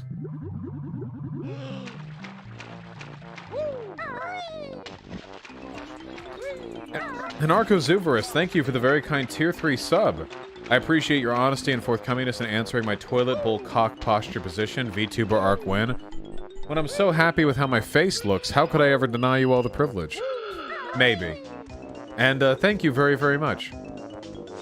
Hot take on the city-style pizza discourse, Chicago deep dish, New York style, etc. Dude, they're all good. But honestly, my hot opinion is that, like, pizza's okay. This, like, leans to my bias. Just the way pizza's organized to me is, like, so suboptimal. Pizza's, like, good. Like, great pizzas are great and all, but, like, some people lose their mind over pizza. Like, it's some kind of do-all, be-all, like, food, you know? Maybe I'm just not that into Italian, because I also don't think that, like, pasta is the best shit in the world, but...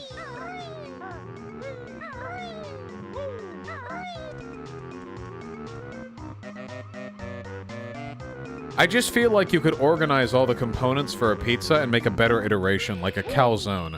I'll take the fucking, what's his name, Ben Wyatt position, okay? I think that calzones are better than pizzas.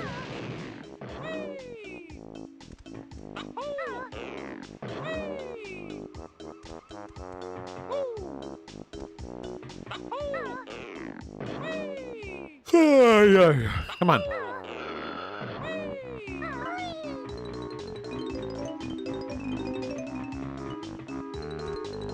What a garlic bread? Garlic bread's objectively delicious and everyone knows it.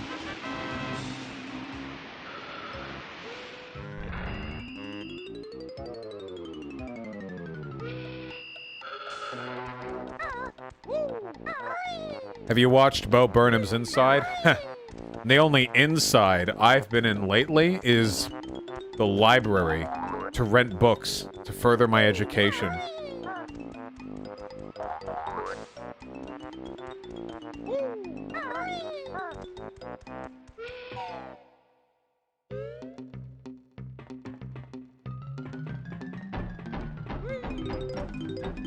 I honestly want to watch Bo Burnham's Inside just to shit in it, because I'm so tired of how popular it is. I'll be a shitty, angry, annoying, bitter contrarian. Just to get back at all of you. Have I ever had bread pudding? Yeah, it's okay. What if I really do hate Inside? That really would be the take that blows it all up, wouldn't it?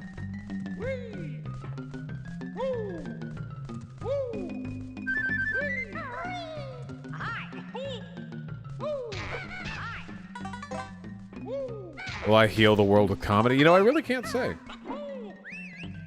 The take that would literally ruin your career? Yeah, basically. Cancel culture cucks.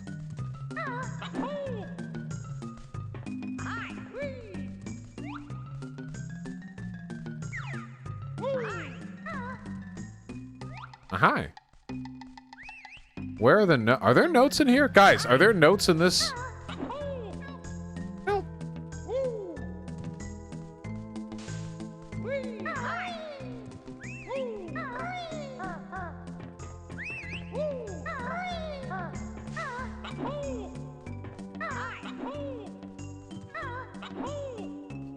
What if Bo Burnham watches you? That seems unlikely.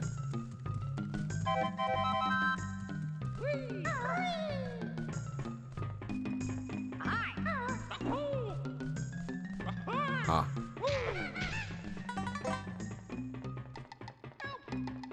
Let me out. Sure, okay. Just so you stop yelling.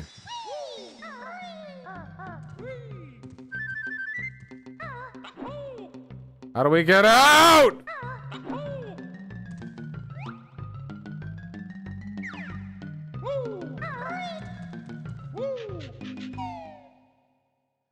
Bosch and Assad have mostly the same takes. I mean, we're both progressive socialists, right? So, yeah. When you watch a content creator, for the most part, you're watching them not for their takes, you're watching them for how they present their takes, you know? There's going to be a ton of overlap on the actual positions. It's just about, like, the aesthetic. How do you deliver them? How convincingly do you deliver those arguments? Are you funny, you know? Are you personable? Are you hot? That's also a component.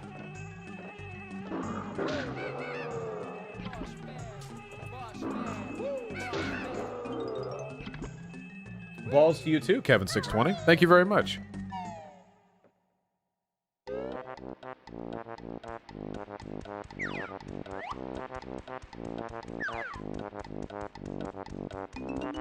What the fuck did we get over there?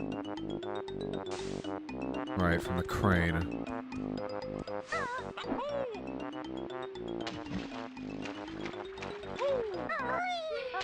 I'm the straightest of the straight, but I think Hassan is cute. Dude, you don't need to posture to me. You want to fuck Hassan, that's cool. Nobody here is going to shame you.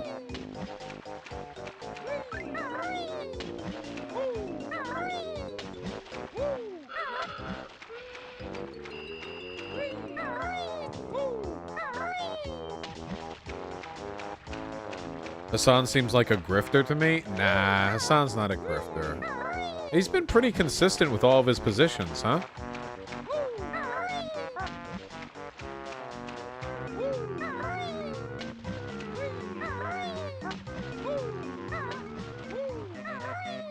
How'd you get rid of stage fright and going speechless when streaming live? It's never been a problem I've had. I love public speaking. Public speaking is amazing. It's so much fun.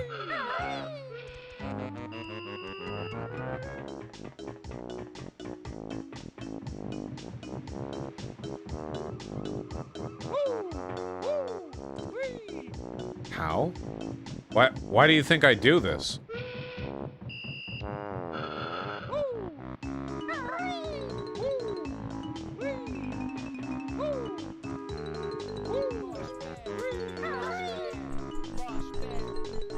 What is that button over there? Oh!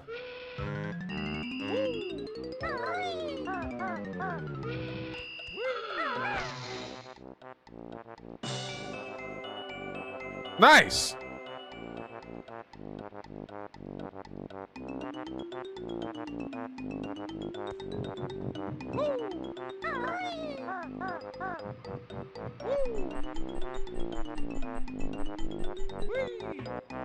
I honestly don't understand why public speaking is such a common fear.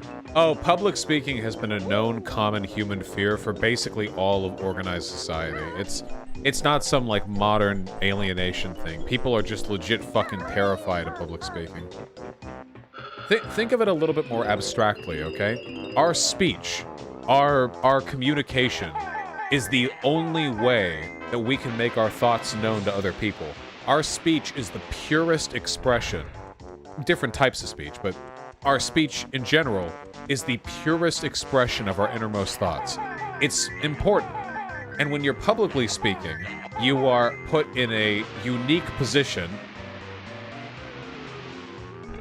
where you are attempting to convey the breadth and the worth of your character to a great many people. And I imagine that can be quite difficult. Also, public speaking is just not the same as interpersonal speaking. There are different ways you have to do it. It's just a different style.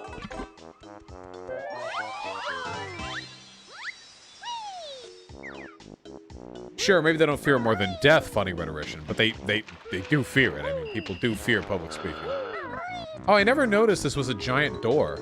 That's kind of cool. That's a huge door.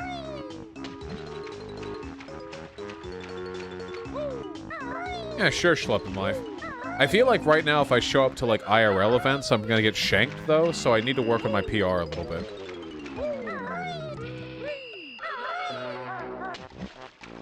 And I have a feeling VidCon's not going to let me, like, self-defense concealed carry inside their convention, just in case I get jumped.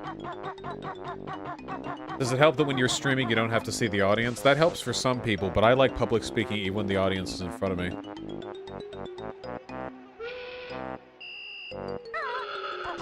Would I ever go on Hassan and Will Neff's podcast? I would love to go on Hassan and Will Neff's podcast.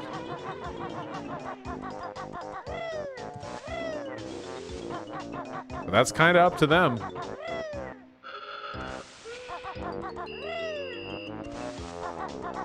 God damn, where are we going next? The jiggies in this world are so spread out.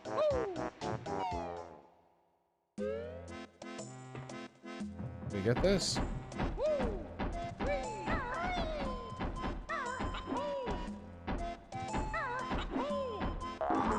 We did not get this run. Okay.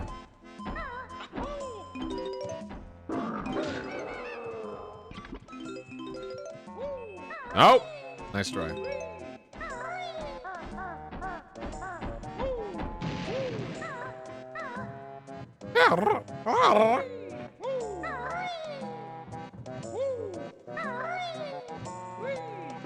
Couldn't it's good to refer to experts line earlier be used in an argument against worker co-ops? No, worker co-ops still have managers. They're just elected managers.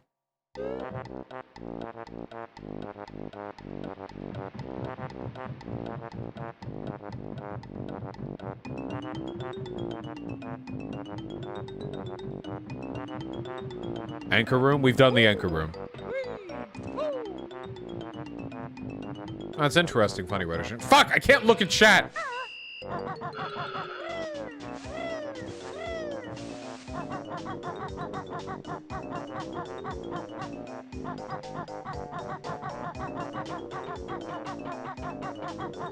Go back. Guys, the thing behind the pipe was a golden feather. We've done this before. Yeah. In worker co-ops, do the bosses get to choose their bosses? They better.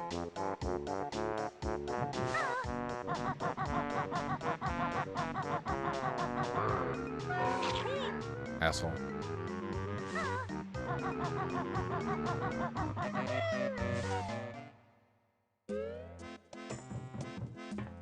Yeah, okay, we went in here last time. No, wait, we have been here. God damn it. Okay, hold on. It's all so methodical, the way you've got to clear all this shit.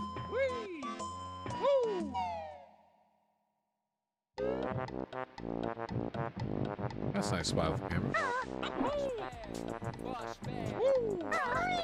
Still alive, thank you for the very kind $5. Yeah, worker cooperatives aren't like super uncommon. They're a well-recognized and respected way of organizing businesses. We just gotta make them more popular.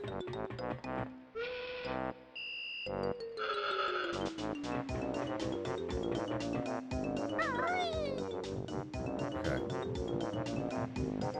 We haven't been in here because the glass is still on. Can you vote for office sex to be allowed? I feel like that would lead to some sexual harassment lawsuits. Just a guess on my end.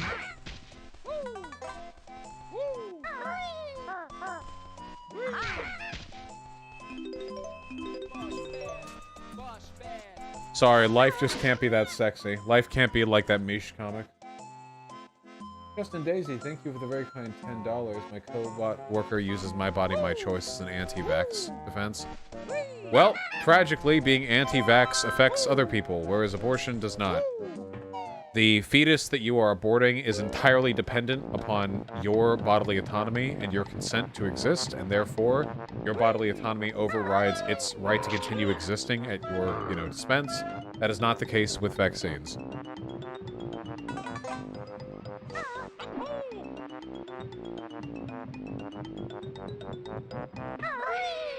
Circumcision mini segment? No, what?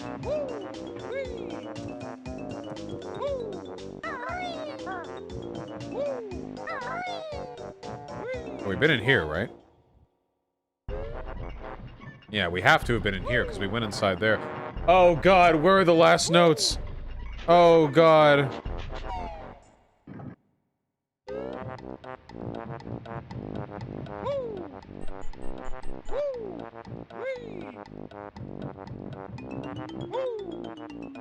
Some people are really obsessed with circumcision. Yeah, some people really are.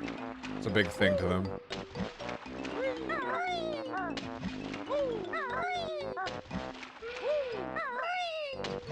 Are you sure you did Anchor Room after dying last time? Yes. The Anchor Room has 12 notes. I'm only missing 4.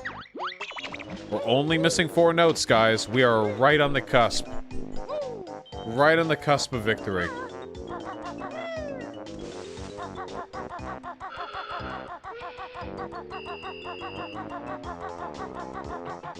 The Shark Room? The Shark Room is pretty dangerous, and I'm pretty sure I remember there weren't any notes in there.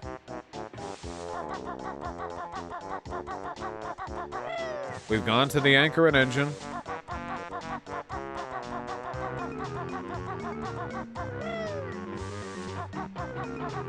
Alright, we'll see. I'll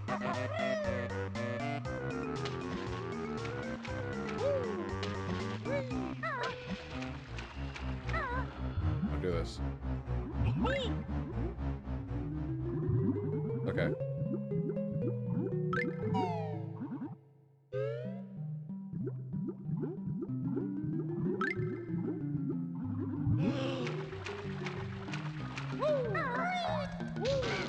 So big in here. Is the Paul's ego debate confined to a certain date? I don't think it's like a debate. I just think we're gonna talk. Though, if what I've heard is correct, it's entirely possible that he's planning to come on here and epically own me. And if that's the case, I'm going to go quite a bit harder on him this time. Yeah, no, guys, there's not any notes in here. Cringe. How much longer are you streaming for? I don't know.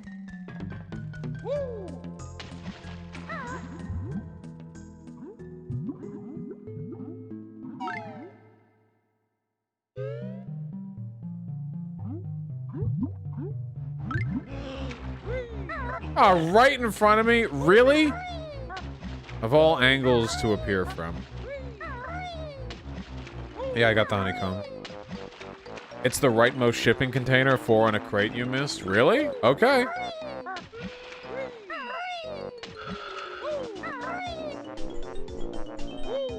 What's the convo with Paul supposed to be about? I'm not entirely sure, but I have a feeling it's going to be about, like, doomerism and burn your bust crap or whatever. If it does end up being about that, it's going to be an unproductive conversation, but I'm here for it.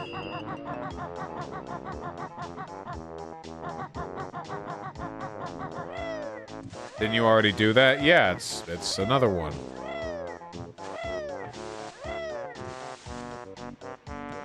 He thinks you have a neolib pipeline? Oh, okay, yeah. Babe124, circumcision is immoral, but female genital mutilation is significantly more damaging than circumcision is. I still think it's unethical, and I still think it's genital mutilation, but there is a difference in severity.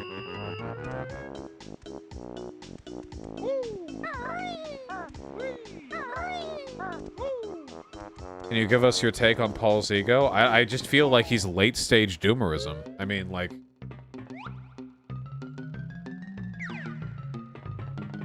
This?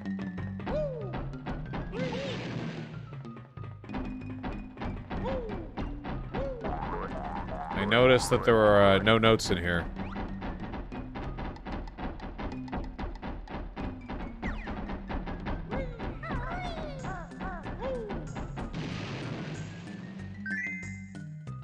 Paul has started a movement called the No Confidence Vote, where you explicitly put no confidence on your ballot. Yeah, like I said, late stage, doomerism.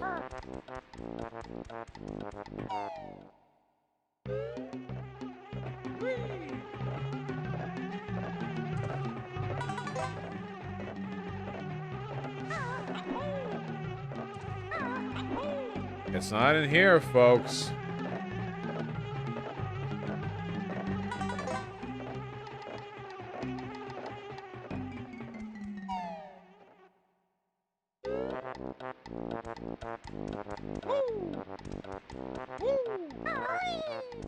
Please. The thing that gets me, like, most of all, is that I've had more notes than this before. Had 98 at max.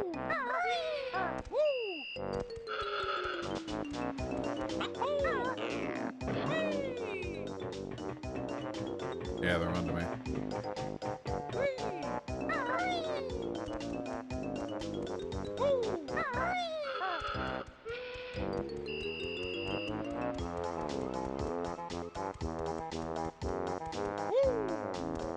How can anyone get mad at this level, as annoying as it can be sometimes, damn it? With this music, man. God, it's so good.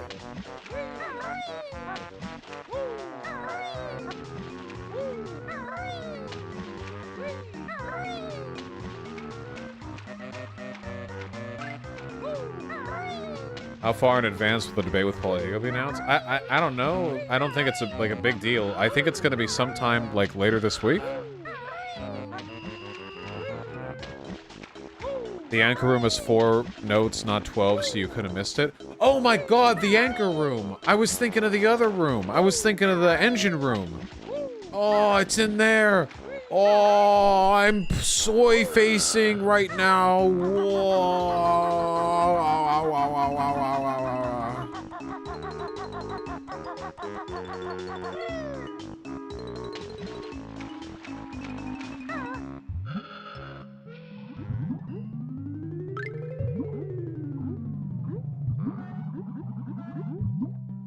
God damn it, I want to make sure we have enough air, because we insta-die when you run out of air.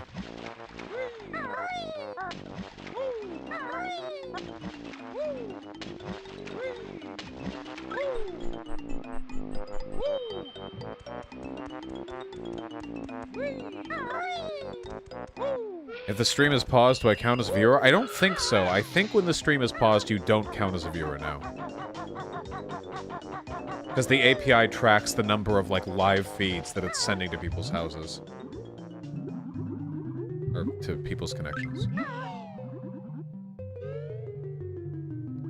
Why do people say the Labour Party is anti-Semitic? Well, there's some weird stuff that's happened, but it turned out that there were neoliberal elements of the Labour Party that were deliberately not investigating and dealing with the anti-Semitism in the party because they wanted to undermine it from within.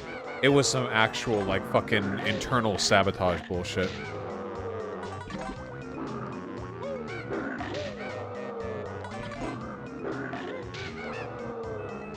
Notes? Notes! 4 notes! We did it!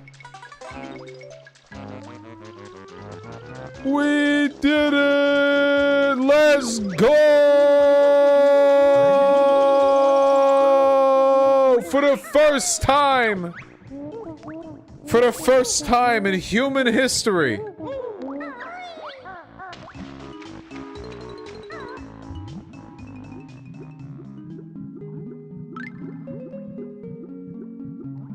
Doesn't matter if we die now, we got it all.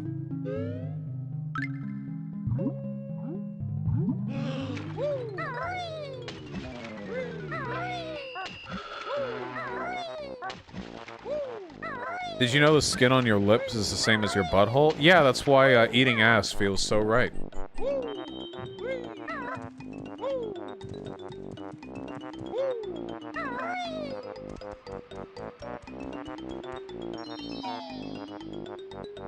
Let's fucking go!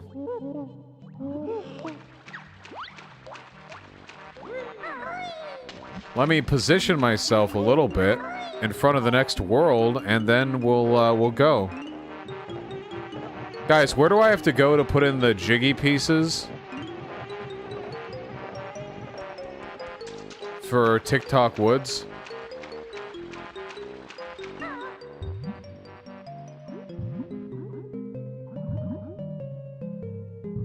Vosh, you got mentioned in this lol. I got mentioned in an insider article. Let me guess. I'm a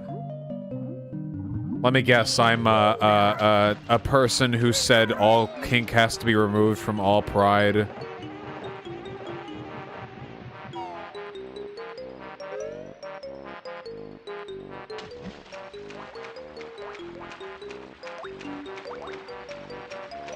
If I went on Joe Rogan, would I demolish his dumb fuckery, or would I be cordial and nice?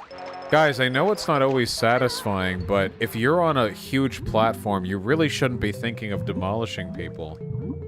You should be thinking of trying to reach their audience. Let's see. Many social media users recycled years-old arguments that kink at Pride stands to harm children or force passerbys to non-consensually participate in sexual activity. Of course, these claims also prompted backlash and rebuttals. Okay. Dude, I'm sorry. Some types of kink and pride can absolutely force people to non-consensually participate in sexual activity. I'm sorry. Can people just own up to that?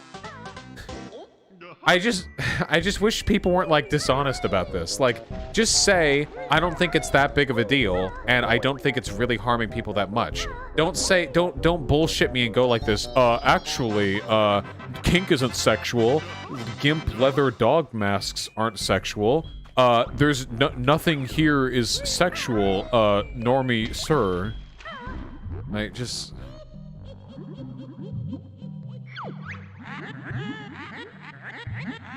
Thanks. How did I go from underwater to overwater? Oh.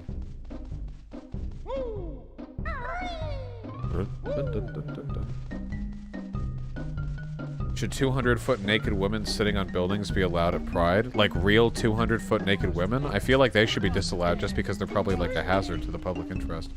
Riverwang, thank you for the very kind tier 1 sub. Happy Cake Day, my friend. Happy to have you here. Love you all.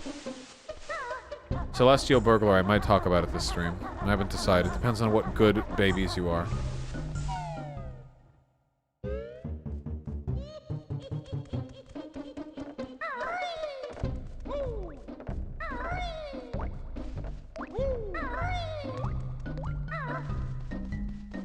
I never got the giantess, dude.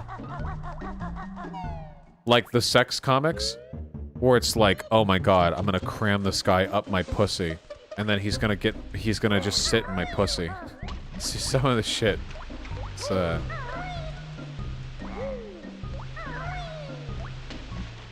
here?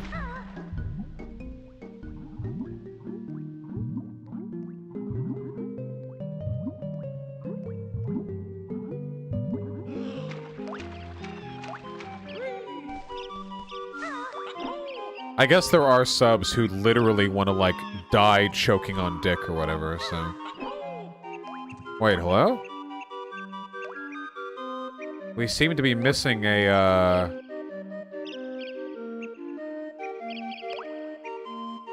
Ah, there you are, Shu. I knew it. How do we make this platform appear?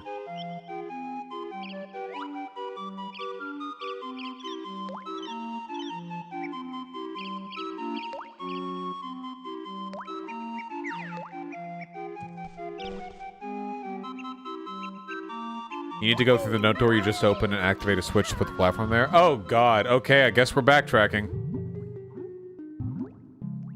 Shuaned is probably one of these aforementioned individuals, so maybe she can enlighten us.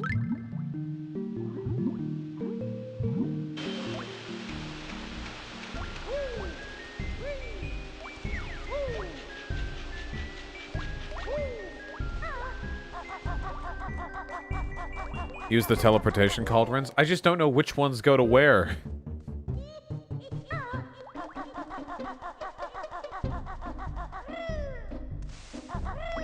They're color-coded? I don't remember the colors!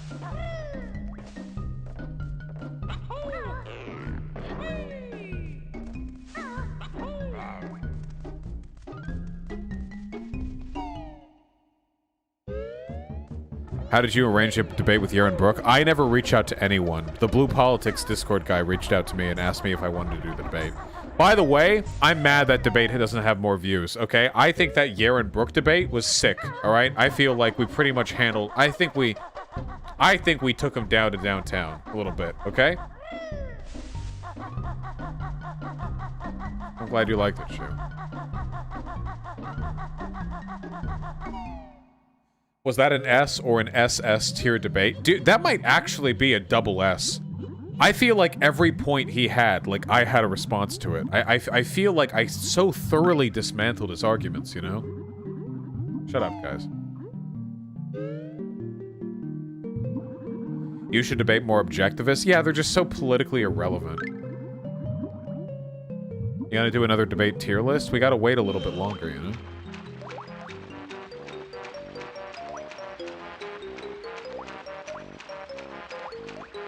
Where am I? Wait, was it back there? Oh, back there? Hold on. Shut up. I feel like you didn't really counter his argument that all prosperity comes from capitalism. Well, the thing is, it was like, it wasn't even really an argument. Like, he didn't even substantiate. I just feel like I could explain for 20 minutes how that's not the case. He just said it, you know? Like... I feel like if a person's in a debate with me and they say, like, capitalism is God, like, I wouldn't really engage with that much either. Mongolian Beef, thanks to the tier 1 sub. And the recommendation, I'll keep it in mind. Okay. What?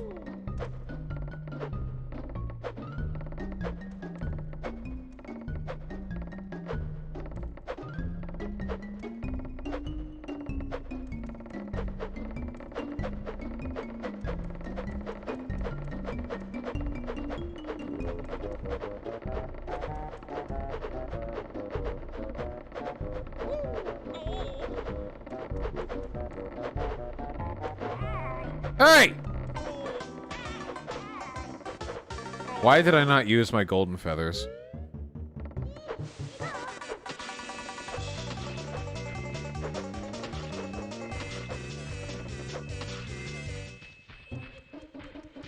Nice! Monkey! Ooh, strong monkey!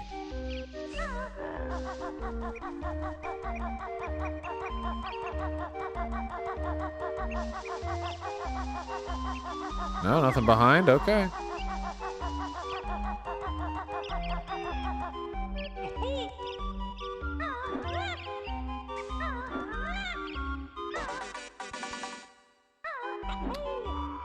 Okay. Oh, wait, there's more shit back here.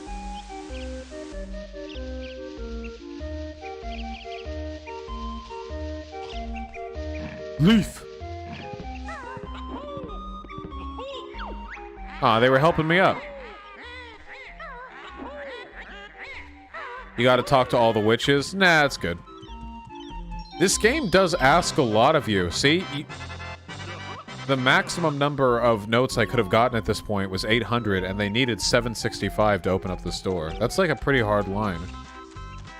Oh, wait, is this the final area? Yeah, wait, I think this is the final boss. Never mind then, you get a little more leeway than I thought. Are Twitch panels completely useless, or is it just me? Well, they're useless at discussing ideas, that's for sure.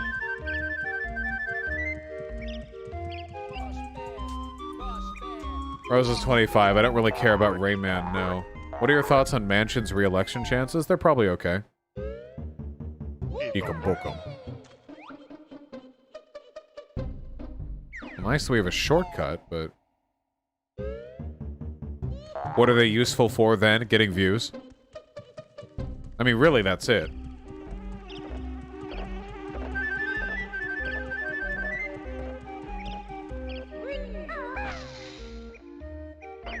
There we go! As a Mansion said he won't run in 2024. Is that true? Oh, okay.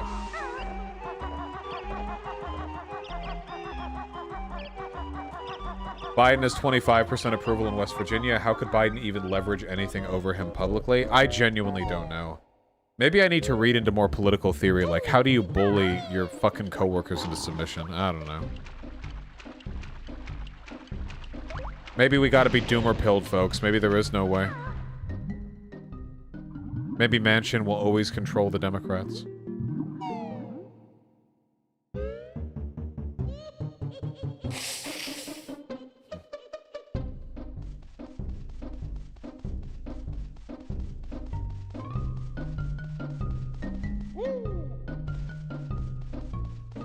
Okay, let's see what this does!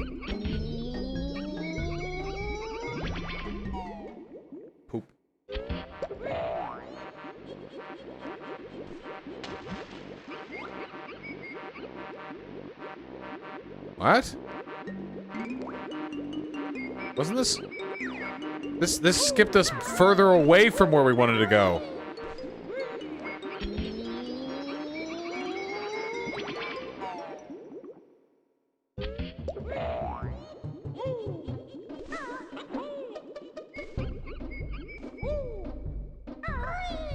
The one on the below floor? Oh, the one on the below floor.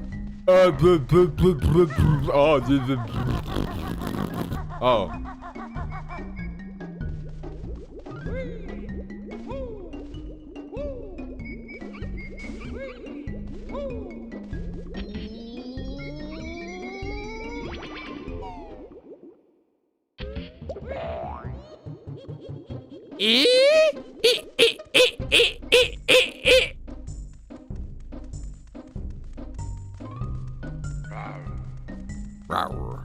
I like the gorillas. Stop taunting me.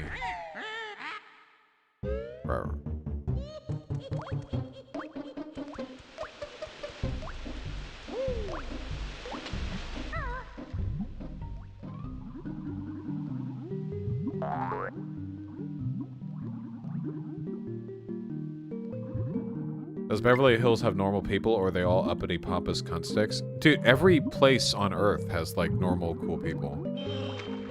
There may be... The proportions may lean more one way or the other, but there are plenty of cool people there. I did it!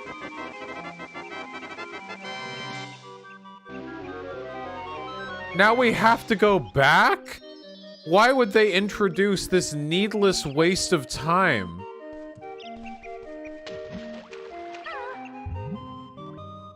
This serves literally no purpose but to waste time.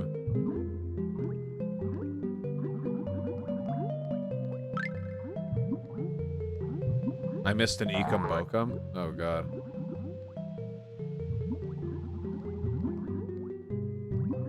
So you don't open the area at the beginning of the game?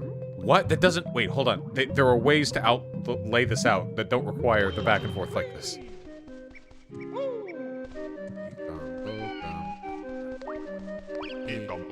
Eekum Bokum. We're not using the cheat, Holofetch. Oh, God. Why did we start talking politics? Who cares about politics? What is wrong with you people?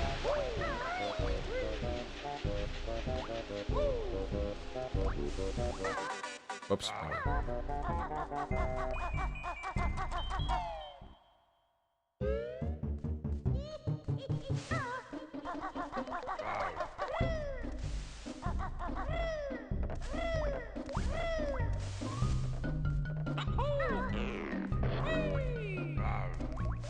No.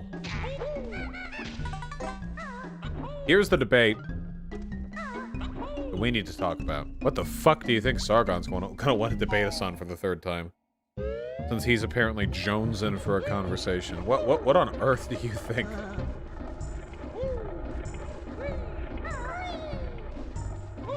He wants to talk Age of Consent with me. Yeah, I bet. I've already read all of One Piece, Booch Boy.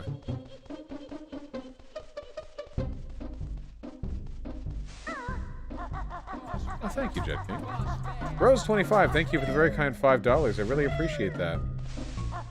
Oh, God, I don't know, Rose25. I don't think they really have a suitable replacement for Trump. I feel like they have to just hope that Trump remains, like, relevant, you know? Because I don't think there's anyone in the GOP capable of taking that mantle. Not yet, I don't think.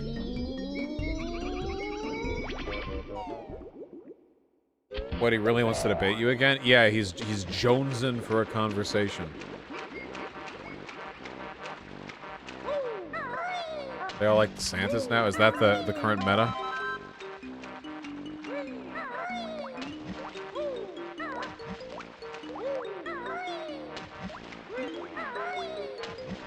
Hooray.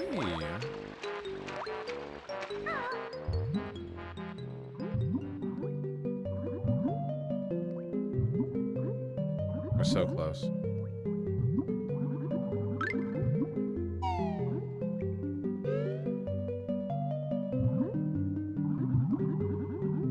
Debate Sargon and who has the better facial hair. I guess that's an option. I just wonder, like, what topic?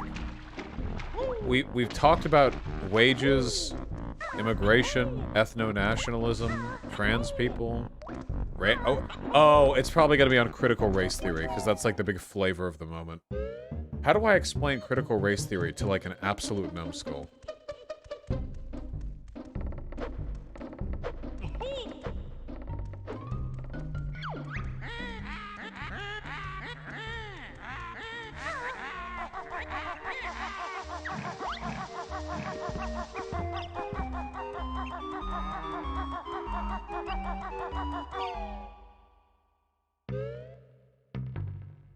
Crown Panda TKS, you have some very interesting opinions. Oh shit! We're here! Guys, we're here! Which means we have to read donos.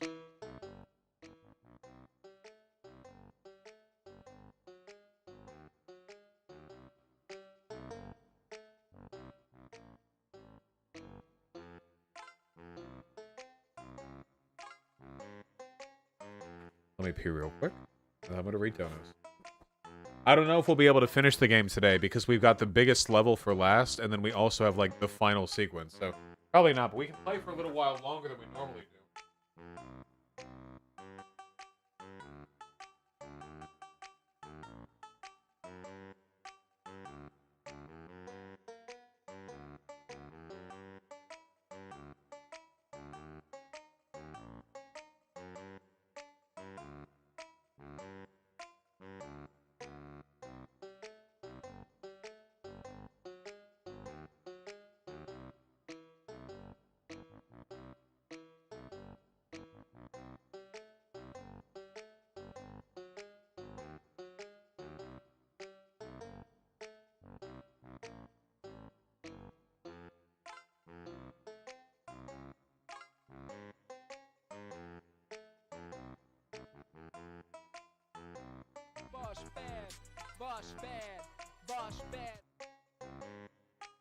Ugh. Howdy.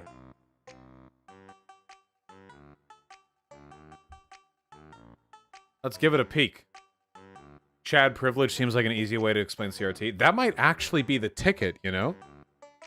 That might actually, like, unironically be the ticket. Chad privilege might be it. We'll have to see. Okay, let's read some... Let's read some donos, huh? Long last. What's up, people? Whew. No more thigh.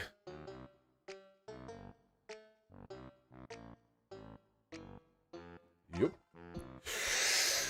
Okay, let me go over these. I've already done these donos.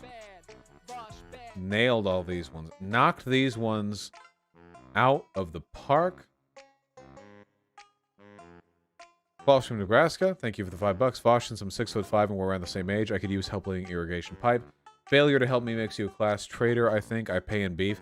Kowalski, we've seen video you. You're hot, okay? What are you going on about? What trouble are you having? Okay?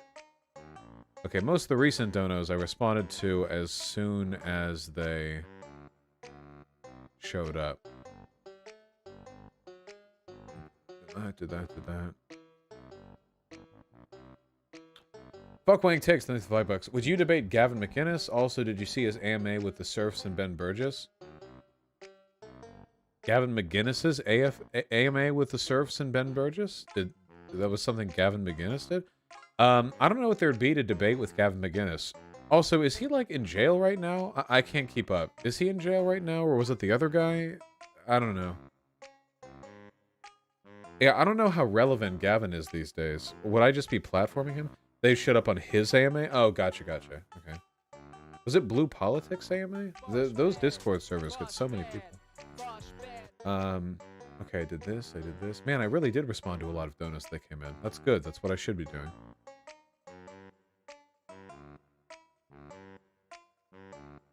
This is all very poggers. Did I see the audio recording of the psychologist woman going off and how she wanted to murder white people? Yeah, I saw. Oh, that shit is so frustrating. Classy Swish, thank you for the incredibly kind tier 2 sub. I really appreciate that. Saki Tanuki with the $10. Can you signal boost my internet? Comcast is being terabad. Ha! I'll try my best. Rough out there. Okay, that. Disappointment 223, thank you for the incredibly kind $10. I really appreciate that. Robert Tusson, I'm gonna be totally honest with you. I appreciate the $5, but I'm not entirely sure if I understand the donation that you've given me. So let's just say the answer is yes. Move on with our lives, huh? Go in a box, thank you for the incredibly kind tier 3 sub. I really appreciate that. J Spoon, thank you for the tier 1 sub. Very kind. Darth Nihilus, thank you for the $5. Dardis with the incredibly kind $10. True. DSAAF, okay, I got that one. Joe in a box, thank you for the very kind 2 $15 donations. I really appreciate that. Do you really loathe Quebecers? Quebecois? Every time you talk about French Canadians, it's to disparage us. At first, I didn't mind, but lately I'm not really sure if you're trolling, considering our 200-year history of oppression and ethnic cleansing at the hand of the Brits, and to this day from the rest of Canada. Wait, to this day? Are you telling me French Canadians are currently being ethnically cleansed by the British? I don't think that's true. I mean, I'm not big on my Canadian history, but I don't think that's happening right now. Look, in my experience, most Quebecese that I've talked to have been insufferable and rude, and also kind of racist. Now that's literally me being like bigoted, because I'm extrapolating trends from individuals that I've encountered, but that's just my experience. I wouldn't literally be bigoted to a Quebecois if I met them in real life. It's just I play it up for the stream. Jason here with a very kind $5. Vosh, the Norse had a literal term for gender fluid people. It was Arger. That sounds like a Norse word. No pains, the $5. Can you give us some of your favorite educational books? Thanks. I don't really have any educational books. You should take a look at the Radical Reviewer channel. They are very good about delivering that information in a presentable and fun way. And a lot of stuff.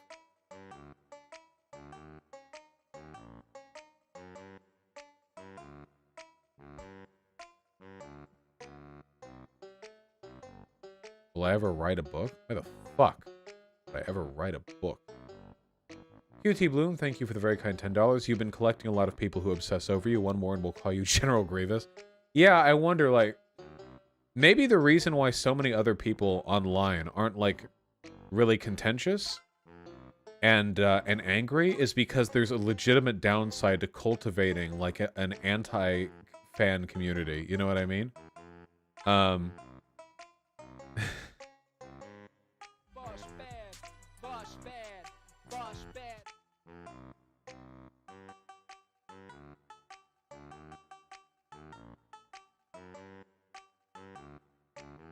Sorry, wait, hold on.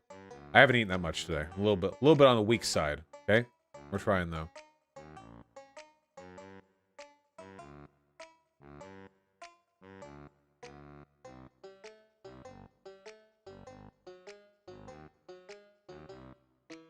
Also, I was looking at Twitter.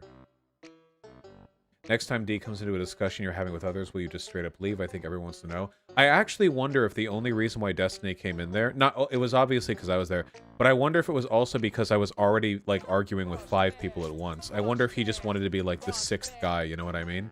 It reminds me of, like, he used to do, like, these big 1v5 debates, and, like, people who otherwise wouldn't talk with him came in, like, to be the 6th person or something. It's like, ah, now you show up, I see, you know? Not to say that he probably wouldn't want to talk with me one-on-one forever, every day of his life, but yeah. Is Dr.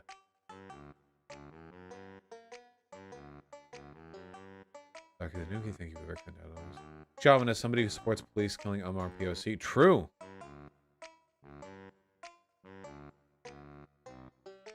How'd you get so strong at 16? Yeah, just different paranoids. Or did I say different puberties? Kit Abridged with the 2 gifted tier 4 subs. Holy shit. That is incredibly generous of you. Thank you very, very much. I really appreciate that. Happy Pride to you. That is awesome. That is seriously, seriously awesome. I hope the beneficiaries appreciate it. Pixel Motor, thanks the $5. Thank you for congratulating me on being straight now. Austin, thank you for the very, very kind $5. I don't think that utilitarianism is Kantian, because Kant was a deontologist, and utilitarians and deontologists are like the 2 opposing, yeah. Not even a D fan, but I looked at his sub today, it's 90% Vosh. Hate that it's the most rent-free shit I've ever seen. So the reason why we don't, the reason why the discussions with Destiny are banned in the community is because his fans... He is a cult of personality, like, admittedly, like I do too. His fans infiltrate my Reddit and the chat, and they will constantly try to drag it into, like, a permanent discourse. And the thing is, at this point, since I don't think Destiny has any actual principles or values beyond owning the left, considering the insanely stupid shit that he says, if it means taking the contrapositive, he gets way more off talking to me than I do off talking to him. Like, take a look at his Discord. You all can look right now. Reddit/r/Destiny. Literally, the whole page is about me.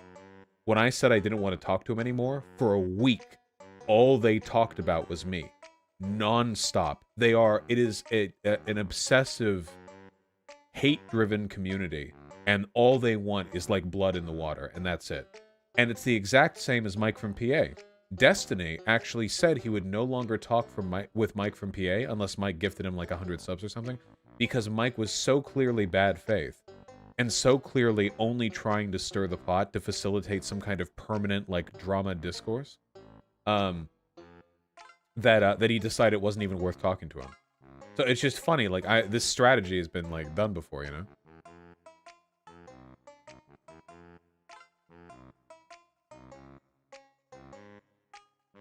Oh my god, it actually is full of Vosh posting? Yeah, seriously, you could go look. That's all they think about. That's all they care about. His community cares way more about mine than mine does about him. You worry you might end up that way? No, I have principles. Also, like, for a long time, my community has been, like, fairly disinterested in Destiny. Like, you guys aren't like that. You guys are leftists. You have ideas that you want promoted. You like the entertainment, the whatever. But the 4-hour screaming matches that go nowhere because there's, like, absolutely no room for good faith or interpretation, that's never been stuff that you guys have responded positively about, so...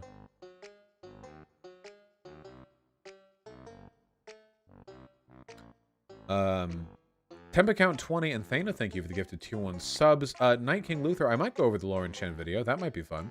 Jason here with the incredibly kind 10 tier 1 subs. I really, really appreciate that. Just got paid today. Anyway, please tell Chad I said I love them. They know, Jason here. Don't you worry. They know. You can call him a reactionary now. Yeah, I think that's fine. I think that he's like a reactionary now, probably. Panic Stasis, thank you for the gifted tier 1 sub. Mika Alien with the tier 1 sub. Thank you very, very much. For vegan advice and help? No, thank you. I don't want any vegan advice and help. And Arco Wiener with a very kind $6. JLP retweeted my animated Pride Month video, Pog. Wait, no way. Did JLP really retweet that? Lesbians video?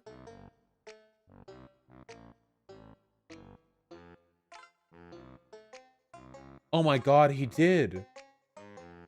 Oh my god, I love him. He's my favorite, like, definitely a fascist guy. Old man. Lesbian. A lesbian. I like that word. That's so cute. He retweeted that. That's so cute. Seriously, why would he retweet that? It's literally, like,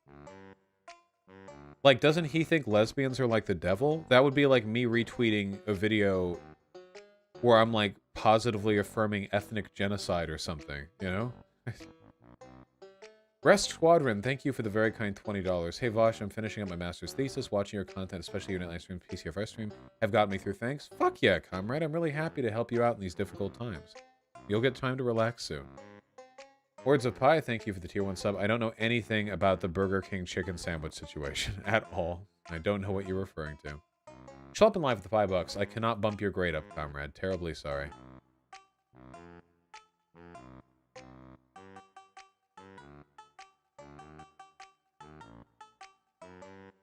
Dude. Should I post that Politics 102 thing?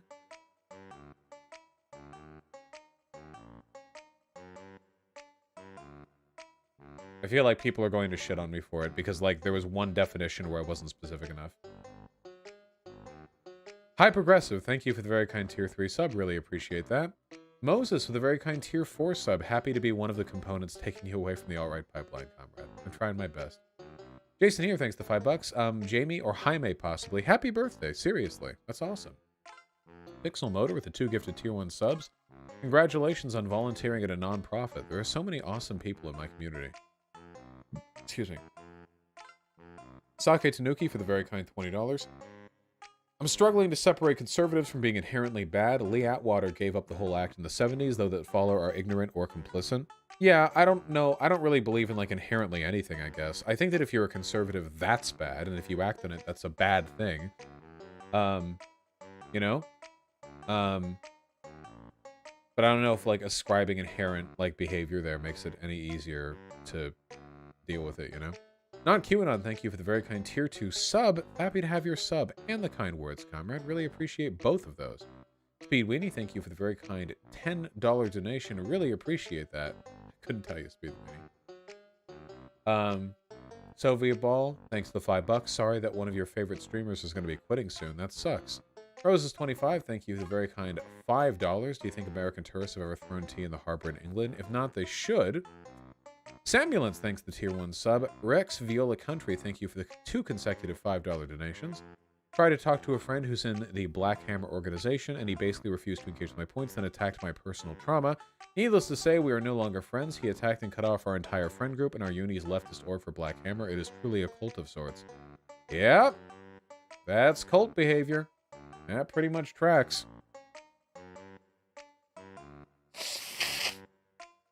I am sorry. Seriously. Since we're going to be streaming a little bit late tonight, I think I need a protein bar. Yes. I think that's the way. Or in the wisdom of Knuckles, the way. Yes, yeah. A good night, chew on head. So I need to eat a protein bar, but I don't like talking while eating. We must find a YouTube video. YouTube video. Let's watch a YouTube video. YouTube video. YouTube video. Let's watch a YouTube video. You. A non-copyright one. Oh, we can watch more Echo Gecko. Yeah. Intrepid Elm. No, I haven't. I just saved the linkers for last because you're all subhuman. Hello? Am I still live? Am I still live? Did anything just happen on your end? Okay. Never mind.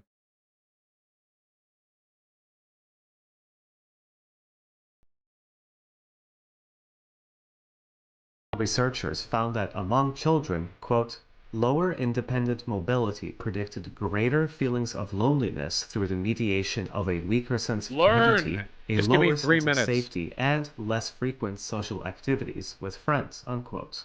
A 2007 study had similar findings, concluding that, quote, higher autonomous mobility and higher use of public spaces for play in childhood predicted less intense fear of crime and a stronger sense of community in adolescence, unquote, even when controlling for local crime levels. And, quote, a better relationship with community predicted less pervasive feelings of loneliness, unquote. Suburban life, it turns out, makes children quite lonely.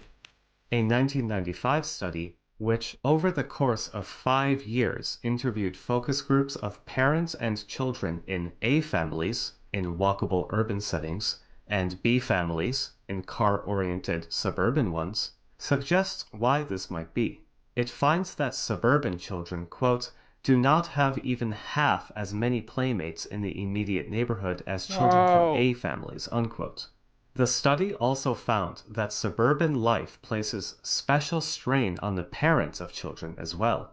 Not only did A family parents know more people in the neighborhood than B parents, 81 average acquaintances versus 37, but they could more easily use those relationships to secure childcare when needed. Quote, 95% of all A parents have neighbors who take care of their child, whereas in the case of B parents, only 60% do, unquote.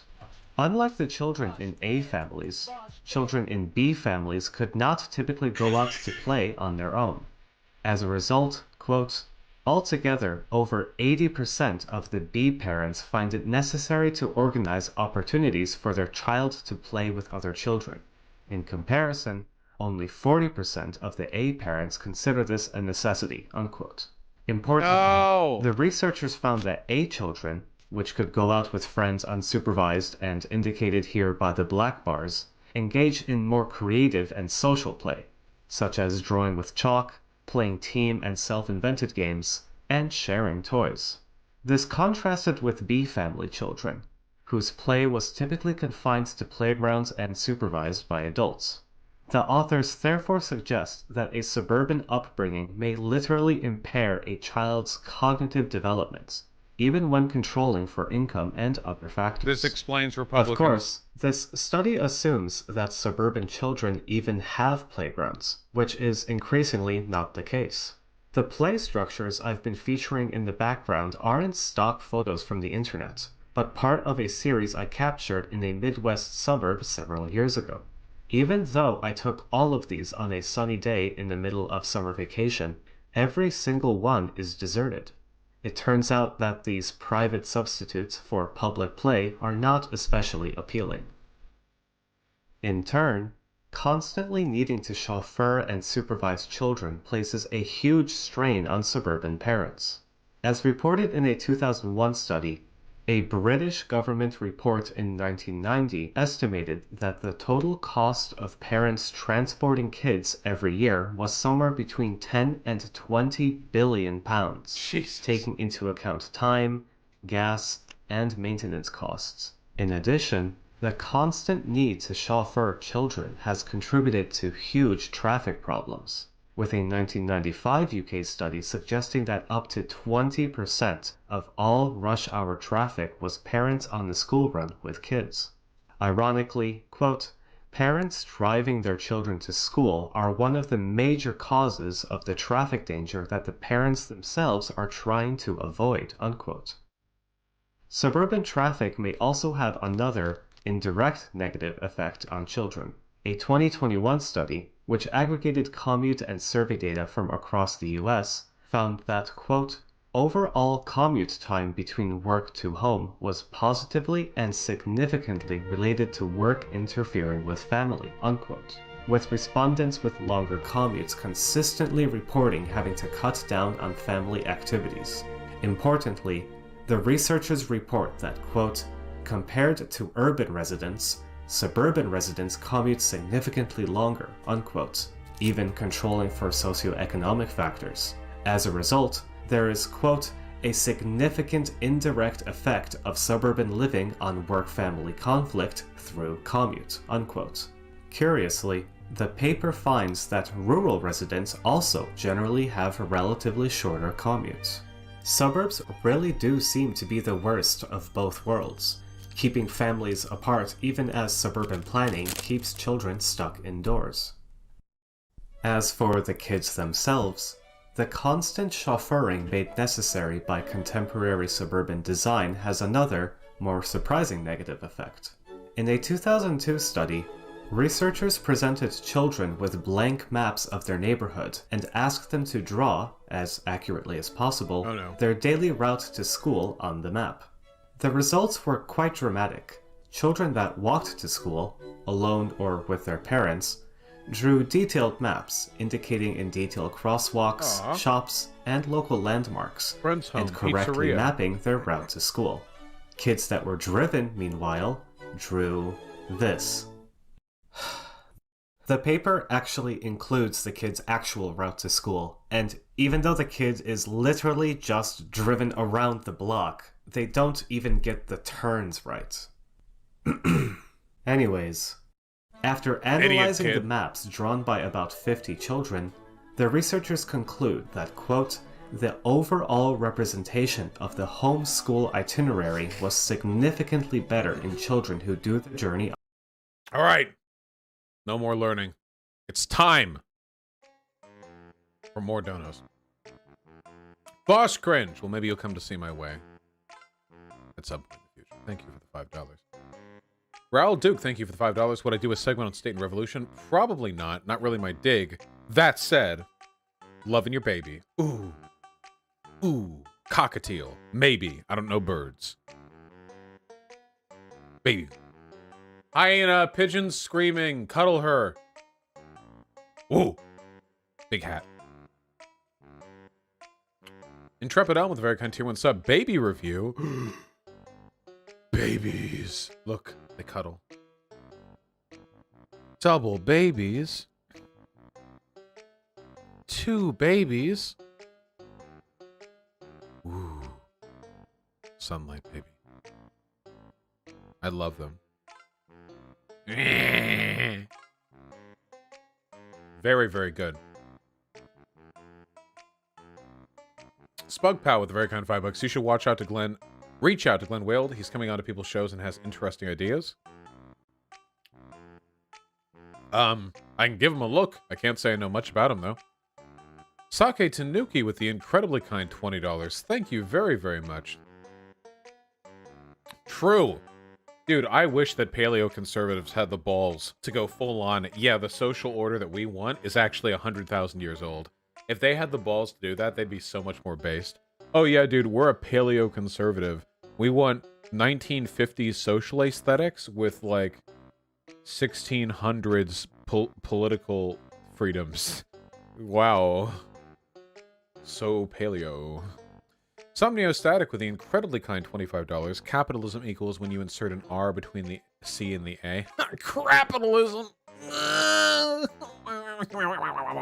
True. Butt Chungus, the very kind $5. Is this a fair criticism of dependency theory? I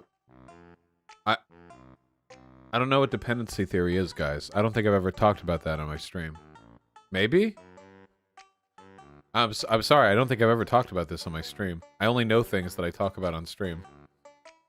By dependency theory, do you mean like people being dependent on the state for social welfare? What are we referring to exactly? Hold on.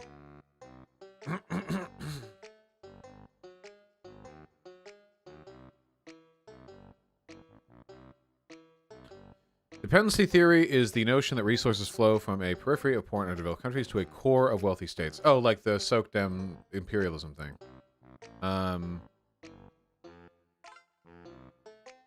Wait, do I have to watch this? Most evidence suggests that nowadays foreign investment by richer nations helps, not hurts. No, that's a bad rebuttal. This is absolutely a bad rebuttal. Helps, The argument here is basically, how can there be imperialism when the economic relationship between the global north and the global south also has the global south increasing its GDP? This is a bad argument.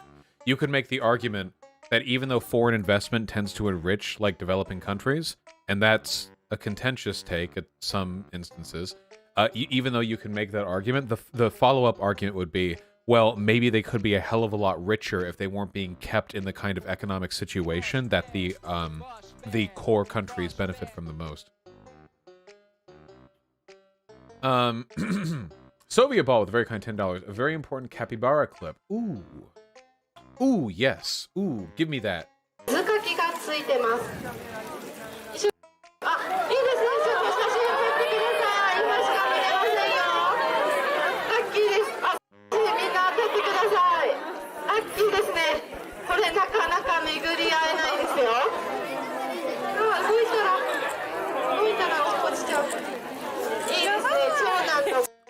Basically a flawless animal, really. No getting around it.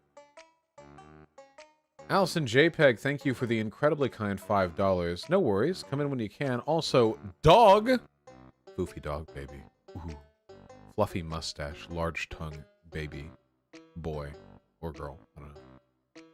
Venuso7, thank you for the very kind team. What's up? We have a lot of baby pictures today. Cat! You all take such nice pictures of your beautiful babies.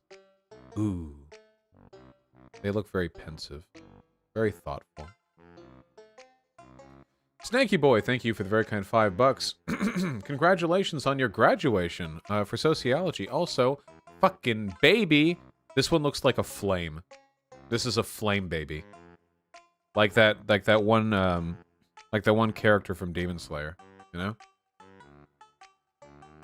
Hi Progressive with a very kind $10. New Vosh edit just dropped. Did it! And this is a deleted tweet. Hi Progressive. That's on you. Cautionary Taylor, thank you for the very kind $5. I can give it a look. Can't say I know much about it off the bat. Azik with a very kind $5. Made a 7-second video chat might like. I have no...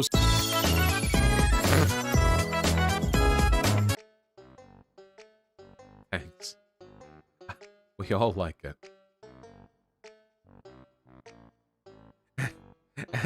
and Sake Tanuki with the $10. Feels like every time Vosh tempts a Nazi into self-exposure. This is a 3-minute video! What's that?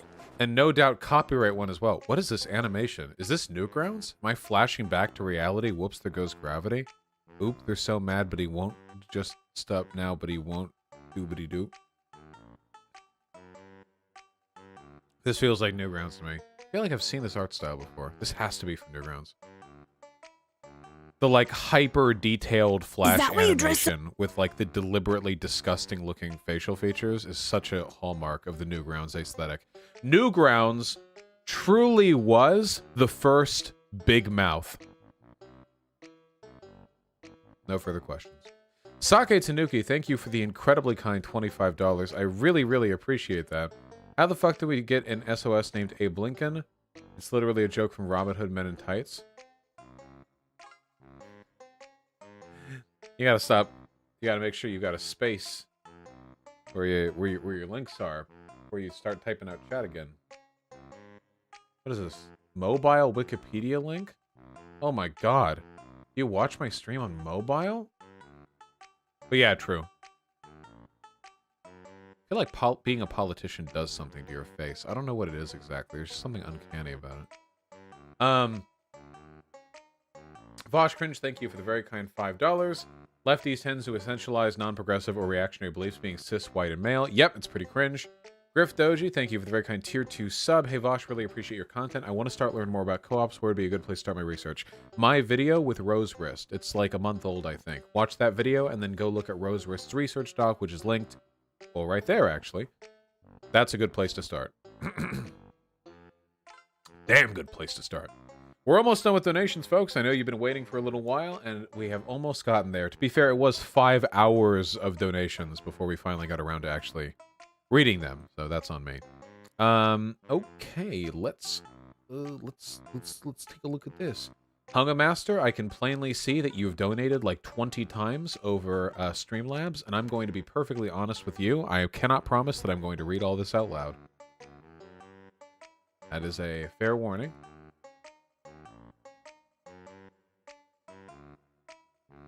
So this is, excuse me. 1, 2, 3, 4, 5, 6, 7, 8, 9, 10, 11, 12, 13, 14, 15 $2 donations from Hunga Master, who donates over Streamlabs so that they can space their donations out by $2 donations instead of $5 donations. Not knowing that if they continue doing this, I will up the minimum on Streamlabs to $5, so you can't do that specifically. There's quite a bit here, and I'm going to read all of it at once, I guess. Okay, yes, Hunga Master. Yes, I got shoehorned into that bit. That's on me. Bosh bad. Bosh bad. Bosh bad. Bosh, you're wrong about the Nazbols. The National Bolshevik Party is a Russian political party founded by Alexander Dugin and Eduard Limonov since at least 1993. Yeah, but I think when people... The term Nazbol, I'm pretty sure, like, broadly refers to, like... Hold on. I have never heard somebody use Nazbol specifically refer to that party. It's usually, like, broader tendencies. Yeah, a political movement that combines elements of fascism and Bolshevism. Notable proponents of National Bolshevism... And then they list people who were born in the 1800s. Yeah, I feel like Alexander Dugin is probably the most like modern advocate for that ideology. Who, by the way, Caleb Maupin is buddy-buddy with, you know?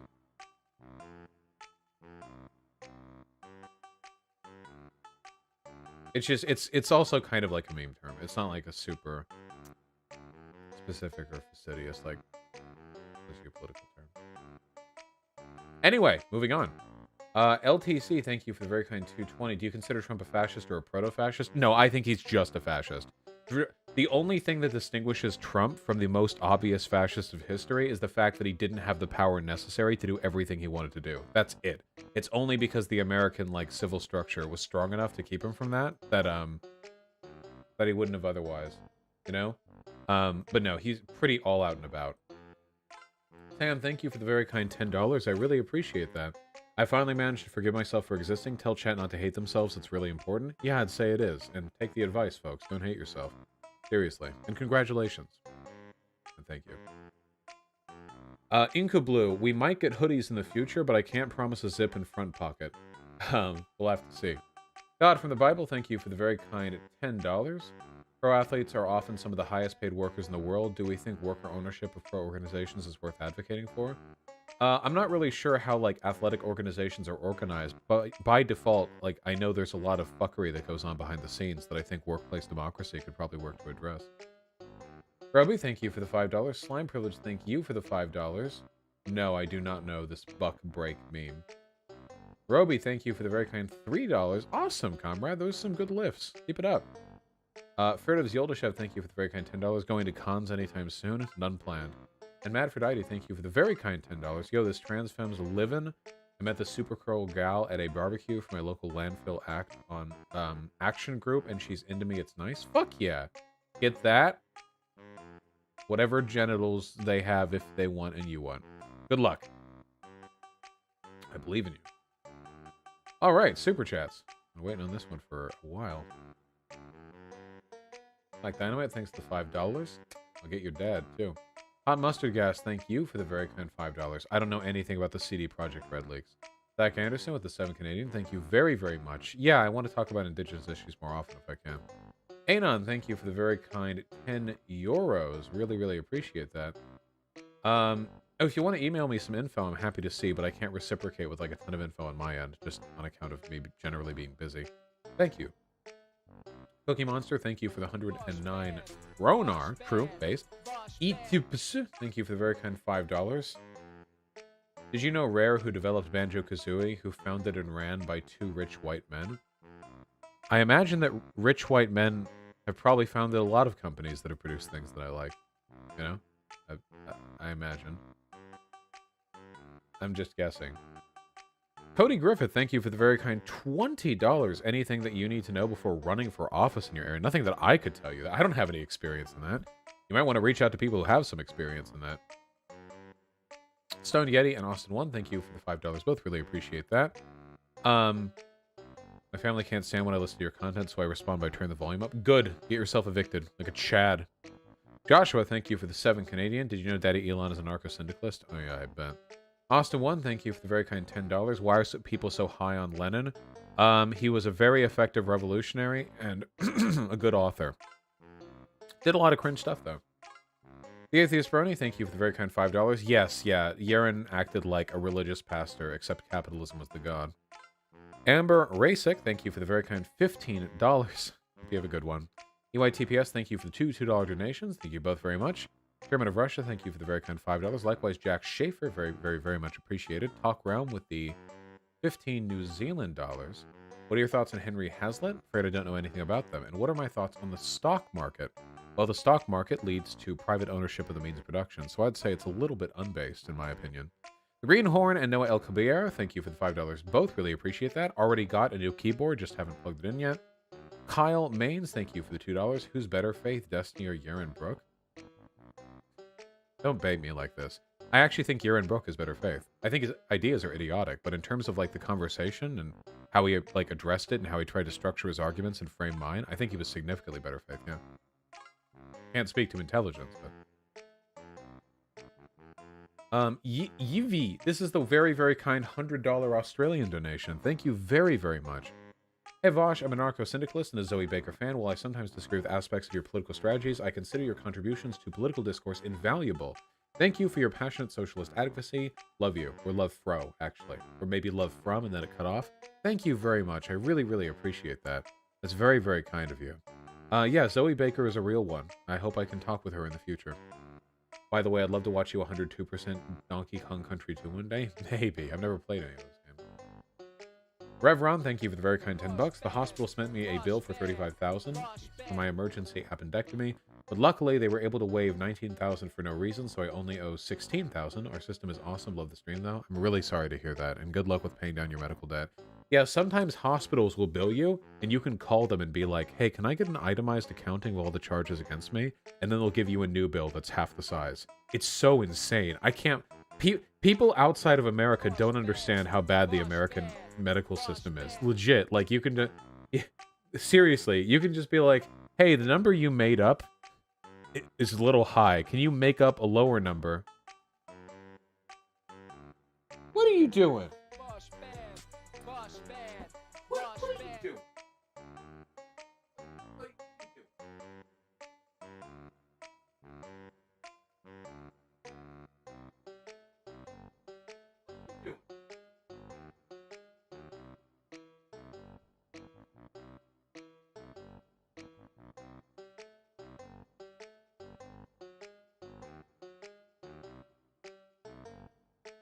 He looks annoyed.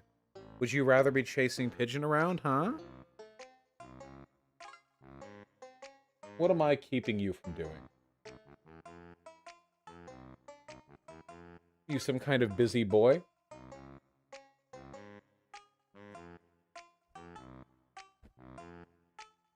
Ooh.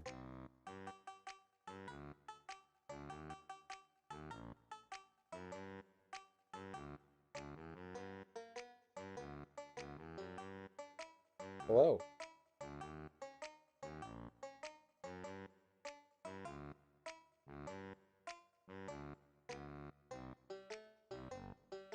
You're really stiff today. You really do want to be let go, huh?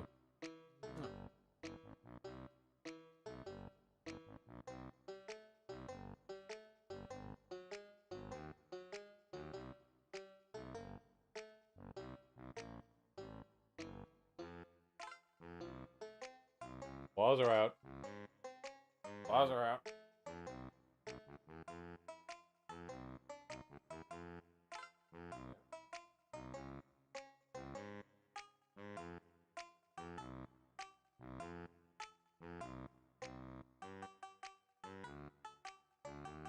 No! Be free. Be free, little Bumby. Rowdy little bitch. Whew, okay. Cobalt BW, Chill Bill, and Still Alive, thank you for the $5 all. I really, really appreciate that. Am I still playing Final Fantasy 14? No, I'm not. I started playing WoW. Justin Daisy, thank you for the very kind... Oh, I got that one. Still Alive, thank you for the very kind $10. I would like to talk to Jordan Peterson if I could force it. Despicable Taylor, thank you for the very, very, very kind $5. Nice. I appreciate that. Thank you for the kind words. Guys, I think we're actually finally here. No, I'm playing WoW Retail, which is better in every way. I think we're actually finally, at long last, here. We're at the point of the stream where we play video games. Can you believe it? Woo! What happens when you cram it all in together? Also, you guys have been really generous today. Is there something wrong? Am I dying and I don't know it? Is there some sort of ceremony taking place? Because you being real nice to me, you know? Not that I mind. I had some unexpected bills come up this month. You know, I don't mind.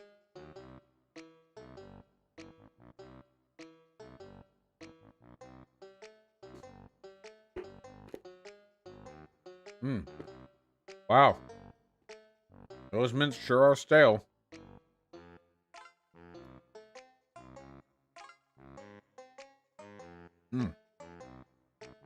Wow.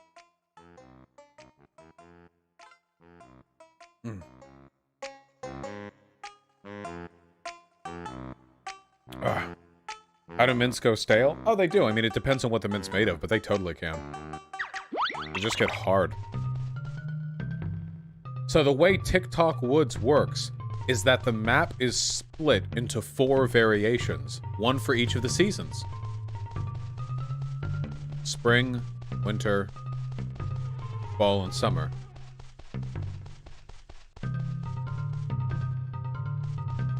And stuff you do in one version can affect others. But we're already in it, see? The notes are already here. We are already in the map.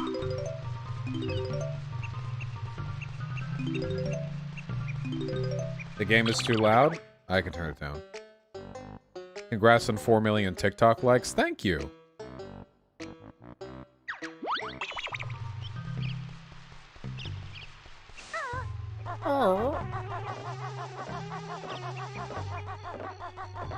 I think the fact that there are notes outside the spring is meant to be like an indication that that's the place you want to go.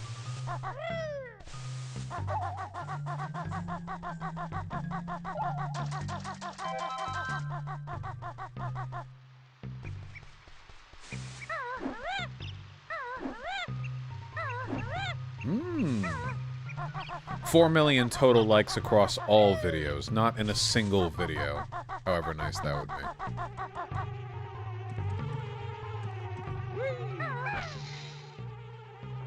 Ah, there we go. Spring, yeah.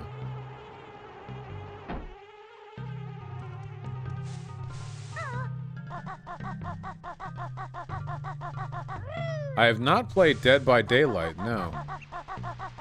So, this is the level that I have the least memory of.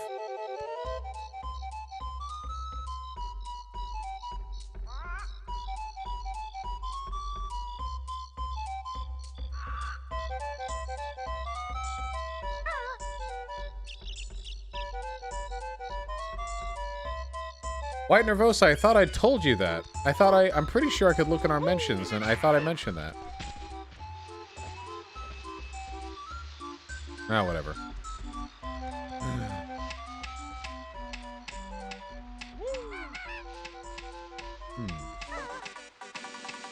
Oh. Oh my god, that took away, like, all my health in one hit. Maybe White Nervosa.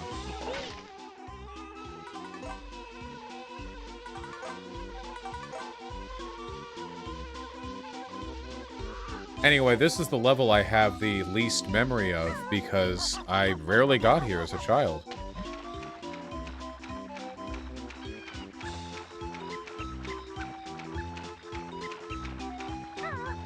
Beaver? I'm by now this boulder. Now he can't get in his house. Well, I don't have the tools to do that just yet.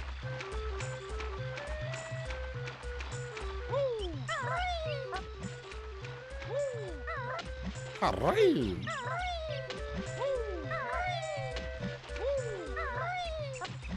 This was, in my mind, always the most creative level in this whole game, you know? All the other levels feel like, I mean, it's like fairly standard platformer stuff, but the idea of visiting like 4 versions of the same map, depending on the seasons, and having all the shit like affect the other ones, that's like pretty ambitious, you know?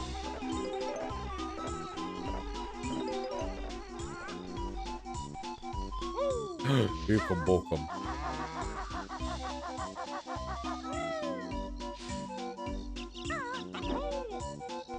Poop in the garden? That sounds like a good idea. Sounds like something a reasonable person might choose to do. Yeah, let's go for it.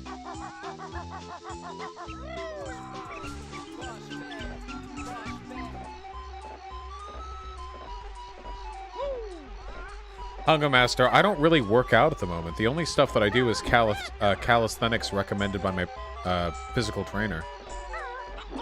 Wait, which is the...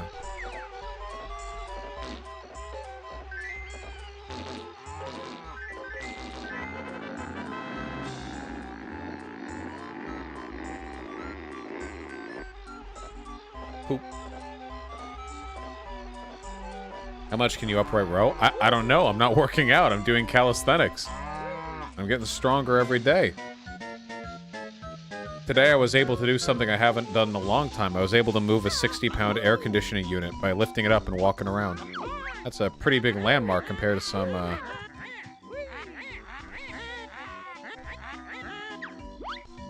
Alright, kind of thorny over there. Don't really want to... You finally have AC? I've always had AC in my room. It's just loud and I don't like using it. Oh. Oh, there was like a whole cutscene for that death. Oh my god.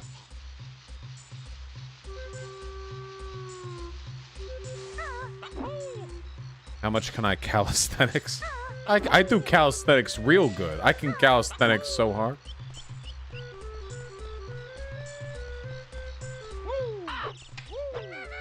Hey. Ah!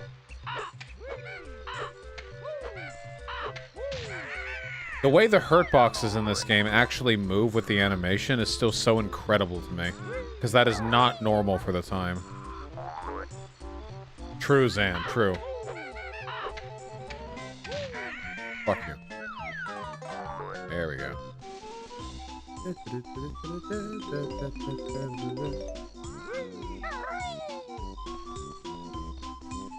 the other one. Do you stream in your bedroom? I have a studio.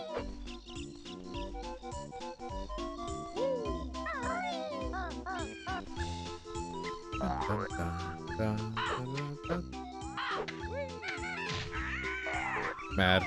Mad! That is totally fair, Zan. Totally, totally fair. No more heat.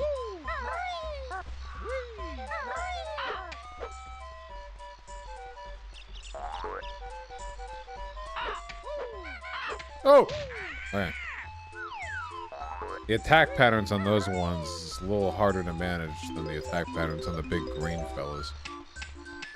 Okay, we need some kind of special weapon to deal with those things, because we can't even invulnerability charge into them. We can go further up. How fast did the previous t-shirt batch sell out? In like 30 minutes. Except for the extra smalls, which very few people wear, so.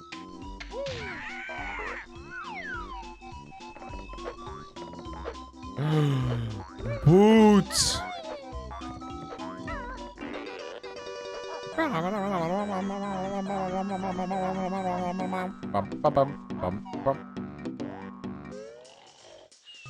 Oh, we're still tall, I see. Ekum bokum.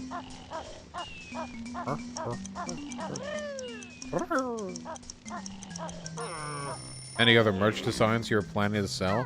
Yeah, I was planning to sell a shirt with just like just a photo of your mom a-hey-gowing. Right on the front of it, you know? It'll be like one of those hentai shirts that people wear in public sometimes.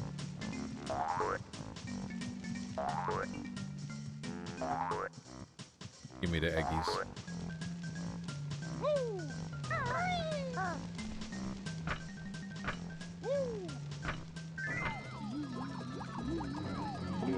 I know, Zan. You loving MILFs is like your most We're a bee!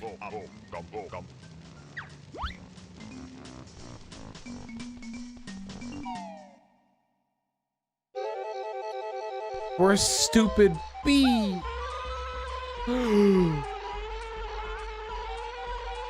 Bumble?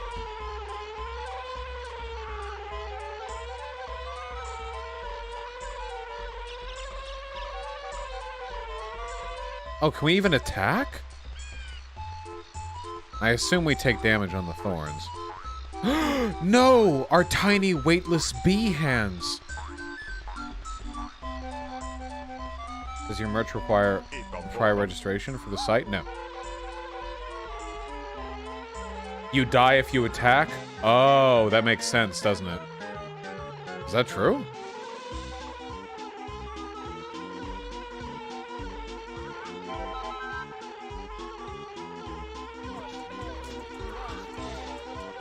No? Oh, okay.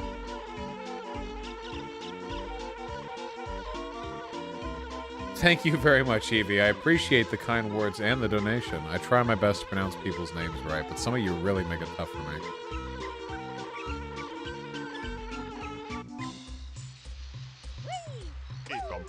Oh, it just doesn't react to you. Wow, okay. Doesn't want to eat a bee. I am a buzzing bee. Buzz, buzz, buzz. Buzzing bee. I am a buzzing bee. Buzz, buzz, buzz. Buzzy bee. You like that?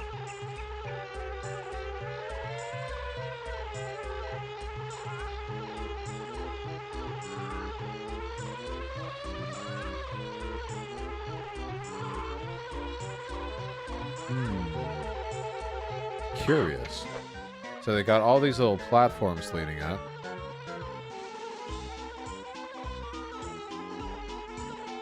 We just have infinite flight. I feel like we're cheating.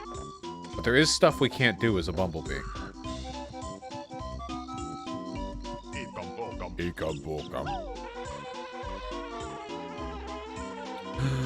Bees!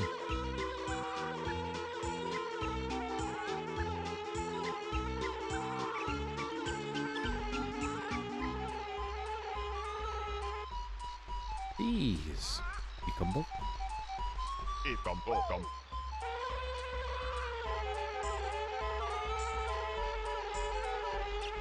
I think I can just drop it. Like, yeah. Hello, fat little bee. We zubbers are garden There's a honey bear out there. No? I'm a bee.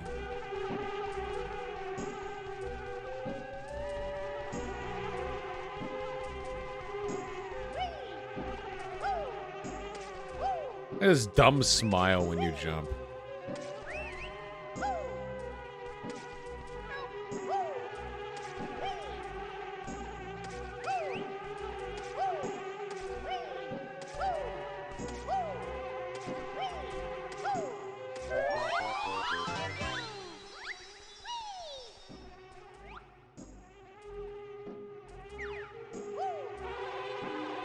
Do I gotta, like, battle all of them?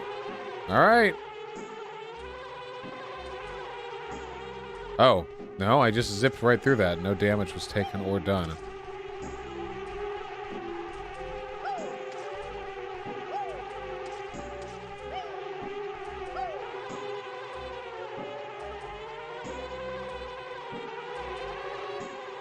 Do I, like, ram it?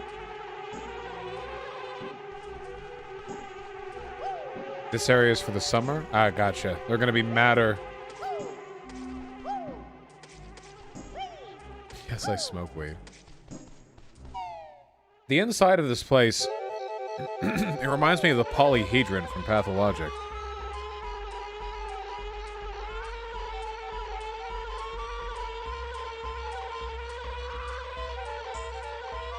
Gimme.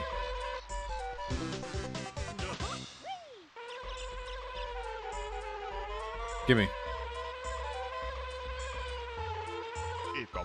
Ekum. So good. I'm aware of the criticism.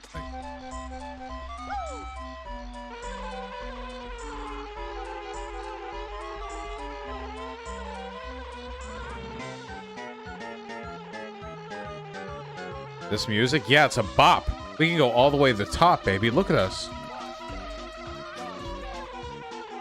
We're like a god up here. Down on us the $5. Hey, Vasha, Rhode Island Coalition is pushing for up to half all weed dispensaries to be worked with co-ops according to The Intercept. That is poggers as shit. Hopefully it works out.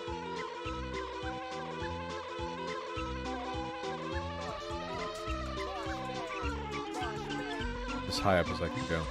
Shit, it got me with the red kind $10. Currently packing up to move from Japan, and your stream helps curb my emotions. Here's some Buckaroo's Comrade. Thank you very much. Fuck yeah. Yeah, I've found that, one of the things that streams are great for is emotional regulation. If you're having a stressful day, just chilling and watching like a streamer doing their thing can be super nice. Assuming, you know, you like the stream, of course.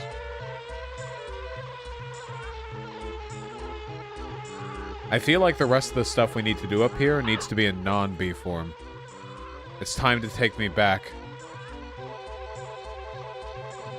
Return to bear.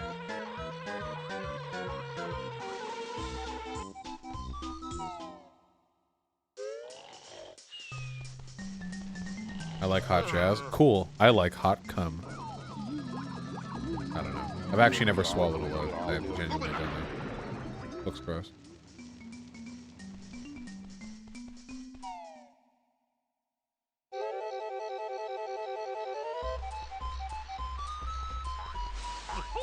Should have slid.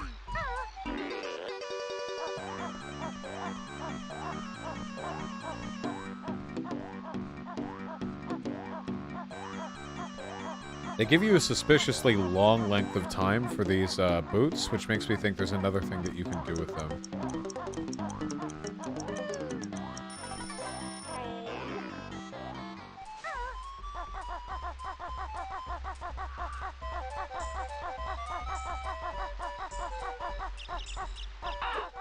Ooh. Oh man, really? Oh man, really? There's not like a grab or some kind of stick mechanic or anything like that? You're just... Oh man. Oh boy.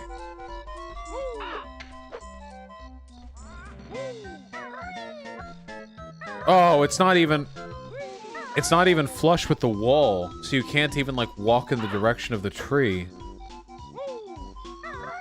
Oh, God.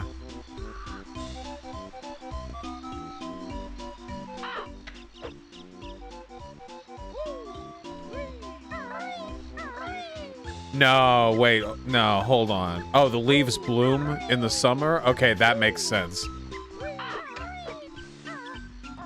That makes way the fuck more sense than that platforming. Mad. A lot of leaves here are gonna bloom this summer. Shut up. Shut up.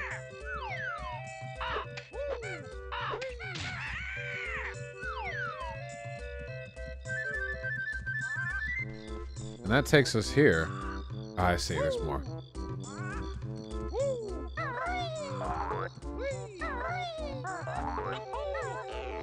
Boing. Now this is some sensible platforming, okay? This is what I'm talking about.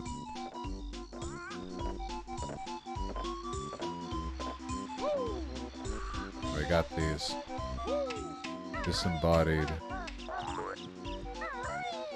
Oh no, oh, well, this is gonna hurt. Oh, underwater. Overwater. We'll get back there quickly. Shut up. I don't have any way of doing that right now.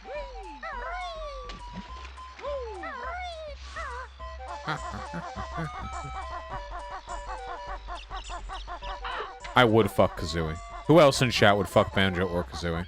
Raise your hand. Truers in chat?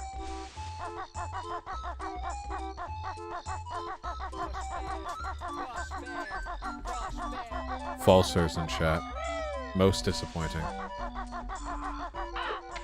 Oh, I didn't know you could go underneath the beak.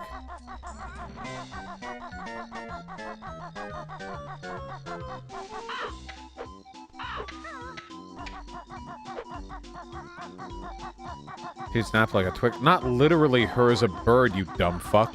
Furry anthro Kazooie, not bird Kazooie, you fucking moron. Jesus Christ.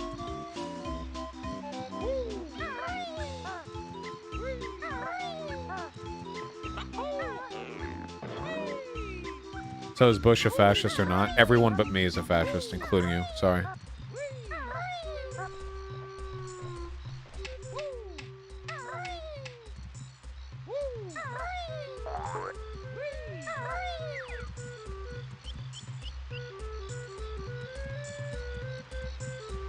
There's data on that Daffy hat. I'm pretty sure it's maybe even somewhere in the research doc that I've given. Oh? Oh? Squirrel? Chomp? Oh, Knobnut likes acorn. I'll just eat a few more. Okay. You want acorns in here. Their ages are showing. Bush was pretty fucking bad. Well, don't know how this is contentious. I think the argument that I was giving specifically is that there were pretty clear warning signs during Bush's presidency that, like, he was, at the very least, like, developing, like, some fascistic elements of the Republican Party. I guess you could say, like, the Bush administration, because I think the big meme was that Cheney was the one actually doing everything.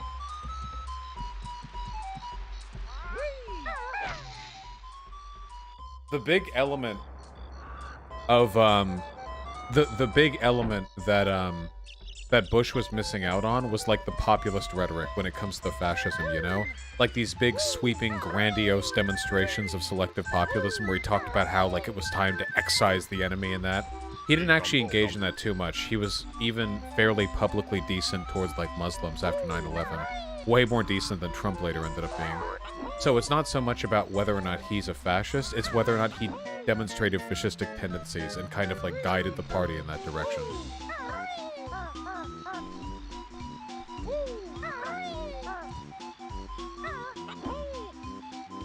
The super egg.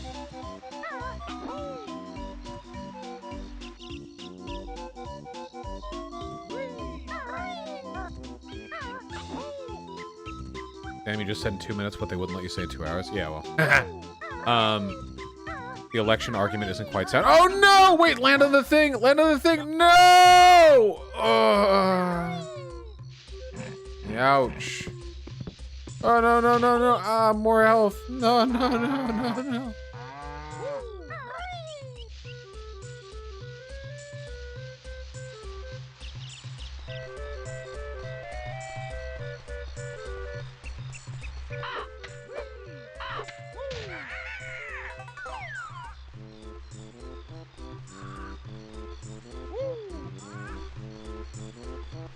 Anyway, the,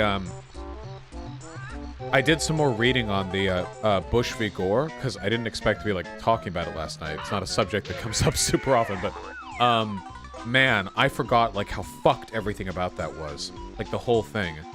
I guess, like, there are people watching right now who weren't even alive when Bush v. Gore happened, because it was back in 2000, but, like, I'll give you the basics of it, because it's like pretty wild, okay? The basic gist of it was, basically, the Florida count was the swing state. It was going to be the state to determine who got to be the most powerful person in the world, Bush or Gore, and Florida ended up being incredibly close, like within a couple hundred, like within a few hundred, but with that close of a margin, there is reason to call for a recount, and it turns out there was a lot of really weird shit going on. So the butterfly ballots are one thing that's mentioned, and there's plenty of history on that. Like, the degree of its intentionality isn't really the broader point, and I made a mistake by fixating on the intentionality of the butterfly ballots. But the broader, like, climate of Florida was like... So, you know how some voters are disenfranchised?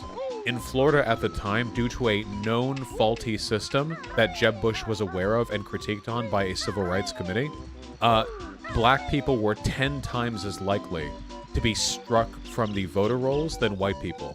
Like, I think it was something like 1.5% of white people had their ability to vote struck from them or something like that, but it was something like 15 votes, or 15% of the votes from black people were, like, invalid or something like that. Or I don't remember if it was, like, 15% of the votes from black people were, or something like... It was some insane statistic. I had left to look at it again. But anyway, the reason why that happened was because of, like, a known problem in the integrity of the, Oh, shit. Mighty Eagle. Go to sleep. Like, there were known problems that Jeb Bush was made aware of in this system that were not changed. So anyway, there was plenty of, like, reason to call for a recount, so they did. And the Florida started beginning some of their, like, recount procedures. Every state has their own election process, right? So, in addition to these recount procedures being, like, very selective and partial to the certain counties over others... No! Okay, don't lose it all, thank you. In addition to there being a lot of, like, partiality when it comes to the by default recount procedures, what was it called? The Brooks Brothers riot? Guys, remind me. There was a literal riot orchestrated by Republicans, some of whom were electors, to stop the recount, and they succeeded. You know how all of those, like, Trump fascies were outside vote counting places to try to stop them from counting the Biden mail-in votes? They did that in Florida in 2000 and succeeded. They stopped a recount. That actually happened. They did it. They actually succeeded where Trump failed. Which is insane. So anyway, because of that and a number of other things, the escalating series of court decisions ended up being brought all the way up to the Supreme Court. The Supreme Court agreed 7-2 that the way Florida was handling the recount was a violation of civil rights, because the recounts that were being done were highly biased and done in ways that clearly, like, were favorable towards Republicans with the counties that were being targeted, okay?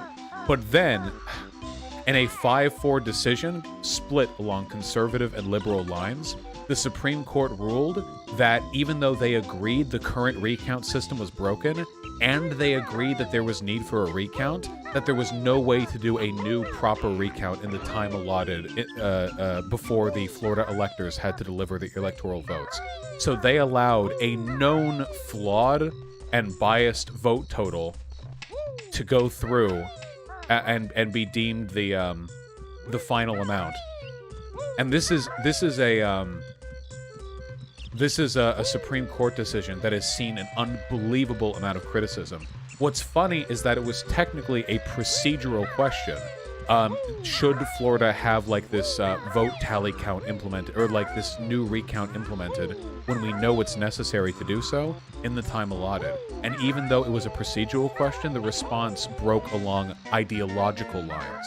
The real question was, the conservative judges did not want Gore to be president, and the liberal judges did.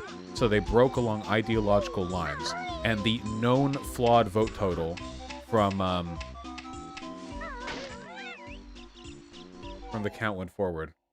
Soul Food, I know, I've read that Reddit post. You've said this, like, 5 times. I've even directly acknowledged this. I've even said this, like, directly to you.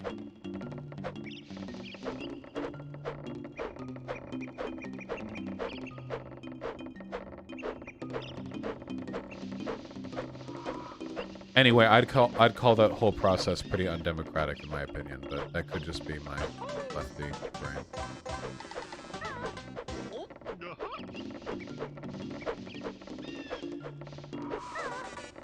Fuck. Nice. Okay, we need to get the green Jinjo as the B, and then after that, I think we're good with this season. Why did I... Oh, that worked out.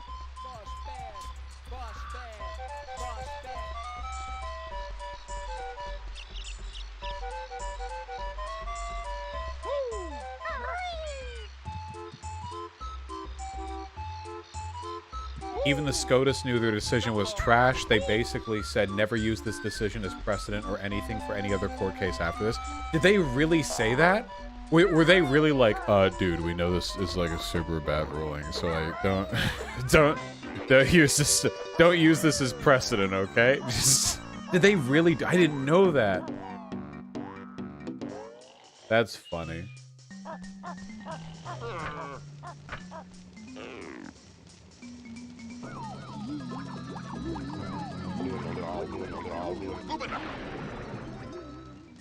Yeah, was that the dissenting opinion, or was that the ruling opinion from the people who agreed?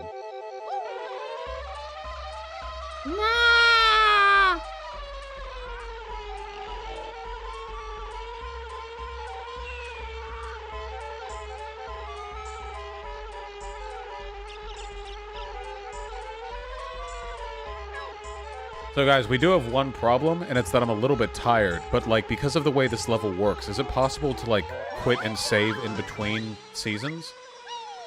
Because we're already in the level, like, what happens if we exit?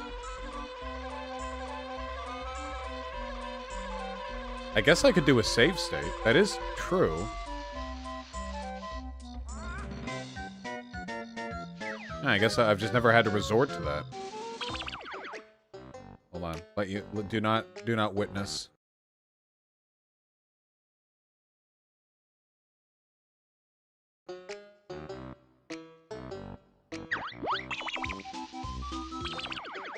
Hold on. Command, save state options, load state. Let me make sure this works.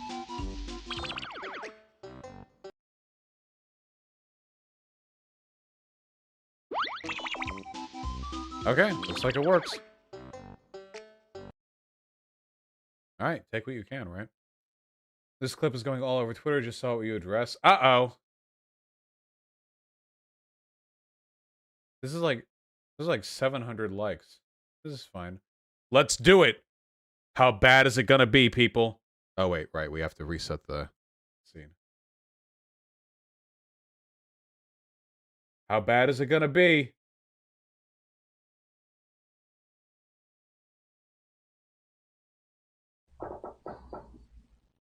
So now the industry does mean something? No.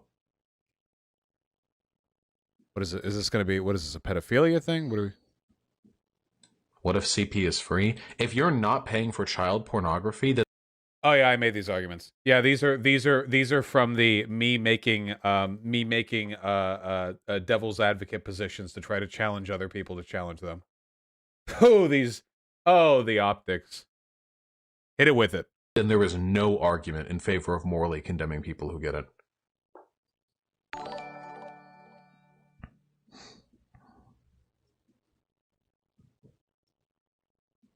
Yikes! Wait, why is there like 20 seconds of blank space before and after? Wait, what? Wait, what's the point of what's the point of clipping it with that much space before and after? Is it to gather the beard stroking? What kind of psychotic clipping is this? What? It makes it seem villainous? Oh yeah, like I'm doing like, ooh, you know? The dramatic ending, yeah, exactly.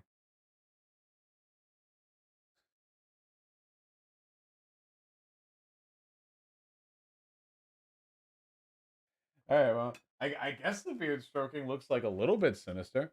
So it doesn't look like they just clipped one sentence out of context. Yeah. Like, I feel like I've explained this a million times, but the basic argument that I had was, so if you believe that child pornography is immoral, you also have to believe that, like, participation in economic systems that harm children are immoral. Like, child slavery, the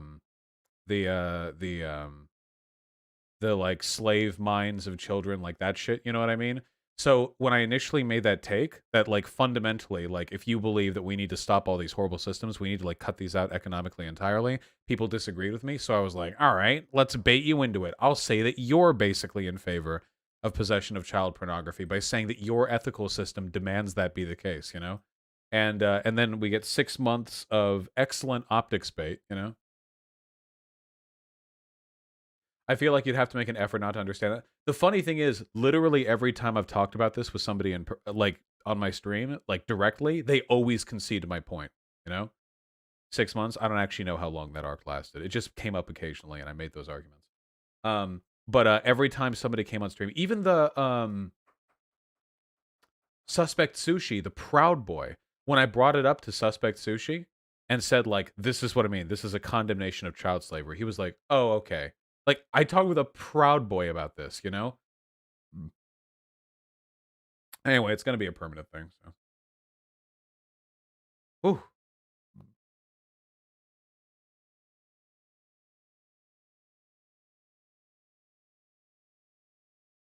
What kind of bender would I be? I want to be an earthbender, baby. Oh, you're right. Speaking of child labor, libertarian tweets. You're totally right. You are a goddamn genius. Hold on.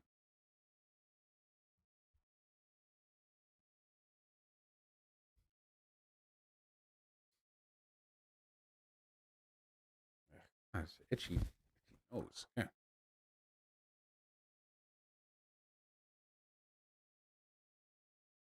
Every once in a while, okay, on Twitter, discourse descends from the heaven specifically to provide us entertainment, okay? There's really nothing better than it, okay? You know, you're getting your normal discourse, it's boring, everyone's snoring, no one's having a good time.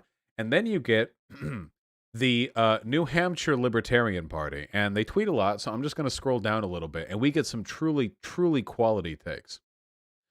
Legalized child labor. Children will learn more on a job site than in public school. At the very least, the minimum age to work is a states' rights issue. Federal minimum work ages are unconstitutional. Child labor laws don't prevent 4-year-olds from working in the coal mines. They prevent 14-year-olds from working in flower shops. They do both, actually. They do both of those things. And if I remember correctly, if I scroll down a little bit, I'm also going to find the Libertarian Party, this Twitter account, saying something along the lines of, the Republicans don't have answers to these questions. We do. Here's what we'll do to make your life better. First of all, repeal the Civil Rights Act. Do we have that? Please tell me that's the same account. It had to all come. This has to be the same poster. Yep, here we go. Yes! All Republicans want to do about wokeness is whine. Libertarians have solutions. Repeal the Civil Rights Act. By the way, if your solution to wokeness is repealing the Civil Rights Act, then I'll say this much. You are far more honest in your intentions than the Republican Party actually is, okay? I would almost have respect for the Republican Party if they were like, we don't like critical race theory. We're bringing back slavery, you know? At least that would be a very direct, you know, no fluff, just very straightforward admission of political intent right there. Anyway, eliminate disparate impact regulations. End affirmative action. Cease federal and state school funding. Really good stuff here. Now, the takes from this Twitter account, the New Hampshire Libertarian Party, were so atrocious that libertarian politicians and other state libertarian organizations were like replying, making fun of them. So this is not the entire Libertarian Party, okay? This is somebody who is experiencing a truly epic psilocybin journey, being given a phone and no instructions, okay? it's truly, truly out there stuff. Okay. Um, I should have prepared this. If one of you can prepare that famous segment from the Libertarian Party debate primaries about the with the driver's license, if one of you can provide that segment, I promise you it'll amp this segment up to the next level. Okay, it'll be like adding a little bit of paprika. Okay, to the segment, we're really elevating it. All right, please, please. I need that segment or that clip. Do we have it? Do we have it? Oh yes. Oh yes. Should someone have to have a government-issued license to drive a car? Hell no. What's next? Requiring a license to make toast in your own damn toaster? The license to drive? You know, I'd like to see some competency exhibited by people before they drive.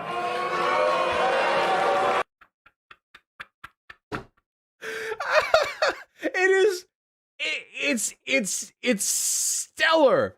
It is indistinguishable from a comedy skit on libertarians. This is not satire. This really happened, but there is actually no way of determining that it's not satire if you didn't already know. If you were just presented that, is this real? Believe it or not, yes. This man is real. This is real. This is all real. This isn't satire. This really happened. Those are real political candidates. It really happened, okay? This guy reminds me, he doesn't look like him, but this guy reminds me of the Aliens dude from the History Channel. You know what I mean? You know what I mean? The Aliens, the guy with like the blown back hair. Like, I don't know. There's something about him, similar vibes, you know? Anyway, so first of all, absolutely spectacular stuff. Second of all, I really do appreciate how irrelevant libertarians want to make themselves, you know? I really, really do appreciate that. I feel like every time I talk to a libertarian, they are committed to making sound political arguments for exactly like 72 seconds at the beginning, you know? The idea that overregulation can be a stranglehold on small business, the idea that the state has a monopoly on violence and this can have like negative social consequences. You give them those 72 segments. And then they just say something. It's always a different thing with one of them. It's always something, though. It's some moon logic, okay? You only have to wait so long with them. It'll be something like, you know, et cetera, et cetera, et cetera, quote, ... And that's why I believe we should abolish roads. You know, ... And that's why I think pilots training is fascism. You know, and ... That's why I think that being taxed is identical to being raped. Okay. Tell me more. I feel like every time I talk with them, it's almost like a therapy. Like I want to know what's going on. You know? That actually sounds like something they'd say. If you watch my channel, I've heard them say that. They like comparing taxation to rape. That's a common thing with them. I want to like hear it out, you know? Yeah, are the taxes in the room with us right now? I feel like there are plenty of videos you can find of me where I lay into right libertarian positions. The idea, for example, that people would become more free if you got rid of taxes, the federal government, and the welfare state is ridiculous. Obviously, in a capitalist system, people need money in order to do things to live. And people are more free when there are basic stipulations provided by the state to afford them, at the very least, housing, food, education, really simple stuff. It's also economically beneficial that people live relatively stable existences. Businesses would not do as well if society was this constant, like, Mad Max battleground where the poor are left out to starve. Like, there are so many arguments. You can find them here. You can find them at Sam Seder's channel where he also debates libertarians. There are so many. But the thing that bothers me the most about this is that it feels like libertarians want to be deliberately irrelevant.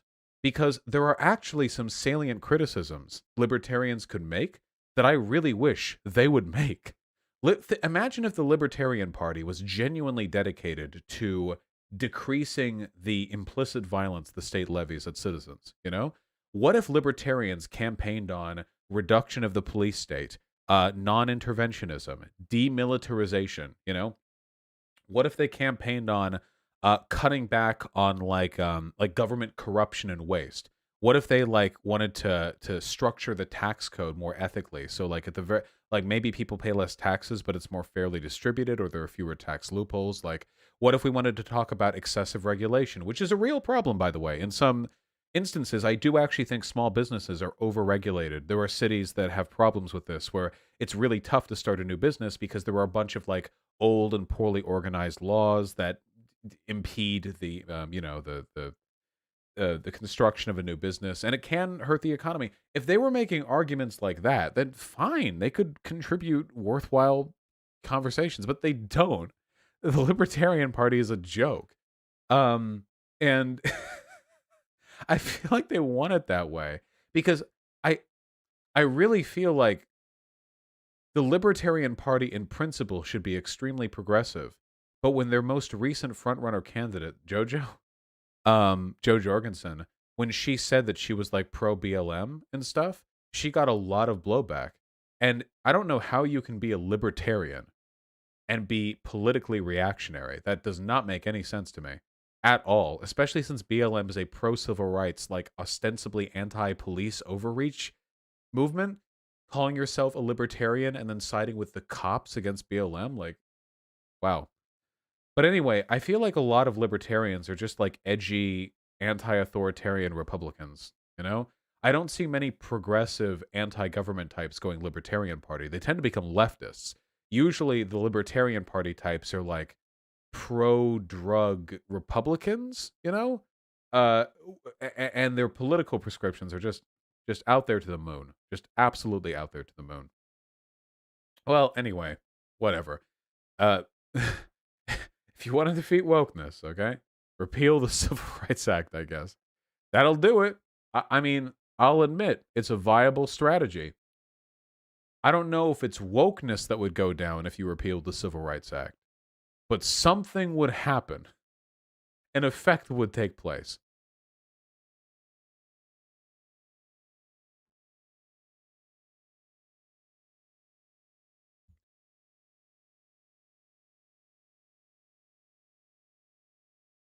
True. How are y'all doing, people? We got some sleepy, sleepy people in chat? Got some sleepy, deepy little babies in chat? Is that what we got? Some little sleeperonies? Yeah, we do. It's late. I'm tired, too. I'm going to read donuts. Philippi. Well, things change, I guess, but the benefit's always going to be with you, right? Thank you for the $5. Did that one. Did that one. Stellanus, thank you. Oh, I did that one.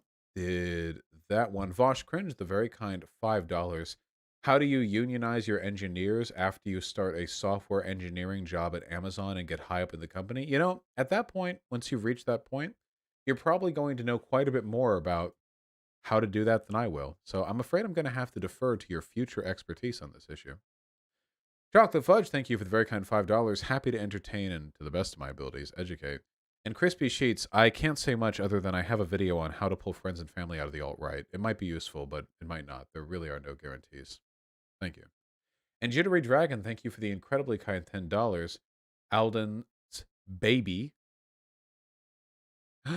True. Simultaneously an incompetent force and a force to reckon with. True. The baby superposition. The limitless power. I like him. He's whooshing. Whoosh, baby. That's how all cats are.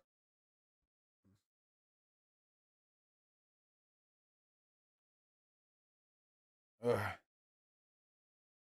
Wow, it looks like White Nervosa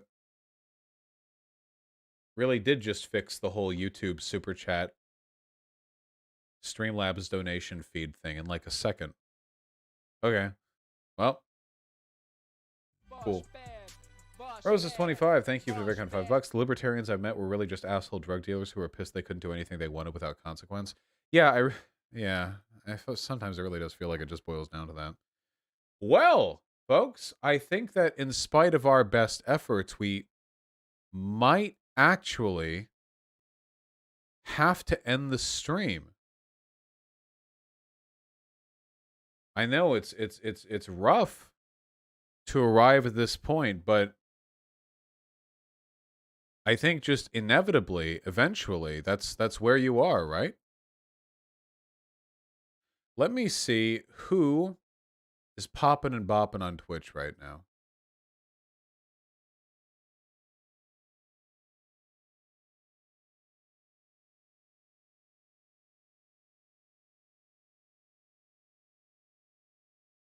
I guess we'll raid Prime K's.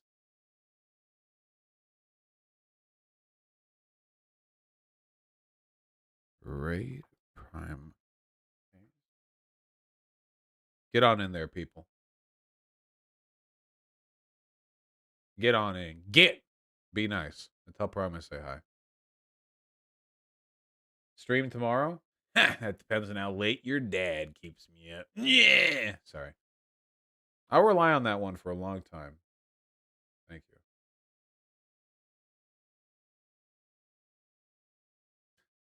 I love you all very much. I hope all of you take care. It's been a lovely stream. You've all been very kind. And we are really on the precipice of beating Banjo-Kazooie. I know it's been a while, but Banjo-Kazooie actually is, in my opinion, a reasonably difficult platformer. I should say it's a little bit... The main difficulty in Banjo-Kazooie is getting the 100 notes, because you have to do all of it in one life, you know? You also don't move anywhere near as fast, and there are only 100 notes. Whereas in Super Mario 64, there are usually well over 100 coins, and you only need the 100, and you zip around the map way, way, way faster, you know? That kind of stuff. Okay, whatever. Go. Go.